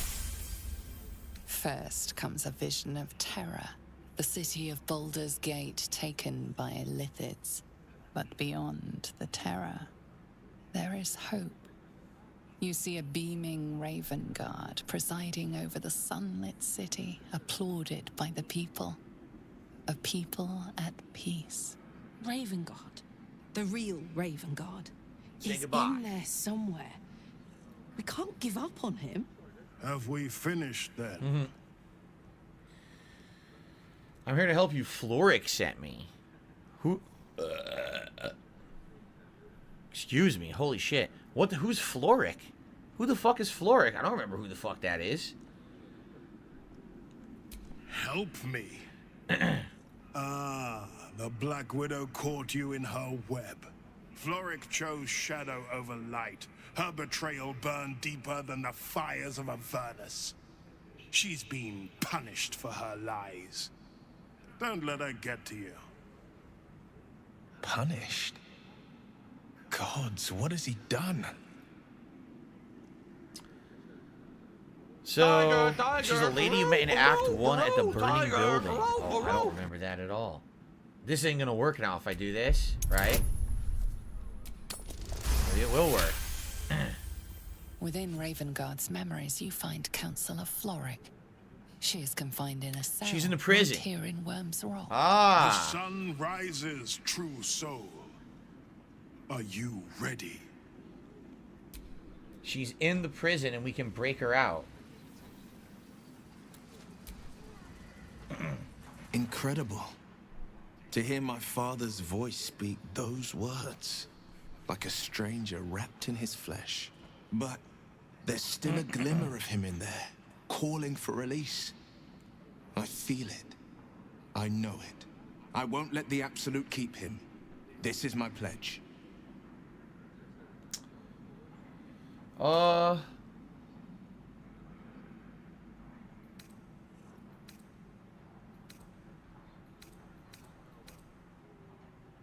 Could it be true that the Duke allied with the Emperor? Mind flayers are like devils. They just sport tentacles rather than wings. Clever, manipulative, exploitative. The Emperor says he's a friend. I think we'd be fools to believe him. And maybe it's true. Maybe Stelmane allied with a mind flayer and subjected the city to their political will. Or maybe he made an offer she couldn't refuse. Interesting. Did you know Stelmane well back in the day? I met her twice. The first time, I was a boy of 7 or 8, at a banquet in the Flaming Fist's honor. One look and I was smitten. Chestnut hair that flowed behind her like willow fronds, as she floated from one room to the next as if carried by clouds. The second time, Stelmane was different. Even with the aid of I'm fine. That dear, she took was a dear. struggle. What happened to her? Every word she spoke took great physical effort. What the? A stroke victim. I asked Father later. I was talking to him, but like at a certain fucking point when you asked She had a me, stroke? you got that? Like, bro, I I'm lost fucking perception responding check. to the people that are tipping. Like, have some respect for Long them. before a time, it sounds like what a tragedy. Stelmane was suffering. Maybe death was a blessing. Not a tragedy. A calculated cruelty. Think about it. My father was tadpoled. Stelmane is dead. The people are frightened and the council's in disarray. To exert control, you must first sow chaos. A tyrant's strategy, as Father would say. These murders aren't random acts. Someone powerful is guiding the killer's hand, and the city is made weaker for it. How does it feel to be a devil? That's it. So basically what he's saying is, she didn't just die, the Emperor killed her. The Emperor was in cahoots the whole time.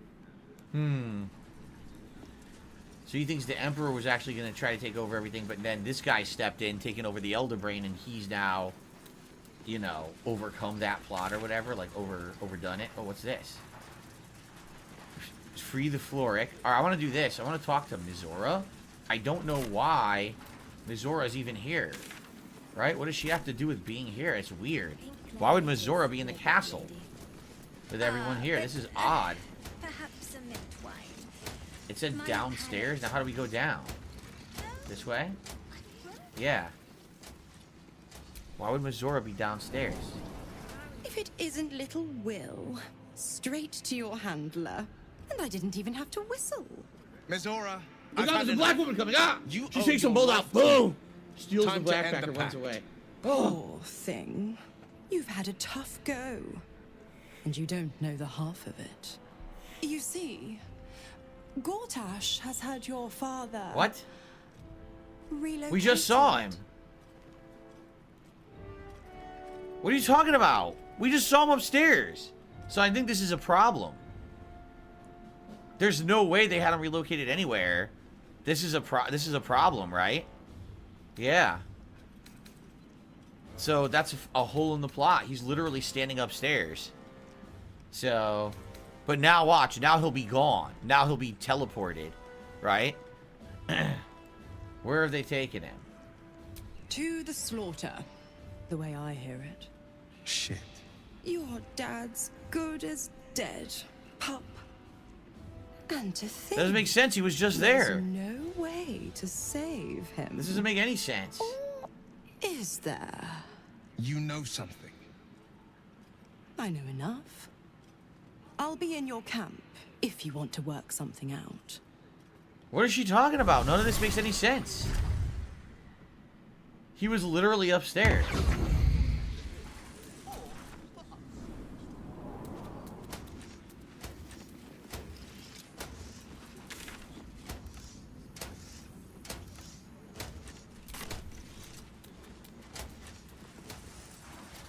He's gone now? They teleported him out of the room. What?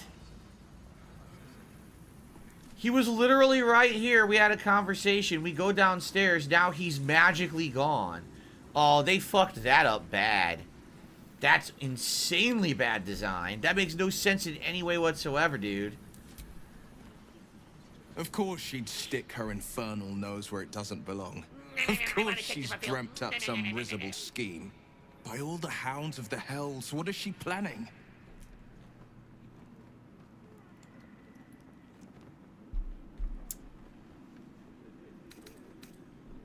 Where do you think Gortash took your father? I couldn't even fathom a guess. Though, I doubt we'll need to wait long for answers. Let's make camp when we're able. Mizora will be waiting.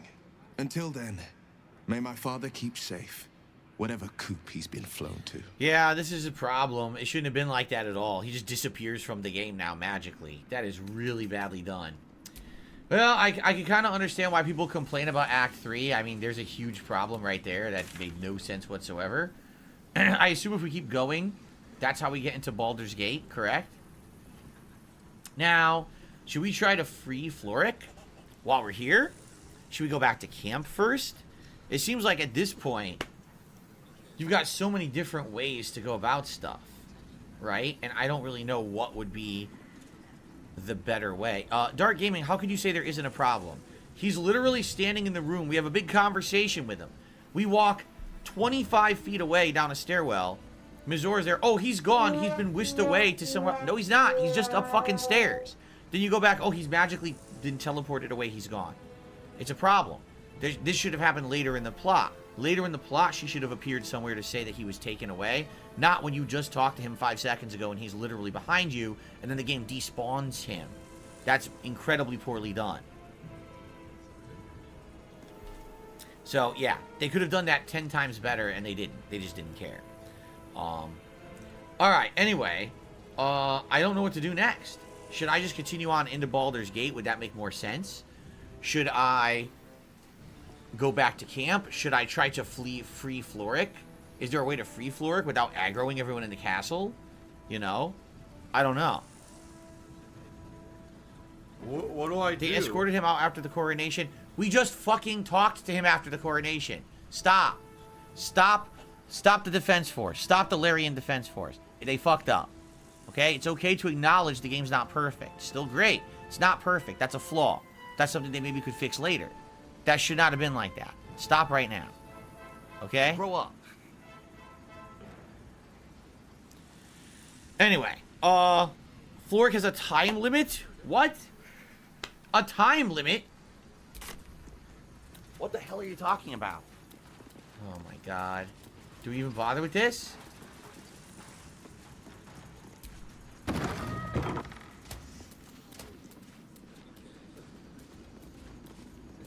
This is how we got in. So how do we go downstairs?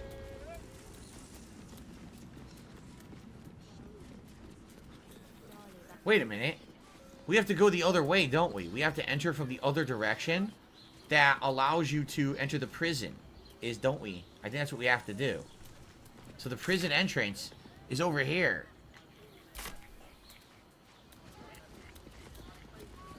The time limit is 5 long rests.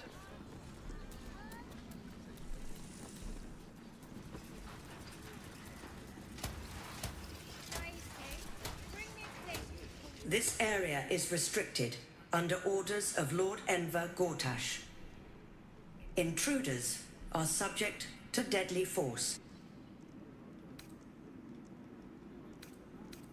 Okay. I'm being told if you go back to where Missouri was and keep going, you'll find a way further down. Okay.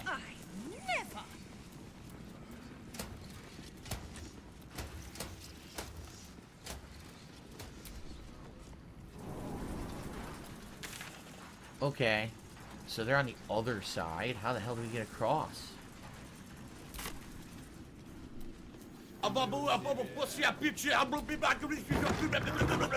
The city fell under Gortash's charms without him casting nary a spell. Yeah, that's stupid. Well, most people are idiots. You couldn't He's lure them right. into a dragon's maw if you promise a bag of sweets. The people aren't stupid, Astarion. They're scared. Gortash provides. What? Oh, what are you doing? Now, what did I stumble upon? You're not a fist. Go on, get out, or I'll wake the others. Persuasion.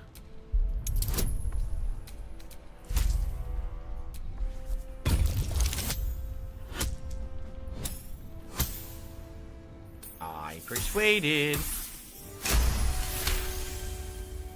Please, that won't be necessary.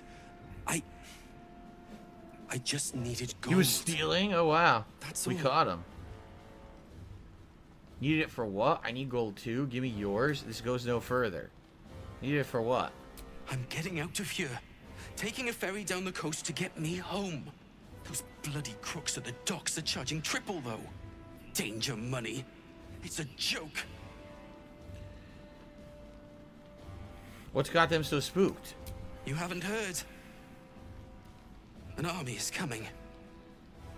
They're saying it's unstoppable. My wife said we have to stand and fight, and I can't. I won't. I'm not made for this. Oh, let's see. Is he capable? Get a grip, you're a soldier. I've heard enough guards. I spotted a thief. Give him money or take his money. You could give him money. You could take his money. We could do a nice deed. We could rob. We have so many options. Fuck yeah, I'll do a good deed. I'll give him some money. Really? You'll just give it to me? Look. Hidden up on the roof, you'll find all the stuff I stole. The roof? You can have it. Thank you. I'll never forget this. Never. So we have to go back the way we came from. Now I'm over encumbered. How could I be over encumbered? From what? Wait a minute. I gave him... I gave him money and I'm over encumbered. What? How did I gain weight by giving him money? What is going on? I don't understand what's happening in this game anymore. This is bizarre shit. How could I have gained weight by giving him my money?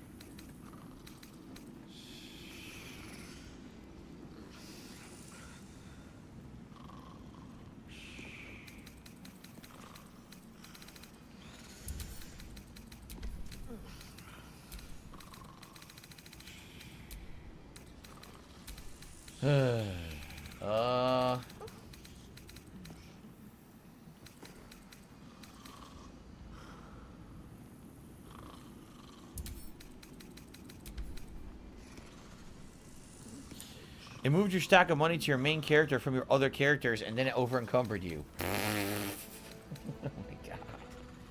Of course it did. Very logical. Ay, ay, ay, ay, ay. So there's seriously, like, nothing I can, like, put away besides die? that would, like, help me here. Like, here, I don't need muddy red dye. That reduced my weight a ton, too. Wow. I guess the dye is super heavy.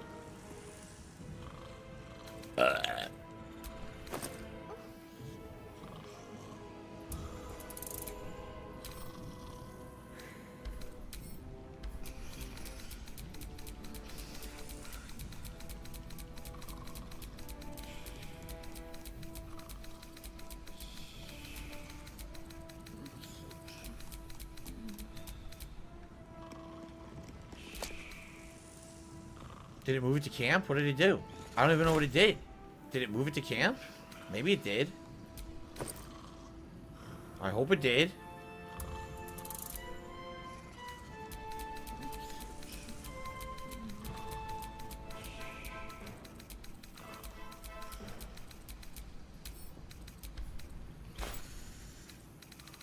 No, it just moved it loose.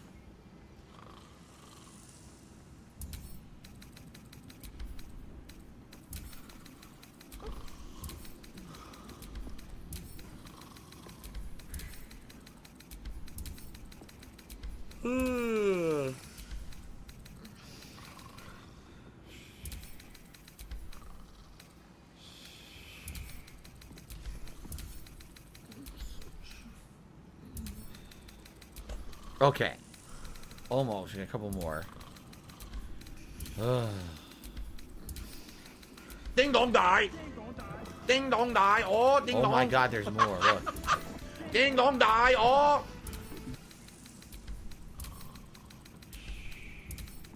At least we get to hear nice snoring in the background. How entertaining. Oh, yes. Oh, what fun it is to do this stupid bullshit now. Alright, we did it. We're down to 74. I guess that's good enough. At least we're not over encumbered, right? Alright. Well, he says go to the roof. Now, how do we get to the roof? We saw a ladder up in a previous room. Don't ask me which one it was, but we definitely saw a ladder up in the previous room. So maybe we go back and we look for that ladder.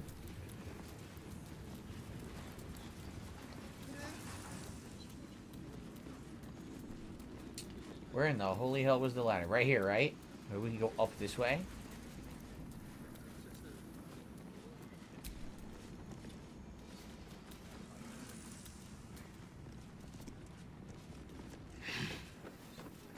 No, I mean, there are platforms up here, but it doesn't look like you can climb to the rooftop from here, so that's a no.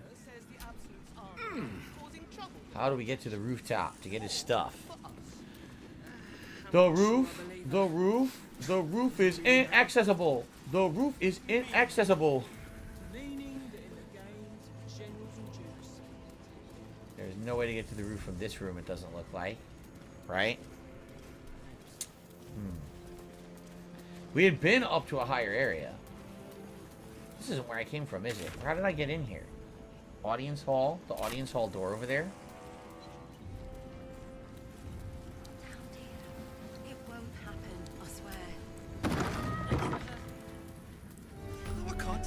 Well, we got a fast travel point, so at least we got something out of being over here. Stairwell down must go to the prison. This loud stone. This is now how you get to the roof. Oh, really? The items on the roof are worth less than what you gave him? Don't bother? Okay. I guess we should go down and see if we can save What's-Her-Face then. Alright, let's save. Let's split the part. I have to actually use the restroom quickly. And we'll continue on. Alright, cool. Alright. So, guys, I'm just going to pause the game, mute the mic, run, use the bathroom. I'll be right back. And then we will continue on. Alright, I'll be right back. See you in a few. Look how dumb they are.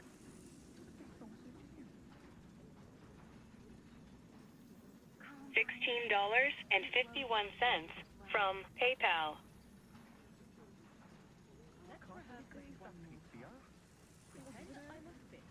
And tell me what you were doing in the house. Nothing's gonna happen to us. We'll tell them what happened. We'll be home in no time. Broke down the door because it sounded like somebody was in a place in trouble. I don't know.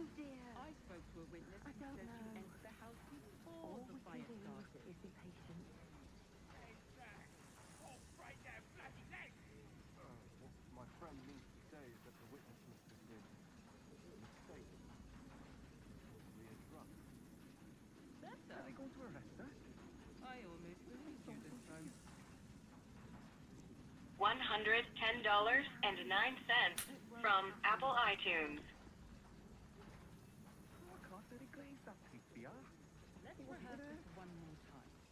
Pretend I'm a fifth and tell me what you were doing in the house. Well, We'll tell them what happened and we'll be home in no time.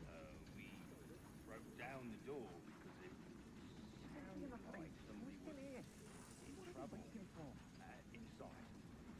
I don't know, dear. I spoke to a witness who says you entered the house before the fire started.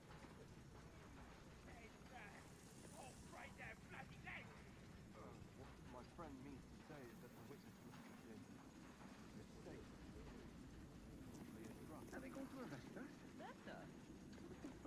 I almost believed you this time.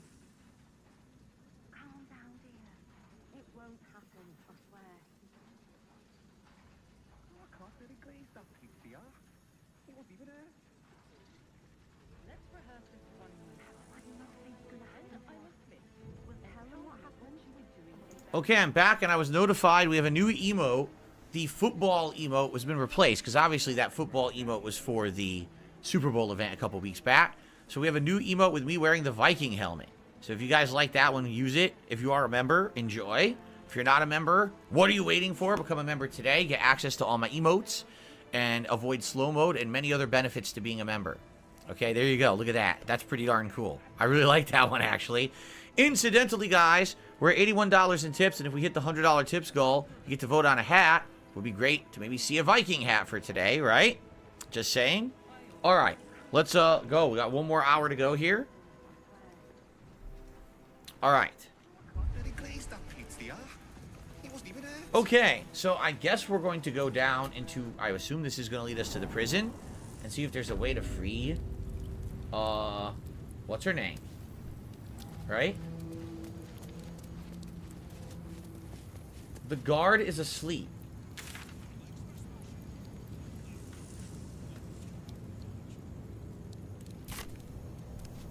Let's get in and out. Save.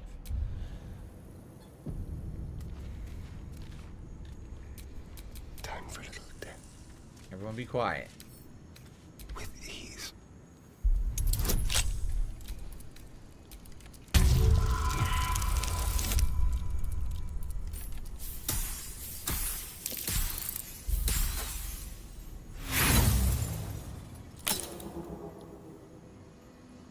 I'll just use the thieves' tools. I'm not going to waste the inspiration. Now we got it. It was a rare fail. A rare roll fail. Like, I almost always pass the rolls for lockpicking. That was the first one in ages where we actually missed the roll.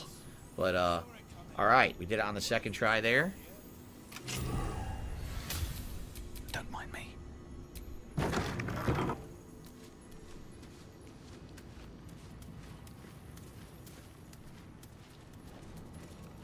Oh, fuck. A guard.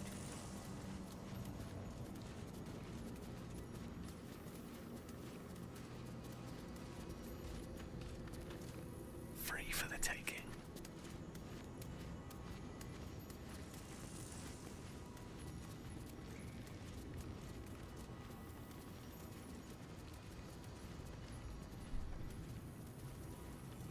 My old bracers went missing.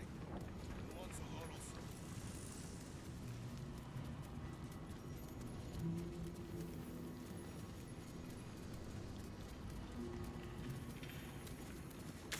How do I know where they are?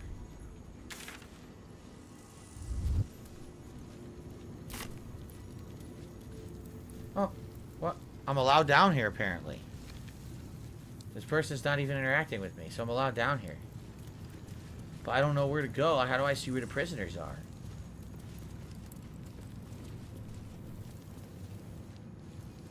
There's someone right there, but I can't. Is that her? That could be her. No, that's Otto Ott. Otto Octavius.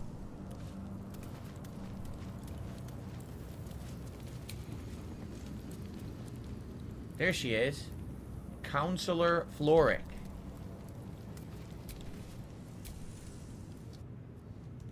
There we go. You're too late. It's over. By Avernus. Floric.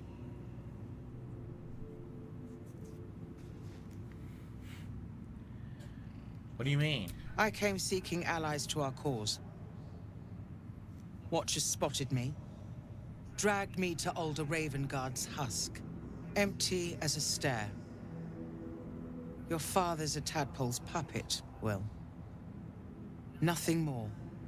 He's spoken accusations. Apostasy, conspiracy, sedition. I'll be executed in 5 dawns. Wow. The hell's with that. Nothing is over. Not while I still draw breath. So if you're gonna be an asshole, I'm actually being you're gonna asked feel like an asshole, by you're gonna be shown the door. Radical Jaws. Will I do a fight and feast this year? Maybe. You know what we could do is we'll got to see what's going on with fighting games at the time, like early summer. Remember we did the fight and feast at the end of May last year, because it was the launch of Street Fighter 6 the first week of June. So if you remember, we did some old school fighting game stuff. So maybe this year we could actually get get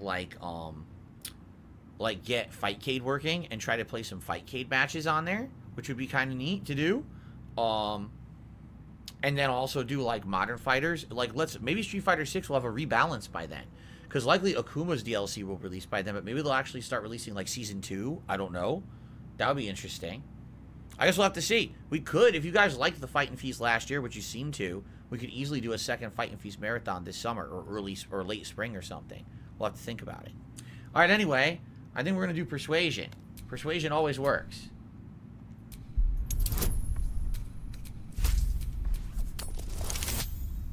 See? We get it no matter what. Forget your critical fail roll. When the people need a miracle, you cannot wait for the gods to answer. Father's words.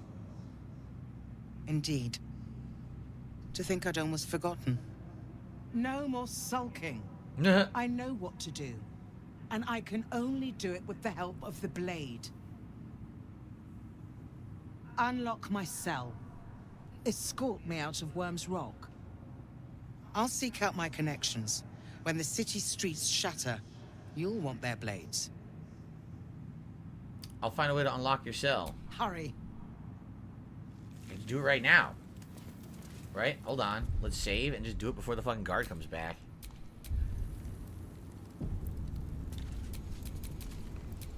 Careful, I bind. With pleasure.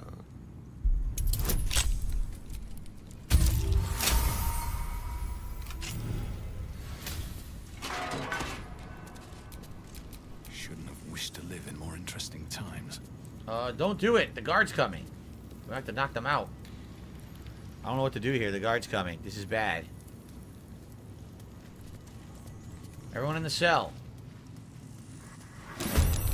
Idiot.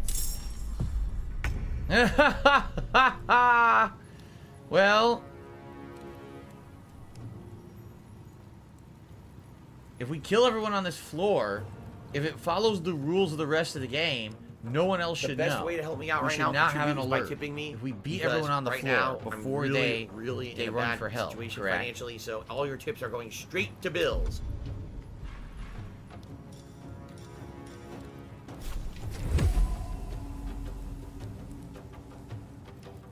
The other 3 are in the side room.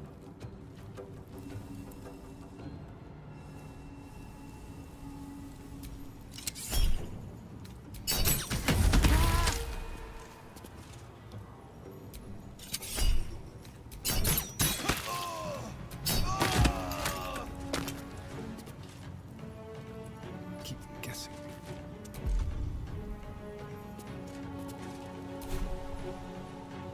Yeah, he definitely doesn't have a shot on them. Battle favors the fearless.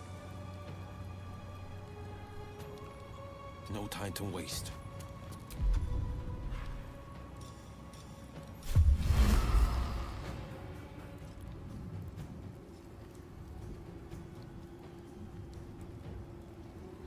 What's lame is, yes, there is enough movement, but because this stupid shit's in the way, they won't let me cast it. See that? It totally is in the... You can see. Yes, it is. I should be able to cast it here. For 100% yes. But the game's being stupid as fuck. So if I nudge it...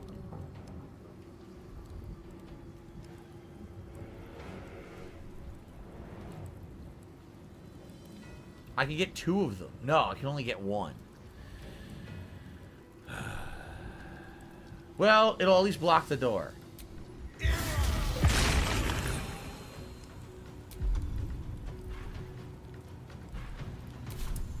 got this. Look how much she can move turn 1. This is insane. She has such great movement. It's incredibly good. Aye, aye. Here she goes.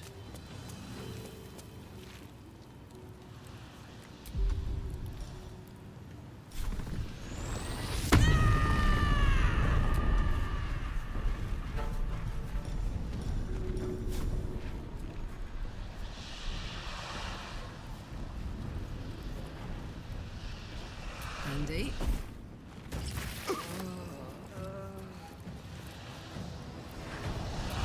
Now she gets a bonus turn.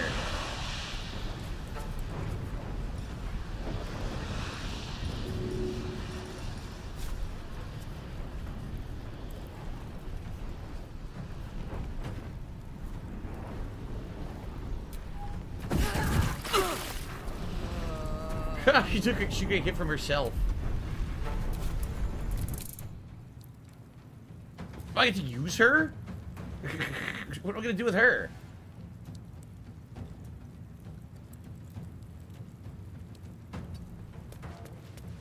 She has no weapon, right? Oh, she has magic spells. Oh. God damn, she has level 6 magic spells. Okay, she can cone of cold this guy.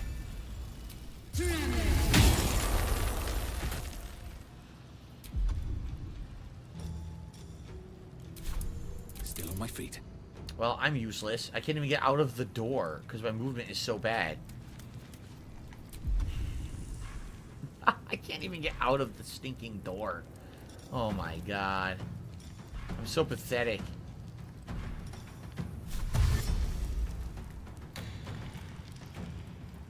Time to press ahead.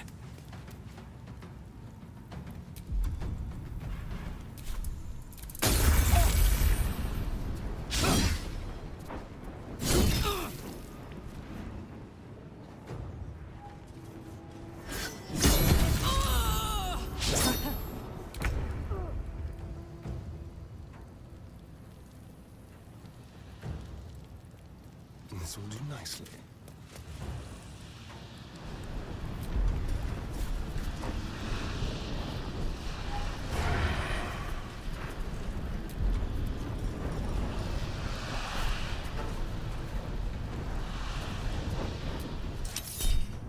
If I could get down on my hands and knees and say thank you and still be on camera, I would do it. Nice. And a bonus attack. And a critical hit bonus attack. Wait, I hit Karlach! Oh my god, I was hitting Karlach. I couldn't tell I was hitting Karlach. Oh my god, I was hitting Karlach the whole time. Oh my god. This is my I couldn't tell. Fleet of foot. Oh, this fucking game, man. This fucking game.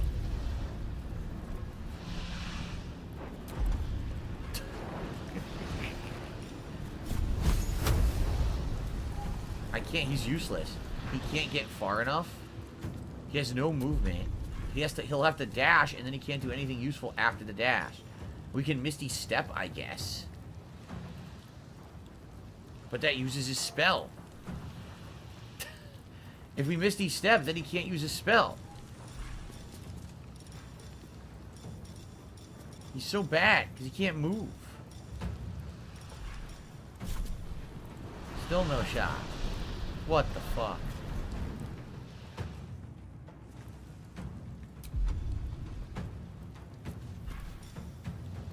Again, even if he does this... Oh wait, he's not using a spell with haste? Yes it does, it takes a level 3 spell slot. So if he does this, why is it not taking a level 3 spell slot?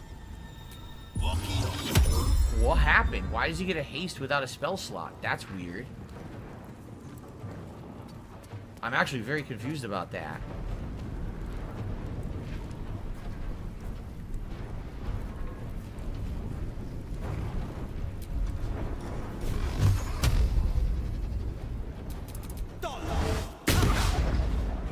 One hit and then a miss. No, a triple miss? A triple fucking miss. He's a complete waste. What's this?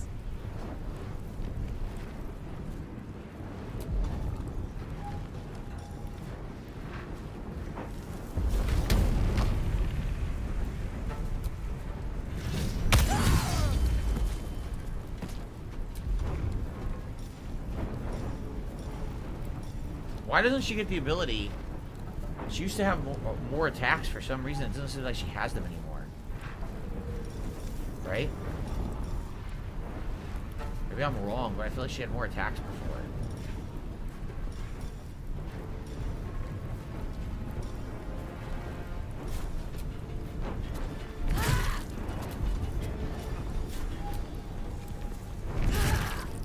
Dude, she almost got it. Now she's gonna die. She almost had it.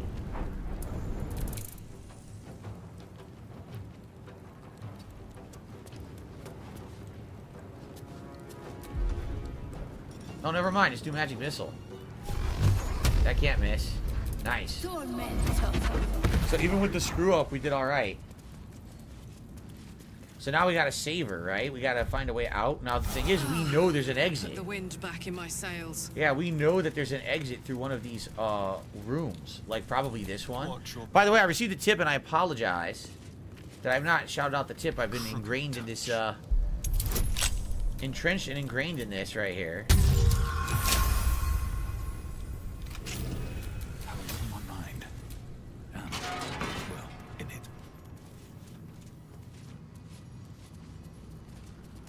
How do we escape? There's definitely one of these cells leads out. We know there's an exit. Oh, is this it?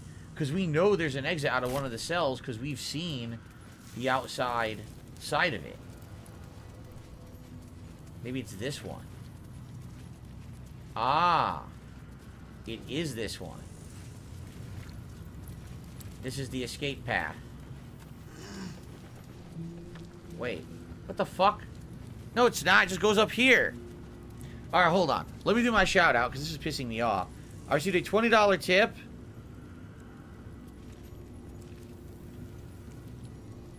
I eat the rich. Put on the Viking helmet, Phil. Thank you for your $20 tip. Eat the rich. And with that, indeed, is earned the hat reward for today's stream. So thank you very much.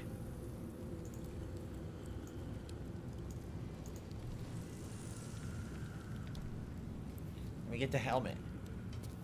And then we'll continue.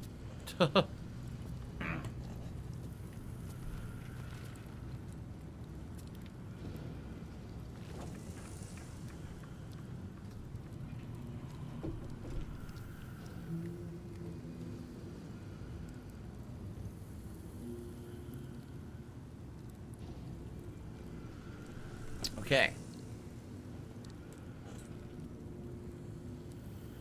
Good.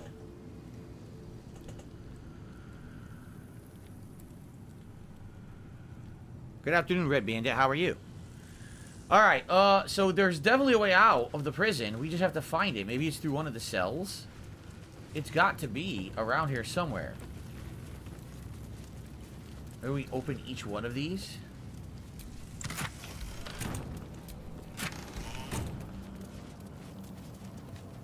There's got to be a way out because we know there's a way to sneak into the prison. Simple. So there's got to be a way out, and that's why I want to get her out through the side exit.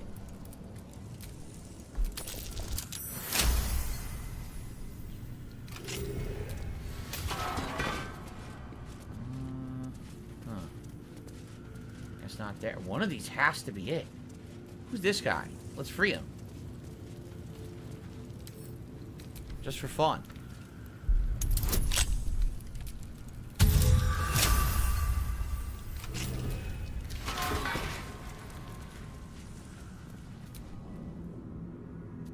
What do you want? To help you escape. I don't need to escape. I've got food, water, privacy, and I mean to keep it that way. Oh, he wants to be here. Well, what can you do? You would think, like, maybe this way? Maybe there's a way to destroy the wall or something here? Because look at how there's a rock. Like, that's weird, right?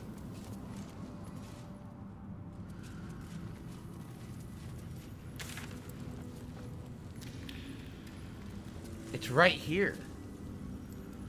So how do I get there? Something's got to give or break or something to get over there.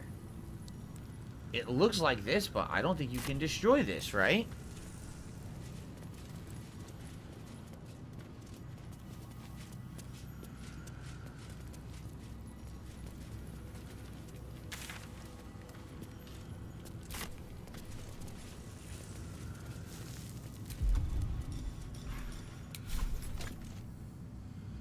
You can't even attack this. What do I do? Doesn't do anything. Someone named Will did a super chat. I have no idea what the actual value of the super chat is because it's a foreign currency. Would you ever consider fighting Worski or Jim in Tekken on stream? You could easily take either. I think the stream would get lots of views. I don't even know what you're talking about. Who's that? Who are they? I've never heard of them. I know nothing of them. I don't know why they would want to fight me in Tekken. Like, I'm down for fighting people in Tekken, but I'm not very good. So I'll probably get my ass handed to me no matter what. Seriously, like, I know I'm not good at Tekken. I've made no qualms about telling everyone that I don't really have a lot of Tekken skill. I'm trying to learn. Like, that's my thing, is I'm trying to get better at the game. Papo cock. No, that's Papo Japanese cock. yen? Oh, okay, Will. Yeah, I don't know. I don't know who those people are you're even talking about. So, I haven't been into, like, I know I'm not, like, challenging anyone or anything because I don't even get to play that often. I play it, what, twice a week? That's not good enough to really hang with anyone who's been playing it any consistent amount of time, I feel. So, I haven't really bothered. You know, when Street Fighter 6 I challenged, I open challenge, and no one took the challenge. You know, because no one wants to apparently have anything to do with me thanks to my trolls, so that's life, right?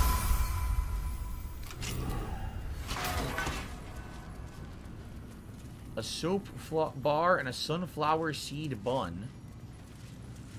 How the fuck do... Where is the prison escape? This is actually getting annoying now, like...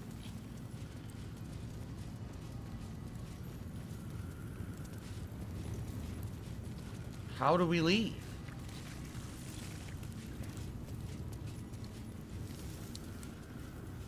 This way, maybe? We didn't go this way yet. Oh, okay, maybe this is it.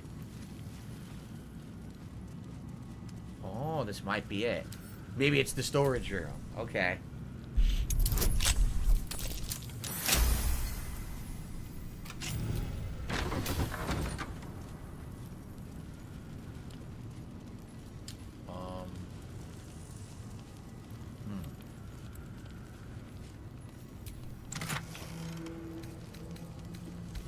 What the fuck? How the fuck do we get out of here? There is definitely an entrance from outside. We know it for a fact. We saw it from outside.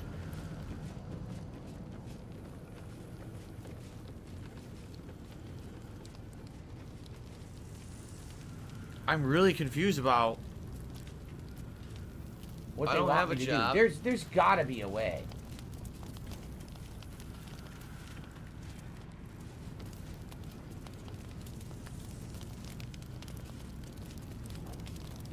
There's a stack of wood, a bunch of junk.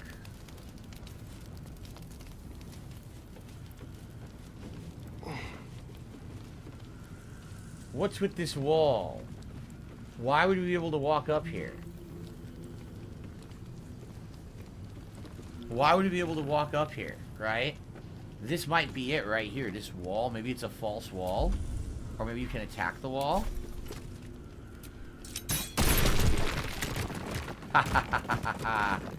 We found it! Sweet. Alright, we did it. I had a feeling. Not as bad as it could have. Just gotta do a little hop, skip, and a jump. Come on, everybody. Thank goodness we found that alternate entrance, far because that enough. just let us get out with undetected. That was The way beautiful. should be clear. I can't thank you enough. What the fuck? For getting me out of that damned prison. All right. And for giving me courage when I'd all but run out. Nice. It's the least we could do. Your faith in this city should inspire us all. I'm glad to see you free. You're a vital ally. When the flames roared loudest, you pulled me to safety. Most would have let me burn. I won't forget it. I will travel to the upper city. Find what allies I can. You won't fight the coming battle alone. Cool. As long as the city stands, I will stand with it. This is my promise. All right. Mission complete. She's all right now. Took off. Will is inspired. Diplomatic rescue. Well, now that it's safe to actually long rest, I think we should. But remember, we have key things to do in camp, do we not? We have 2 key things. Kagome, I'll see you tonight for the late stream. Sounds good. We have a couple key things. So first thing we should do is save.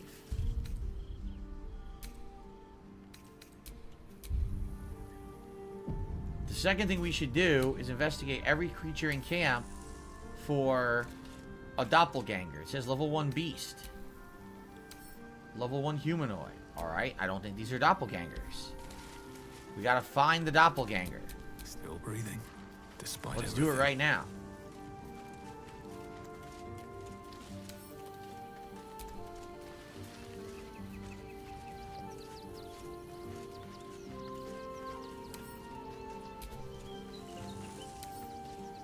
Investigating everyone. Someone's a doppelganger.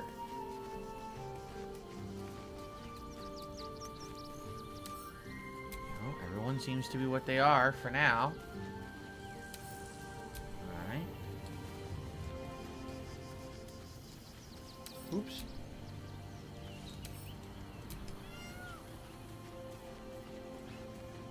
Not Gale. Come on, not Gale.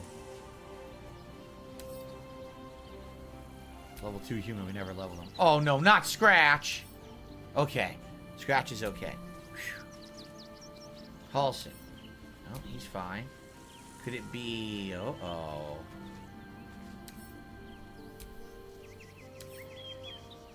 No, they're alright.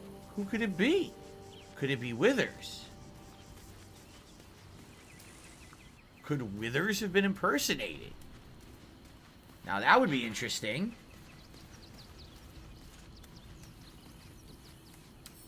No. But we talked to everybody, have we not? So, who's the doppelganger?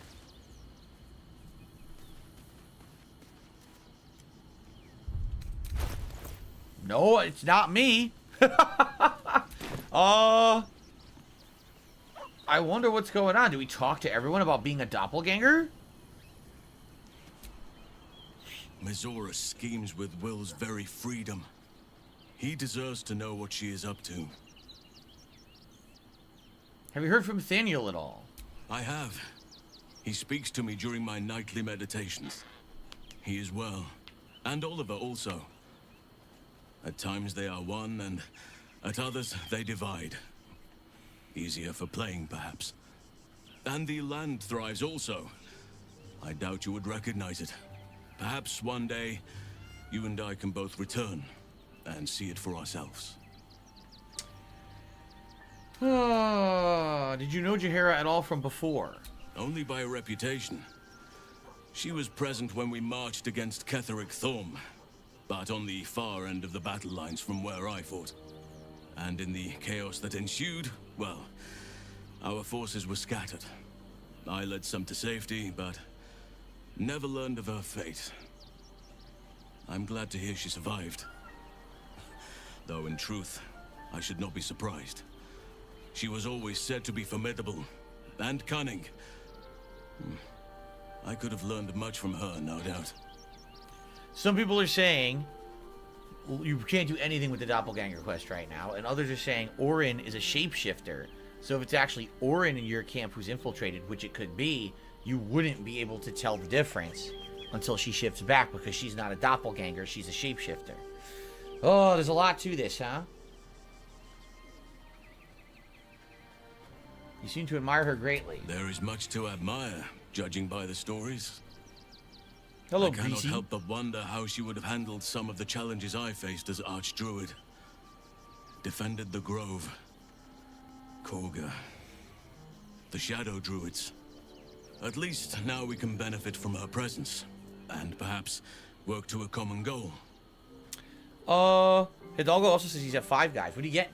I love Five Guys. I haven't had it in years. I like their burger with, like, what do they call it? All the way or whatever, all the stuff on it. I also like their hot dogs.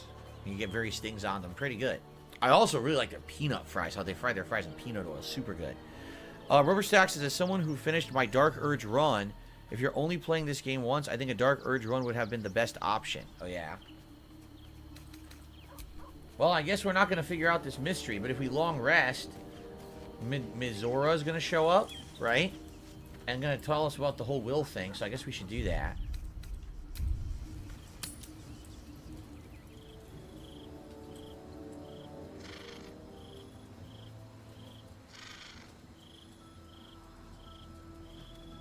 Alright, let's see what she's up to.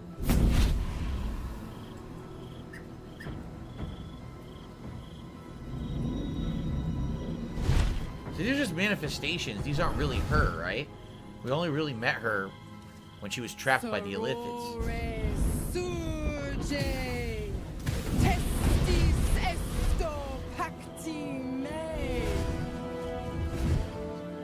The fuck? Come, sisters, be my testament. Notum sit in Beator. Notum sit in Beator. Holy hells. Please introduce me to your friends. Fina, Cirrus, arbiters for the hells, exemplars of justice. Enough, Mizora. Where is my father? How do I save him? How else? We bargain. Oh, fuck this. Sisters. Infernos contractus te vocamus. Infernos contractus te vocamus. Take your contractus and shove it up your asses. Te vocamus.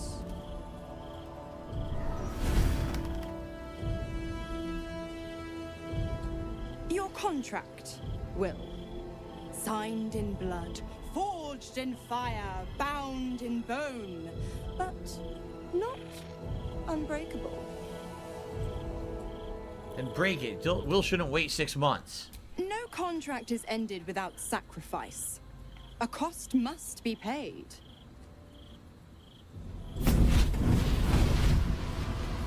Will Ravengard, a choice is before you.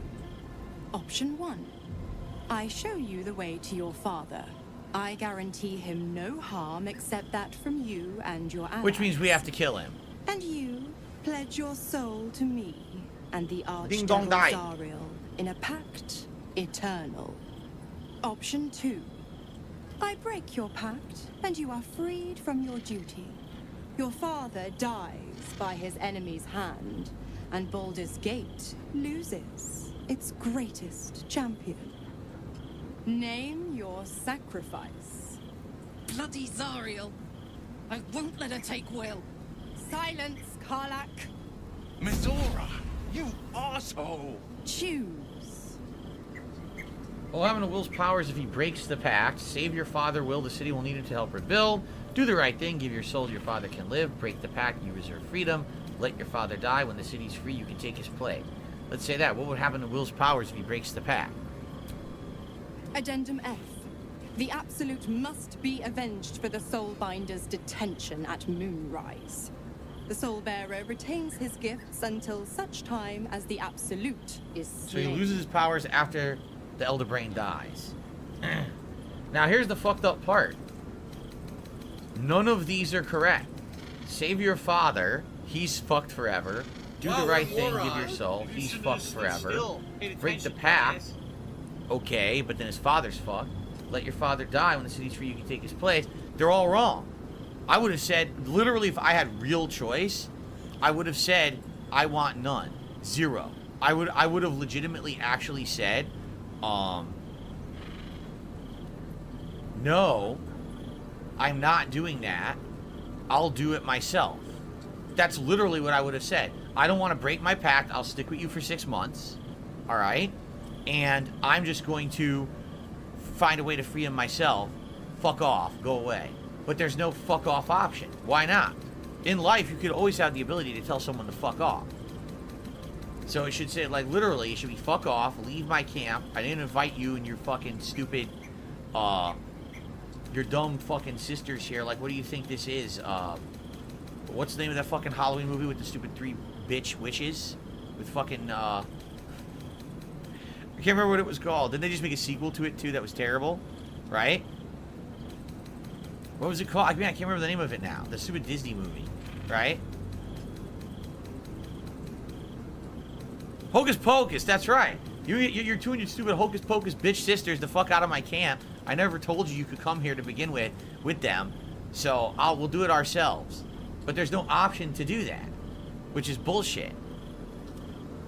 You should be able to say leave, and then he keeps his powers for 6 months, and he has to go save his dad himself and fight the Absolute. I don't like this at all. There's absolutely no circumstance I'm giving her my soul. Fuck you. So it's either break the pact, you deserve freedom. Let your father die. When the city's free, you can take his place. No. It's going to be 3. Alright? We're going to say no, and then we're going to have to go save him ourselves. Yeah, that's what I'm doing. I'm doing 3. You damned wretch. Father. Do it. Break the pact.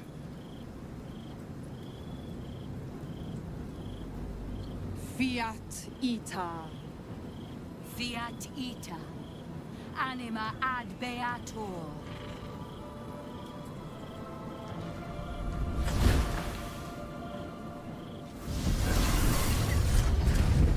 Didn't think you had it in you. Seems my boy's all grown up. And don't go fussing about your father. You made your choice. You knew the terms. You know what?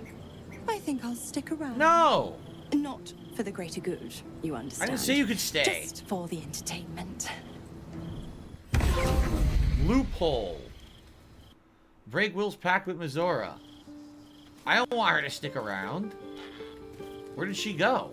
If she's in camp, I'm throwing her ass out right now. I'm getting an exorcist. I'm gonna get the hell, what'd they call her? The Helsercist or whatever? I'm gonna get her to fucking banish her ass to the fucking bowels of Shitsville. Oh my god, there she is. This is bullshit. Gods, I spent 7 years choked by Mazora's leash. And I spent 7 years hoping to break free.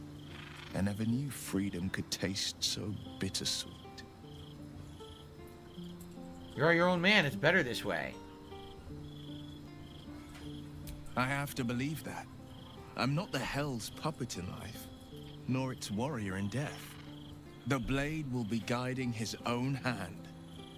But freedom will be paid in my father's blood. Tomorrow, I celebrate my gain. Today, I mourn my loss. A moment passes.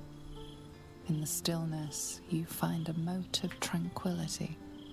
The Raven Guard name now lives solely with me. I will make it count for something.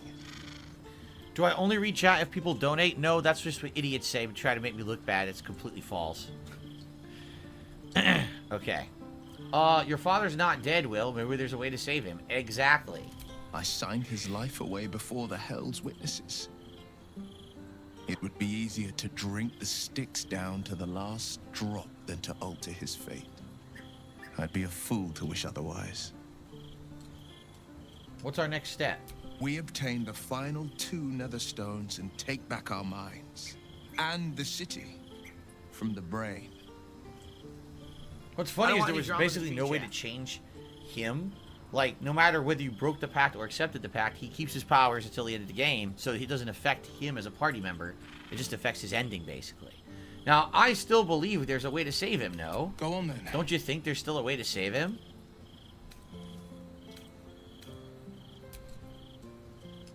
This bitch. Little Will's all grown up. I can't wait to see what trouble he gets into. If you had killed Karlach, he never would have transformed, so he still would have been like he did at the beginning of the game? Oh, that's interesting. You force Will to make an impossible choice. Impossible? My bargain was uncommonly reasonable. A single soul for the return of Baldur's Gate's most beloved Duke. A real bargain, I should think. I never thought the legendary Blade of Frontiers would surrender his father for freedom. Well, you heard that her deal was fake anyway, right? If you ask me. But what does a mean old devil like me know about heroes? You absolutely heard her deal. Her deal was fake. Her deal was, oh, so you'll be able to free him, but he can't be harmed by anyone but you or your party. So you notice she said that specifically in the deal, because this is what the demon deals are. They're always bullshit. So what would have happened was, you save him, but then he's mind controlled and he attacks you, and you have to stop him, and you end up killing him. That's exactly what would have happened. So now Will's soul is hers forever, and you don't have the do. There was no good choice. But we basically got out of the screw you over choice. So.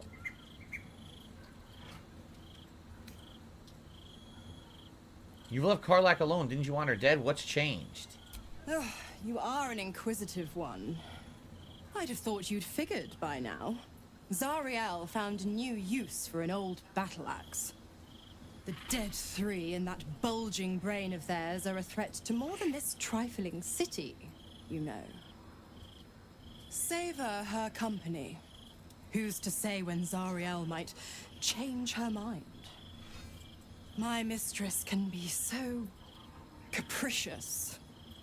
Or even worse, I'm thinking even deeper. We have a betrayer in camp. Orin might be in camp. So how fucked up? Orin would have totally done this. Wait for us to save Will's dad. Will's dad shows up in camp, and then Orin kills him. So that way, his sacrifice is for nothing.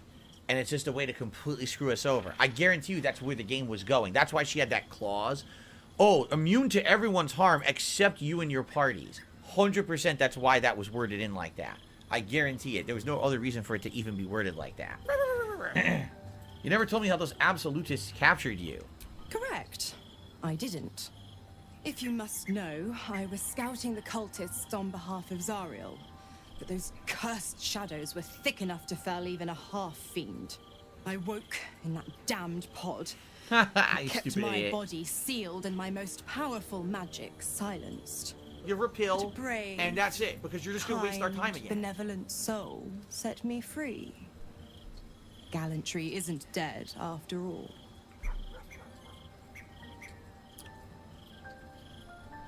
If you're staying, I want something in return. Why? I'm supplying Will with every scrap of his infernal power. I've paid my dues many times over. I tell you what, when the time comes to squish that big baddie of a brain, I'll lend you We just a gained a new ally for the final fight.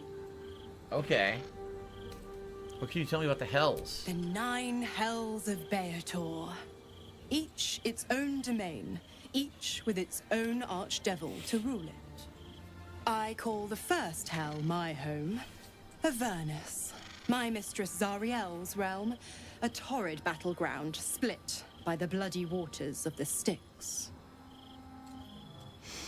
How I adore it, the delicious agony of it all. The other 8, well, they are pleasures unto themselves. Perhaps I'll show you myself, if I deem you worthy. Alright.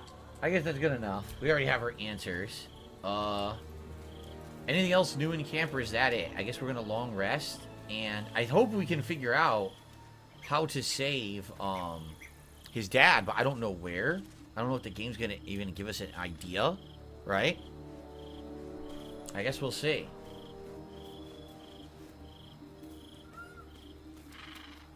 Alright, I guess we're done here. I don't see anyone else with any dialogue. Not even Karlach, who you think would have had dialogue here, but no. Another letter from Arabella? Or is it a different one, or a new one? No, we already read that. Okay, it's still there. Alright, time to rest.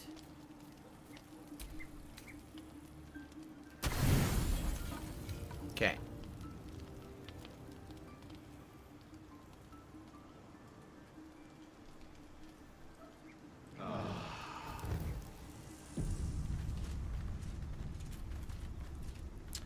Alright.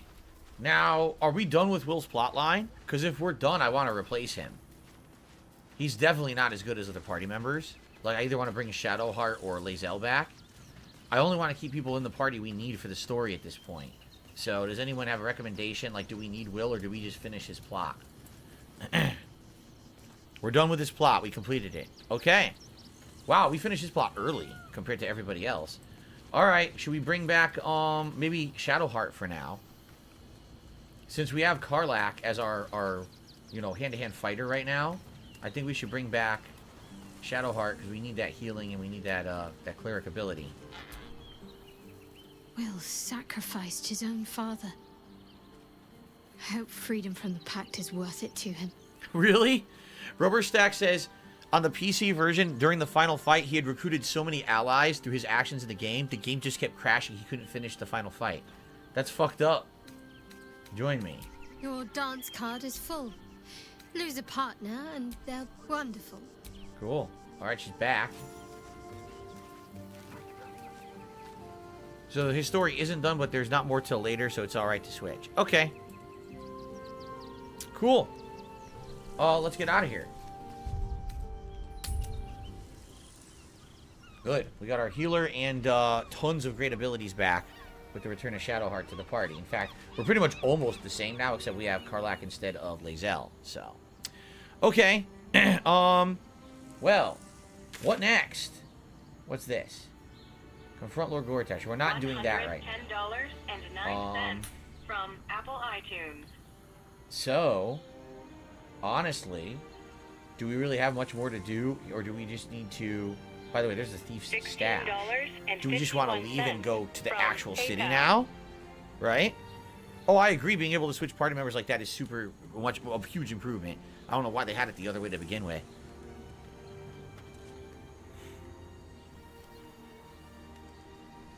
Enter the city. All right. Where's the fast travel point? Right here. Let's do it. We have 10 minutes to get to the city.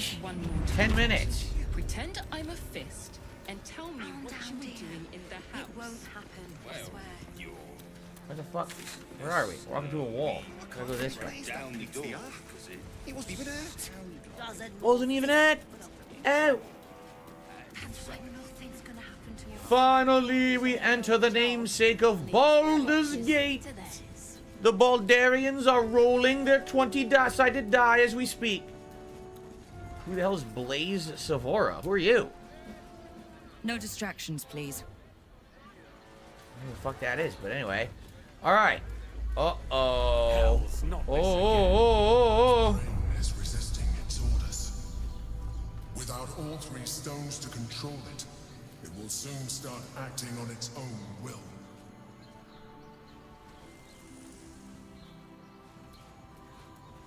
What the fuck? What happened? What's going on? It's an invisible wall. I can't go any further. What the hell? Oh, 2 lower city U's? Alright, that's crappy, the way they just did that. Alright, we're finally making it to Baldur's Gate. It only took 100 hours of gameplay to get to the namesake of the goddamn game. It's the entrance to Baldur's Gate. Do do do do do do do do do.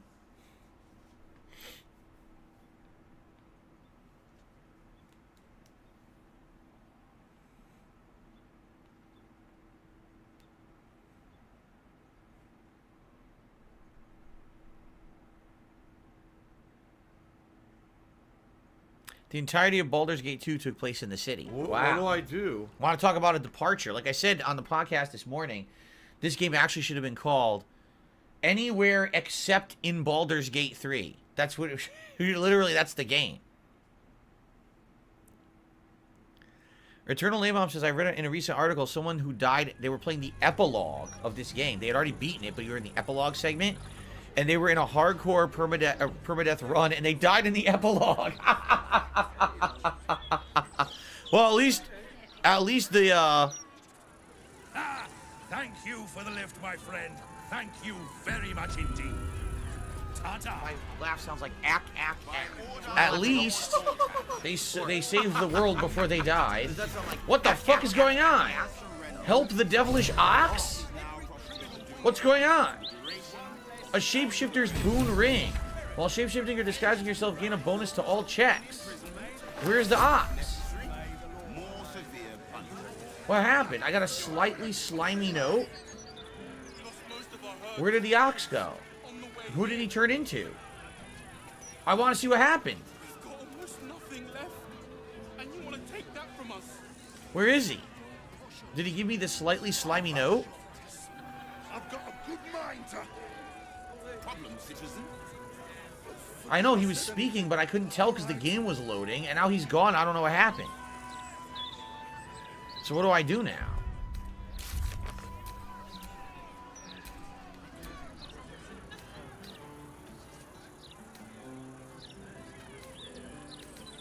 It's not even, they don't even have a record. Please provide a full inventory of any... I guess we'll check, let's check the note. What do I do? Smuggling or any other form of deceit will not be tolerated. Thanks for getting me in, I owe you one. That's it. I don't know who it was. Must be surrendered. I have no idea who that was now, because the game was loading and the loading fucked it up, so I couldn't see what happened. I don't know if there was even anything on the screen to see, but he started talking and I couldn't understand what he was saying because everything loaded at once, and then he just gave me the reward and that was it. And now I'm pretty pissed because I did all that work and followed that ox plotline the whole game, and now I don't know what just happened. So now I gotta ask you guys what happened. Right?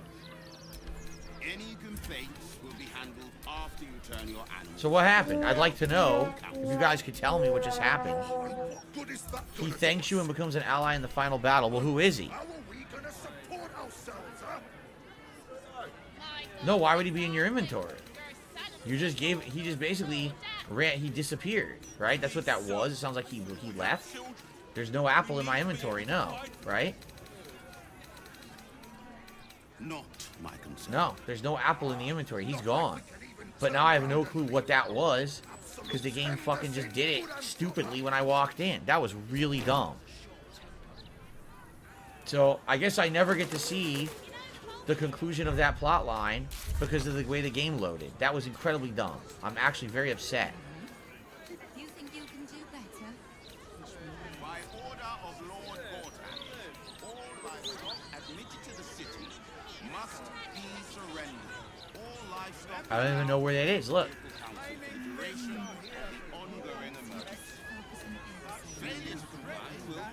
Strange Ox is a pile of goo who's a shapeshifter and wants to live in peace as an ox.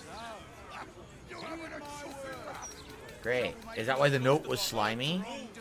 He's a monster creature that shapeshifts and was tired of killing and bloodshed. He wants to lay low as an ox. Well, it would have been nice to see that and understand that, but, you know, the game wasn't going for that, I guess. So there you go. Ding dong day. Regan Splint. Extra Stir. Anti-hag support group? Have you been hexed by a hag? Lost a loved one to a deal? You're not alone. Help the hag survivors. Rooms available at the Elf Song Tavern.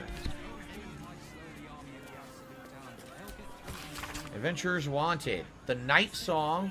Storied artifact, the Night Song for the preservation of Baldur's Gate. We already have Night Song.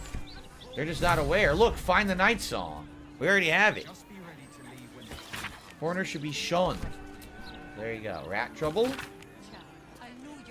Quest remove at no extra charge. So we got a few side quests. Ooh, there's a vendor. Who's the vendor? This person? This kid? He's just a news hawker.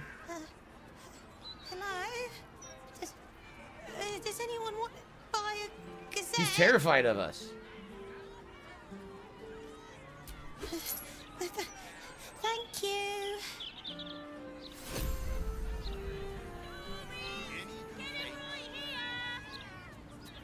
Okay. So the hag quest sounds like it's going to pick up, which is cool. Remember? We actually let the hag live. We didn't kill her. She did live. We took the deal and got that piece of flesh from her. So maybe she'll show up again. If you remember, she said she has a sister who lives in this city. I wonder. Gooster Boils, unconscious with 1 HP. Oh, should we get the fast travel unlocked? Did it already?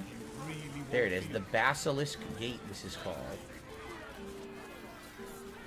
The power of the Elden Ring. Elden Ring? I wanted to say, the power of the Baldur's Gate, and I sang Elden Ring instead. Oops. It's Thursilmuria. Of course it is. Oh, the Gazette changes every day and will react to story events that you do in the game. Interesting. The power of the Elden Ring. It even overrides Baldur's Gate.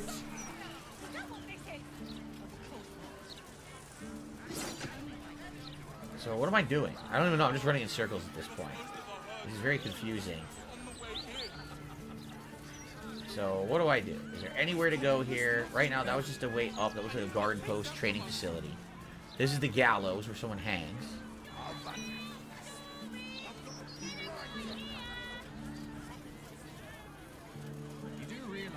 I guess we start at the... Oh!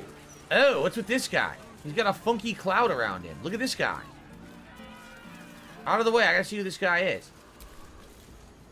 Come to have a go. Give it your best shot. He's a zombie.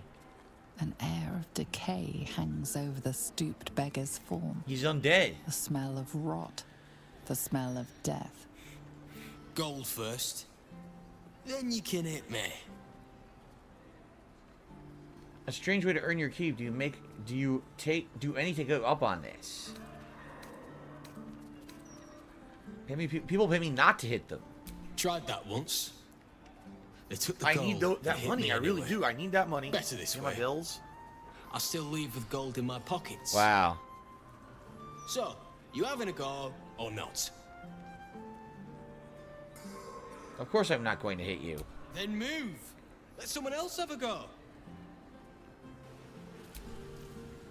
Changed your mind? Offer's still there.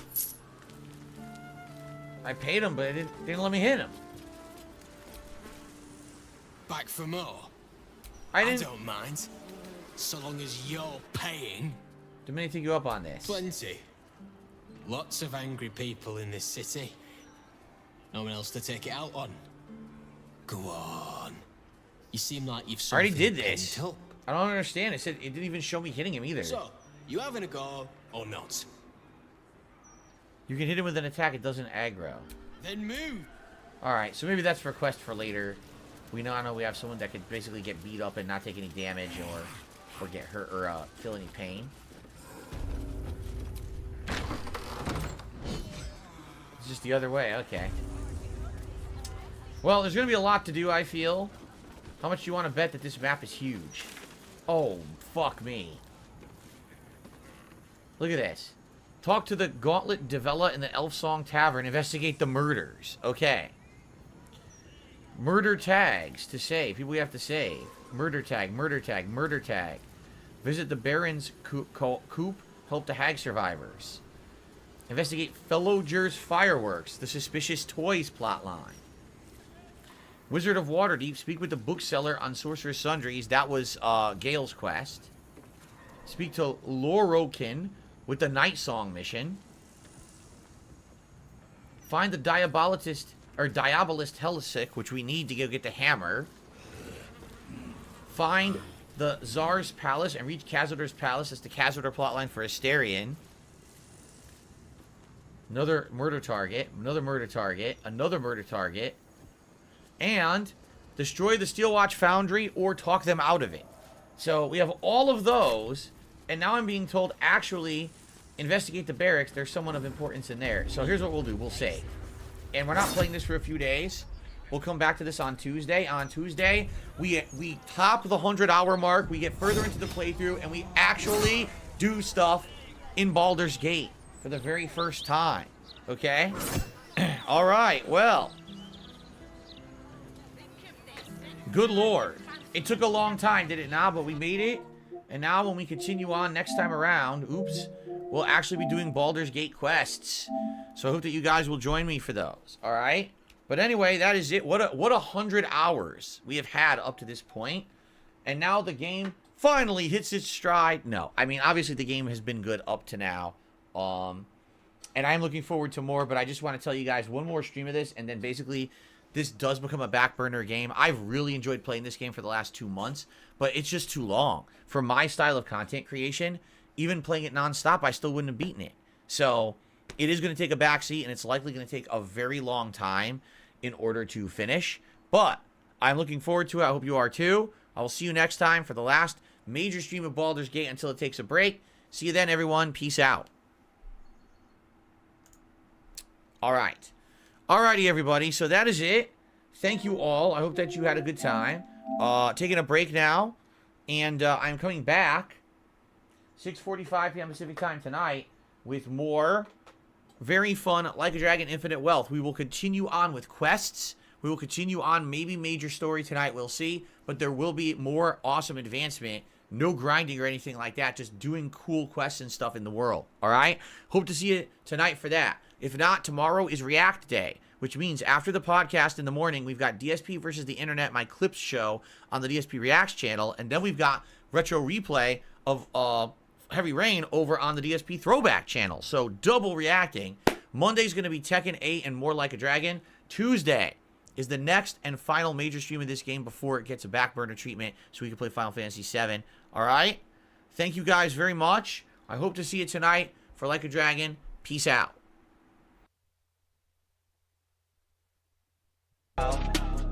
Bill's a beggar. He's a loco.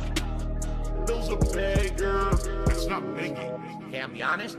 It makes me nervous because I've noticed recently there's actually been an uptick in super chats, which is great. It helps the channel long term, and certainly I'm not being ungrateful. And if that's the only way that you can contribute or support the channel, great. If you can help me and tip me, please do. That's what I need help with right now, okay? Again, I'm not asking for anything above and beyond. You know idiots will come out in prayers. Phil's saying he wants you to pay directly. This dude is a piece of fucking garbage. I understand that people right now are so hyped for the gifted memberships, and I'm very grateful for that. I mean, thank you. But I hope that that doesn't mean that people are going to forgo tipping, because that would put me in a bad situation. And in particular, I don't know why you guys, okay, why are you laughing? Grocery shopping, tips. Meal with my wife, tips. Coming up, my day off on Tuesday, tips. Nintendo Online, tips. Bills and stuff, tips. Tips are the liquidity of my business. Why are you laughing? Oh, so hilarious that this guy has stuff financially tight. I literally can't afford stuff on Tuesday on my day off, and you're gonna laugh? Oh, it's funny. When you can't go and do something with your family on your day off, your one day off for the week when you're working full-time 6 days a week. That's funny, right? No, it's not fucking funny. Now shut up. Grocery shopping, tips. Meal with my wife, tips. Coming up, my day off on Tuesday, tips. Nintendo Online, tips. Bills and stuff, tips. Tips are the liquidity of my business. Grocery shopping, tips. Meal with my wife, tips. Coming up, my day off on Tuesday, tips. Nintendo Online, tips. Bills and stuff, tips. Tips are the liquidity of my business.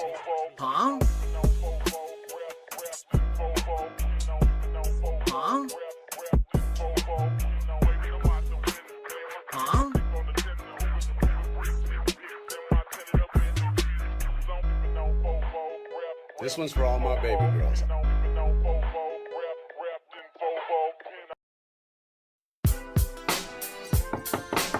Hey, yo, open up, man. Come on, open up, man. Hey, yo, what do you want, man? Yo, man, they caught me. What? Yo, they caught me on camera. I don't know what to do, man. What do I do? I don't know. Blame it on Tevin. Alright. I was streaming and they caught me red-handed, beating off in front of my fans. Pajama pants down around my ankles, feeling like a big strong man. How could I forget that I had left my camera on? All that time I was stroking it and thinking all about Tyrone. Slinging my shit like I was a drug dealer. No paper towel, no sock, no pillow. Can't fuck cat cause she fat and familiar. Garrett gave me links to a couple chatter betas. Got freaked out by a sexual fridge. Cat's grossed out by the sight of my dick. I went broke, she went and got big. But she look a little thinner when I drink a little gin. They saw me sitting on the sofa, head back, eyes roll up. Oh, yeah. I should've turned off the router. Oops. They got it all on camera. Oh, camera's on. I was streaming and they caught me red-handed, beating off in front of my fans. Pajama pants down around my ankles, feeling like a big strong man. How could I forget that I had left my camera on? All that time I was stroking it and thinking all about Tyrone. I wanna say that I'm sorry for the tips that I stole. And I'm sorry that I sprayed my cat, but he's an asshole. Jasper? Sorry I was chatting online to a 17-year-old. Say what? I'll be sorry when my parents die, but I need that bankroll. And I say, I was streaming and they caught me red-handed, beating off in front of my fans. Pajama pants down around my ankles, feeling like a big strong man. How could I forget that I had left my camera on? All that time I was stroking it and thinking all about Tyrone. Oh, the camera's on. The camera's been on the whole time, huh? I don't even know. Hello. That's right, I'm a huge pervert, guys. That's all I do. I just masturbate constantly in front of children. You're absolutely right. In his 30s or something. It's the guy watching his Twitch. Is that really him?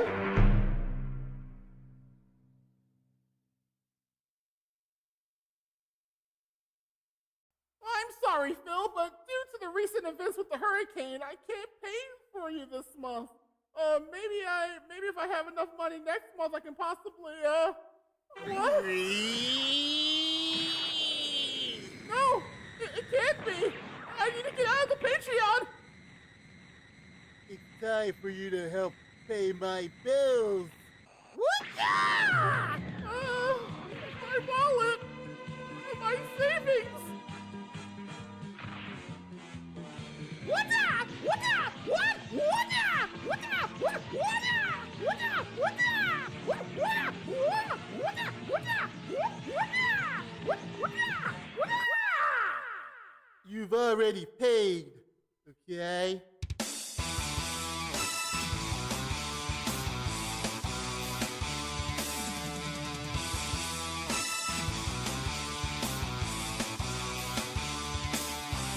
Pay me time when the money's low and I need your bid.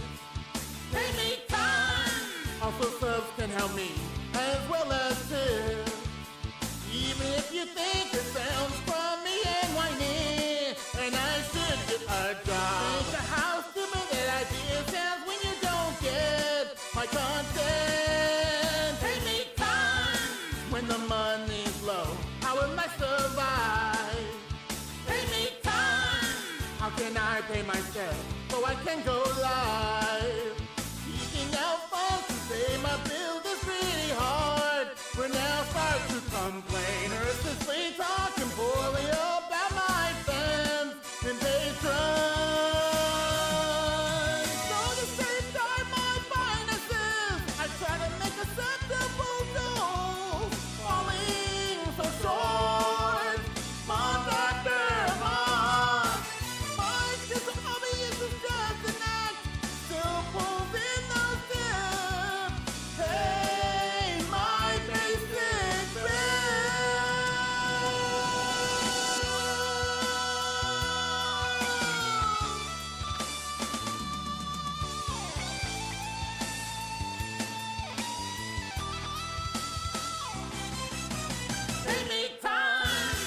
the money's low, I will blame you. Pay me time when there's nothing left. Where will I go to? None will ever know how much I put into this content. It's just so very hard. Either track control would not separate me from my work. Oh, come on. So the safeguard my finances, I try to make a sensible goal. Falling so short, month after month. My kids are obvious is just an act. Still proving those tips. Pay my basic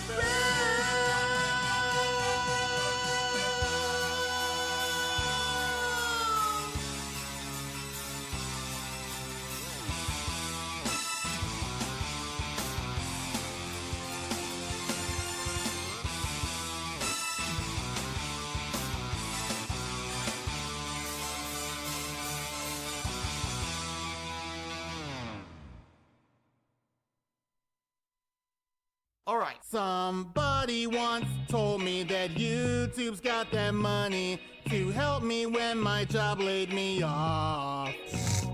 I was looking kinda stout with my cowboy hat and gout as my e-begging started to take off.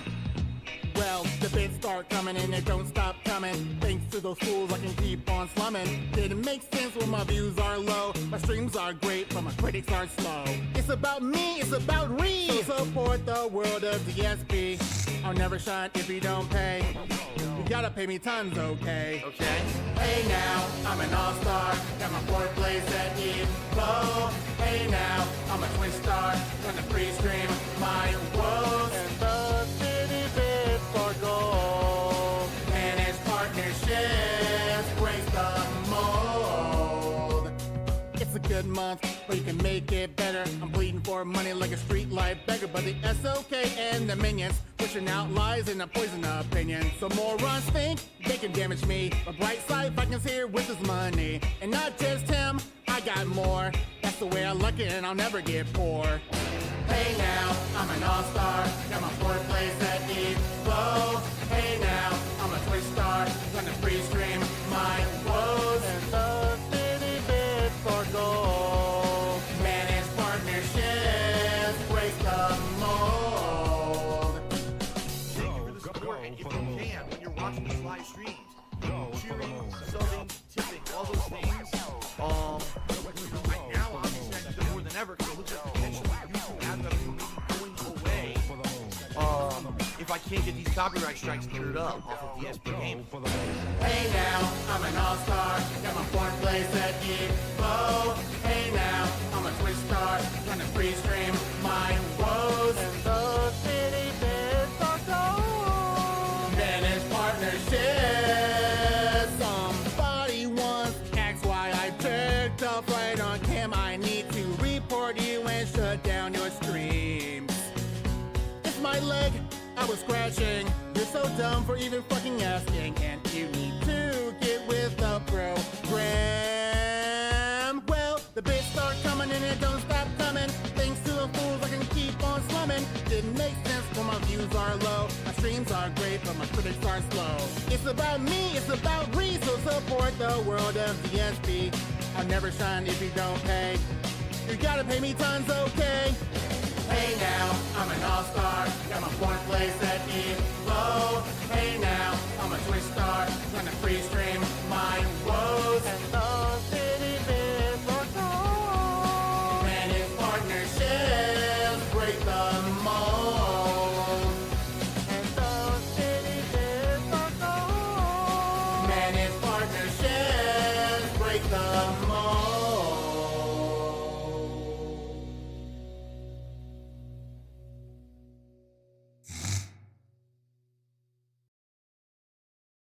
Hello?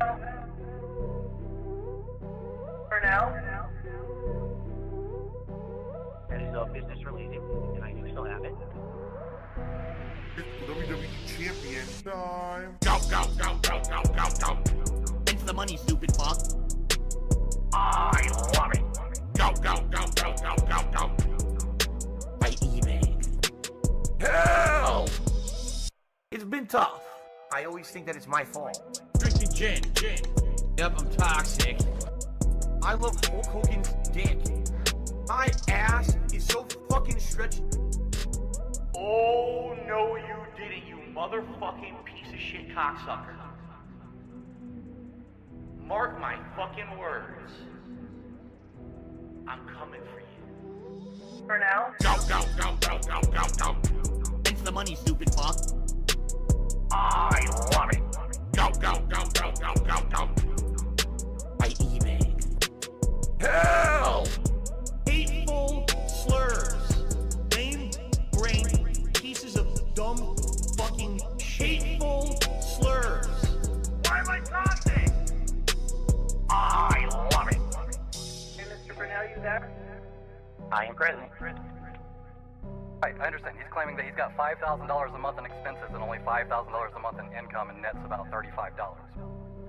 It's Tevin's fault. A really slow day for me on stream. I didn't make a lot of support yesterday. It's you guys, and you know, how much you're liking the content I'm doing in a given day, how much you can afford to support that content. Can you argue it's a begging model? I mean, I guess. This dude is a piece of fucking garbage. I need this money, I get this money, beg for this money, I want that money. The only time I chill is when I pay my bills. The only time I get to chill is when I spend the bills. Scumbags and mental cases on the internet still support I'm a beggar and I'm a loser and I'm on level 1. That I can't go on a honeymoon with my wife. I'm paycheck to paycheck. I'm on level 1. I need this money, I get this money, beg for this money, I want that money. The only time I chill is when I pay my bills. The only time I get to chill is when I spend the bills. I need this money, I get this money, beg for this money, I want that money. The only time I chill is when I pay my bills. The only time I get to chill is when I spend the bills. If you are watching his shows and you're paying his bills, you're a fucking loser. You should not support this guy. He had the opportunity to make serious money to entertain you, and he wouldn't do it. But you're gonna still fucking give him $200? You're gonna give him $50 to pay his fucking bills? Nah, you got a job. You keep your money. Fuck.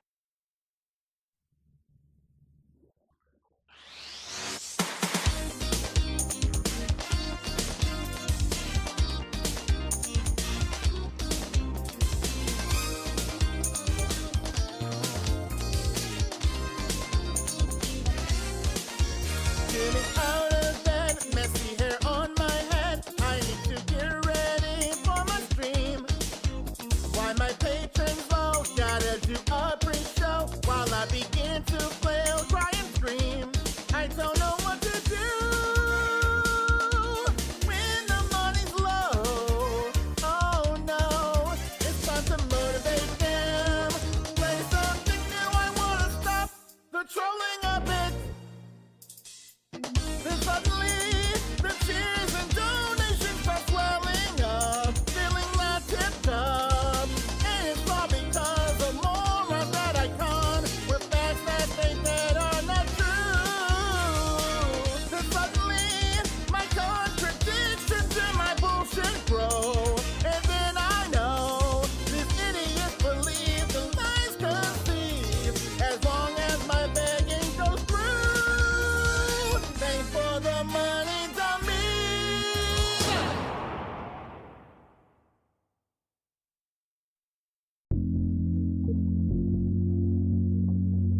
Yikes.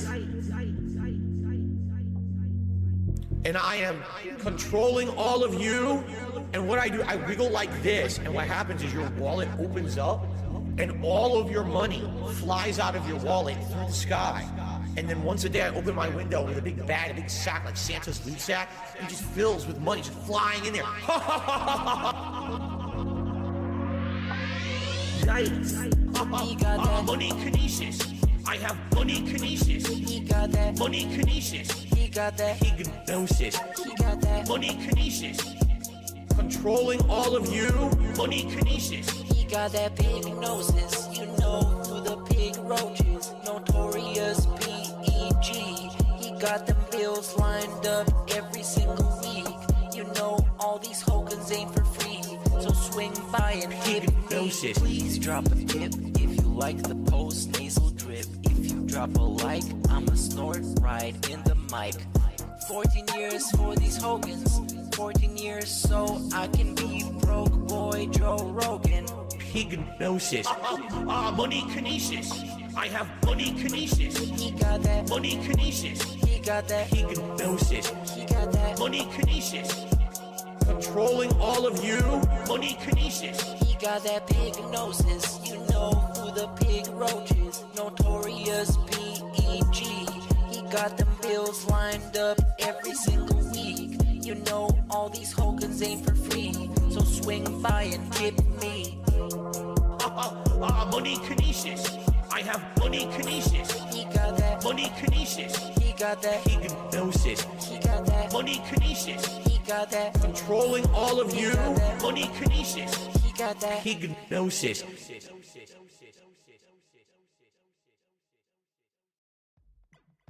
It's an uncomfortable situation because he's cross-dressing. Ha ha ha. It's implied that something sexual happened between Cloud and these people.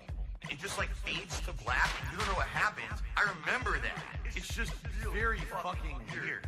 I was just like so confused as a teenager. We're not sleeping together, you fat. I can't say that That's why we got a room with a giant bed. It was a different time. It was a different era. Ladies and gentlemen, DSP here. Apparently, I cross-dressed on Halloween. You do realize the words trannies and gay are not bad words, right? Even if I had cross-dressed, there's nothing wrong with that. I'm coming out of the closet. Are we excited now?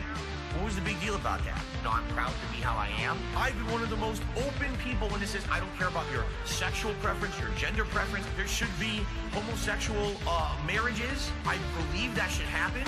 Oh, I said homosexual marriages. What should I say? Same-sex marriages? All right, excuse me, I'm a little angry. It's 2022, it's time to fucking wake up. Oh my God, Phil's woke. I'm gay. We're totally gay. You can literally bend over and suck a turd out of your own fucking butthole. I'm fine. Come on, meaty man, let's do it. 10 big dicks.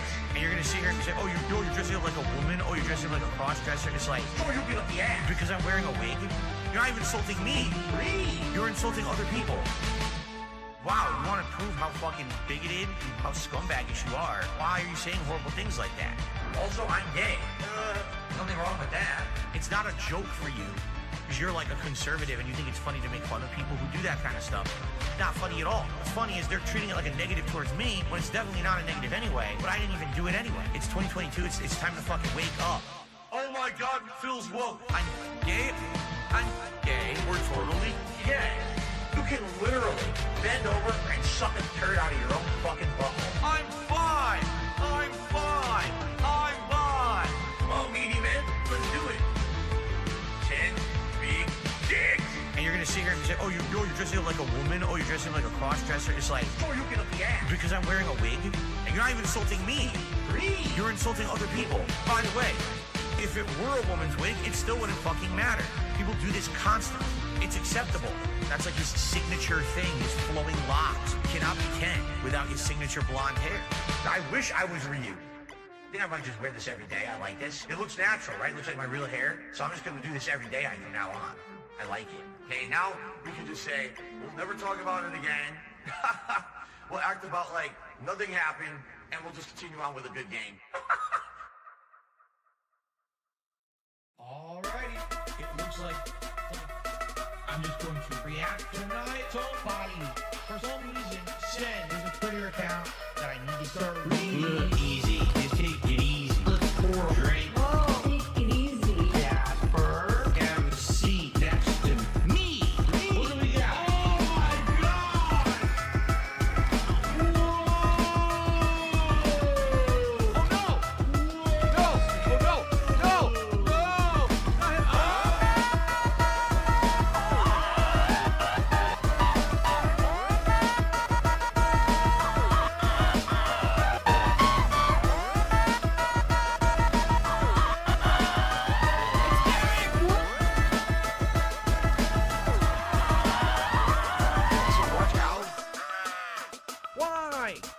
Stop it. Stop this! Get some help. Help, God, help, help, help, help, help, help, help, help.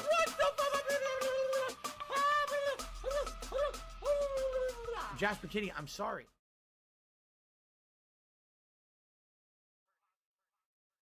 Why do I say I'm not a children's entertainer? Because I'm not a Muppet. I'm not here to play a character. I'm not here to pretend that I'm something that I'm not. I don't dye my hair. I don't act stupidly constantly to get attention from children. I don't do stupid pranks. You know what I mean? I don't cause drama. I'm here just to play games and have fun. I'm a legitimate gamer. Big ups to your dad. I need banana, tasty banana. Put banana in my mouth, tasty banana. I need banana, tasty banana. Please don't feel it comes in there. Put banana in my mouth, squeeze banana.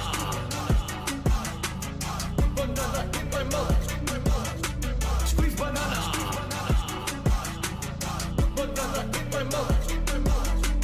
Act and talk a certain way with certain mannerisms, certain over-the-top reactions, screaming at the top of their lungs, jumping, flailing, doing weird things, constantly on camera. I need banana, tasty banana, put banana in my mouth, tasty banana. I need banana, tasty banana. Please don't feel it comes in there. Put banana in my mouth, squeeze banana. Put banana in my mouth.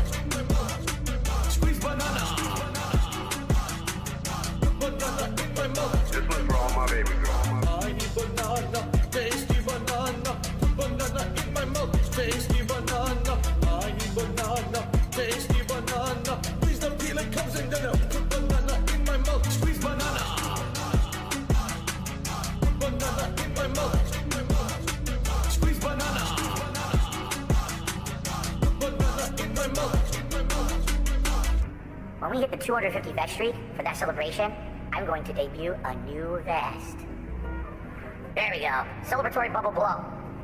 Very nice. There's bubbles everywhere. There's bubbles all over my PlayStation 4 controller. There's bubbles on my microphone stand. There's The Chiking. The Chiking in the ring at Burger King. People are shooting up. Like, oh, good thing. I used to be a regular Dean Martin. How lucky can one pig be? I DM'd her and she DM'd me. My OBS is quite dead. I got laid off in 2010. Ack, ack, ack. Ack, ack, ack, ack, ack. Your boyfriend is who? He drives a Subaru. And? My chair keeps spinning. Yeah, that's normal. Dents in my chat, they keep tipping. What's up, Slayer? I stop my stream, I keep drinking. Gin is great. My tweets are gonna be meaningful. I view bots enough to spread. Email just showed up. It's just like my Acert said. Sikorsky Aircraft. Tip me quick. I got laid off in 2010. I got laid off from my job in 2010. It was about a year later, my dad got laid off from the same job, the same company. They were laying everyone off. Like our Derek said, quotes. Sikorsky Aircraft was founded in 1923 and was sold to Lockheed Martin in 2015. My hand keeps oozing. Yeah, oozing a little bit. I pick my skin, it starts bleeding. Bleeding? I touch my face, I start eating. Delicious. War zone's about to be bountiful. We're going home to be wed. She looks like a horse. My mom is on her deathbed. That's robust. Tip me quick. Please tip if you can. I really appreciate it. I got laid off. Are you married? Do you operate a household? Tip me quick. I got laid off in 2010. I'm playing a woodwind instrument on Japanese. This one's for all my baby girls. And it starts to click, you know, if someone just keeps saying sorry when they do something, they're not really apologizing, right? If apologizing isn't just words, it's I will not do this thing again because I feel bad about it. If you keep doing the thing, it's not actually an apology. You have no respect for people that are alive, for fucking people that are dead. You don't give a shit about anybody but yourself. You have no respect. Apologizing isn't just words. You have no respect Do you value money more than our friendship? But that's the way of them saying, we want nothing to do with Phil at all moving forward. Let's make up a bunch of shit or twist a bunch of shit to make him sound bad because everyone hates him now anyway on the internet. So let's make him look like the villain so everyone will believe it, and we'll just be washing our hands of the whole situation and we never have to deal with him ever again. And you know what? Look what's happened. Literally, no one bugs them anymore. Nothing. It's all, they're completely washed. The hands are clean. You have no respect for people that are alive, for fucking people that are dead. You don't give a shit about anybody but yourself. You have no respect. Apologizing isn't just words. It's I will not do this thing again. You have no respect. Because I feel bad about it. He watches too much WWE. John starts getting text messages at 6 o'clock in the morning. That means it's like 2 o'clock in the morning there. So now, when you start reading them, you start looking at it, and it doesn't make any sense why he's even texting. And it's not even coherent. So you start wondering if the guy was, like, if he's been drinking and texting. So here we go.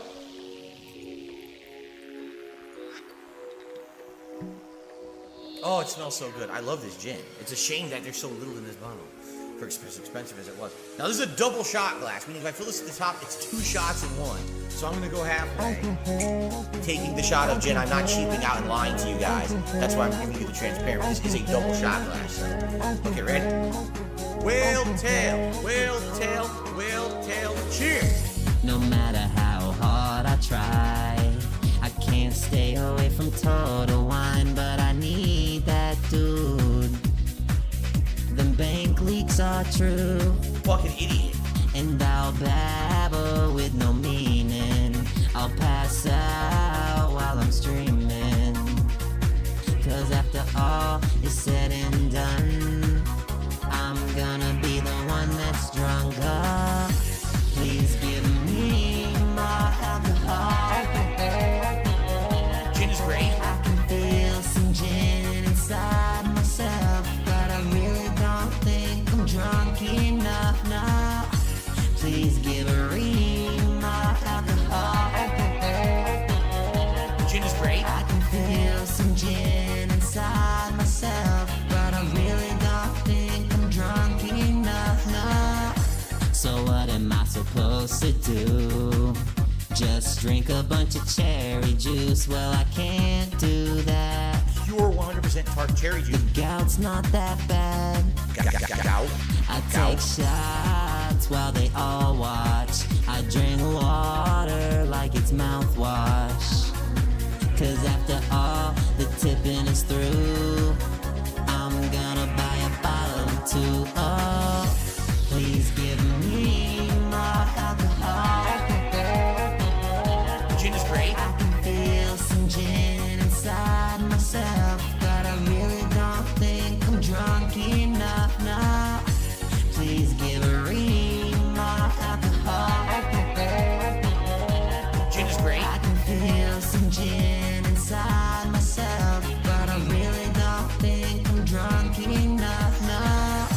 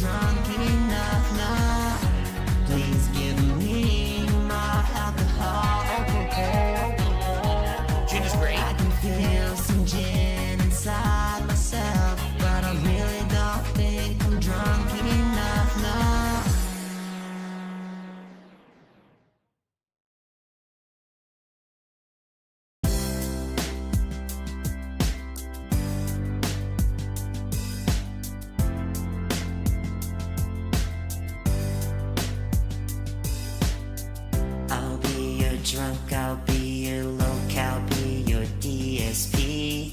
I'll be your best friend Derek, cause you look just like Pandora. I'll be the one who masturbates and leaves the camera on. I love my wife so much on accident, I'll call her mom. YouTube legend, mainly for begging. At least I can count on the Jews. Hello, Jew. I wanna bathe in gin on the mountains. I wanna swim with the whales in the sea. I'm gonna beg like this forever until the algorithm favors me. Yeah, I'll be the one who begs so I can eat out once a week. This song reminds me of my helicopter company. I'll be the one who never wants to get to level 2. I'll eat my takeaway while Jade is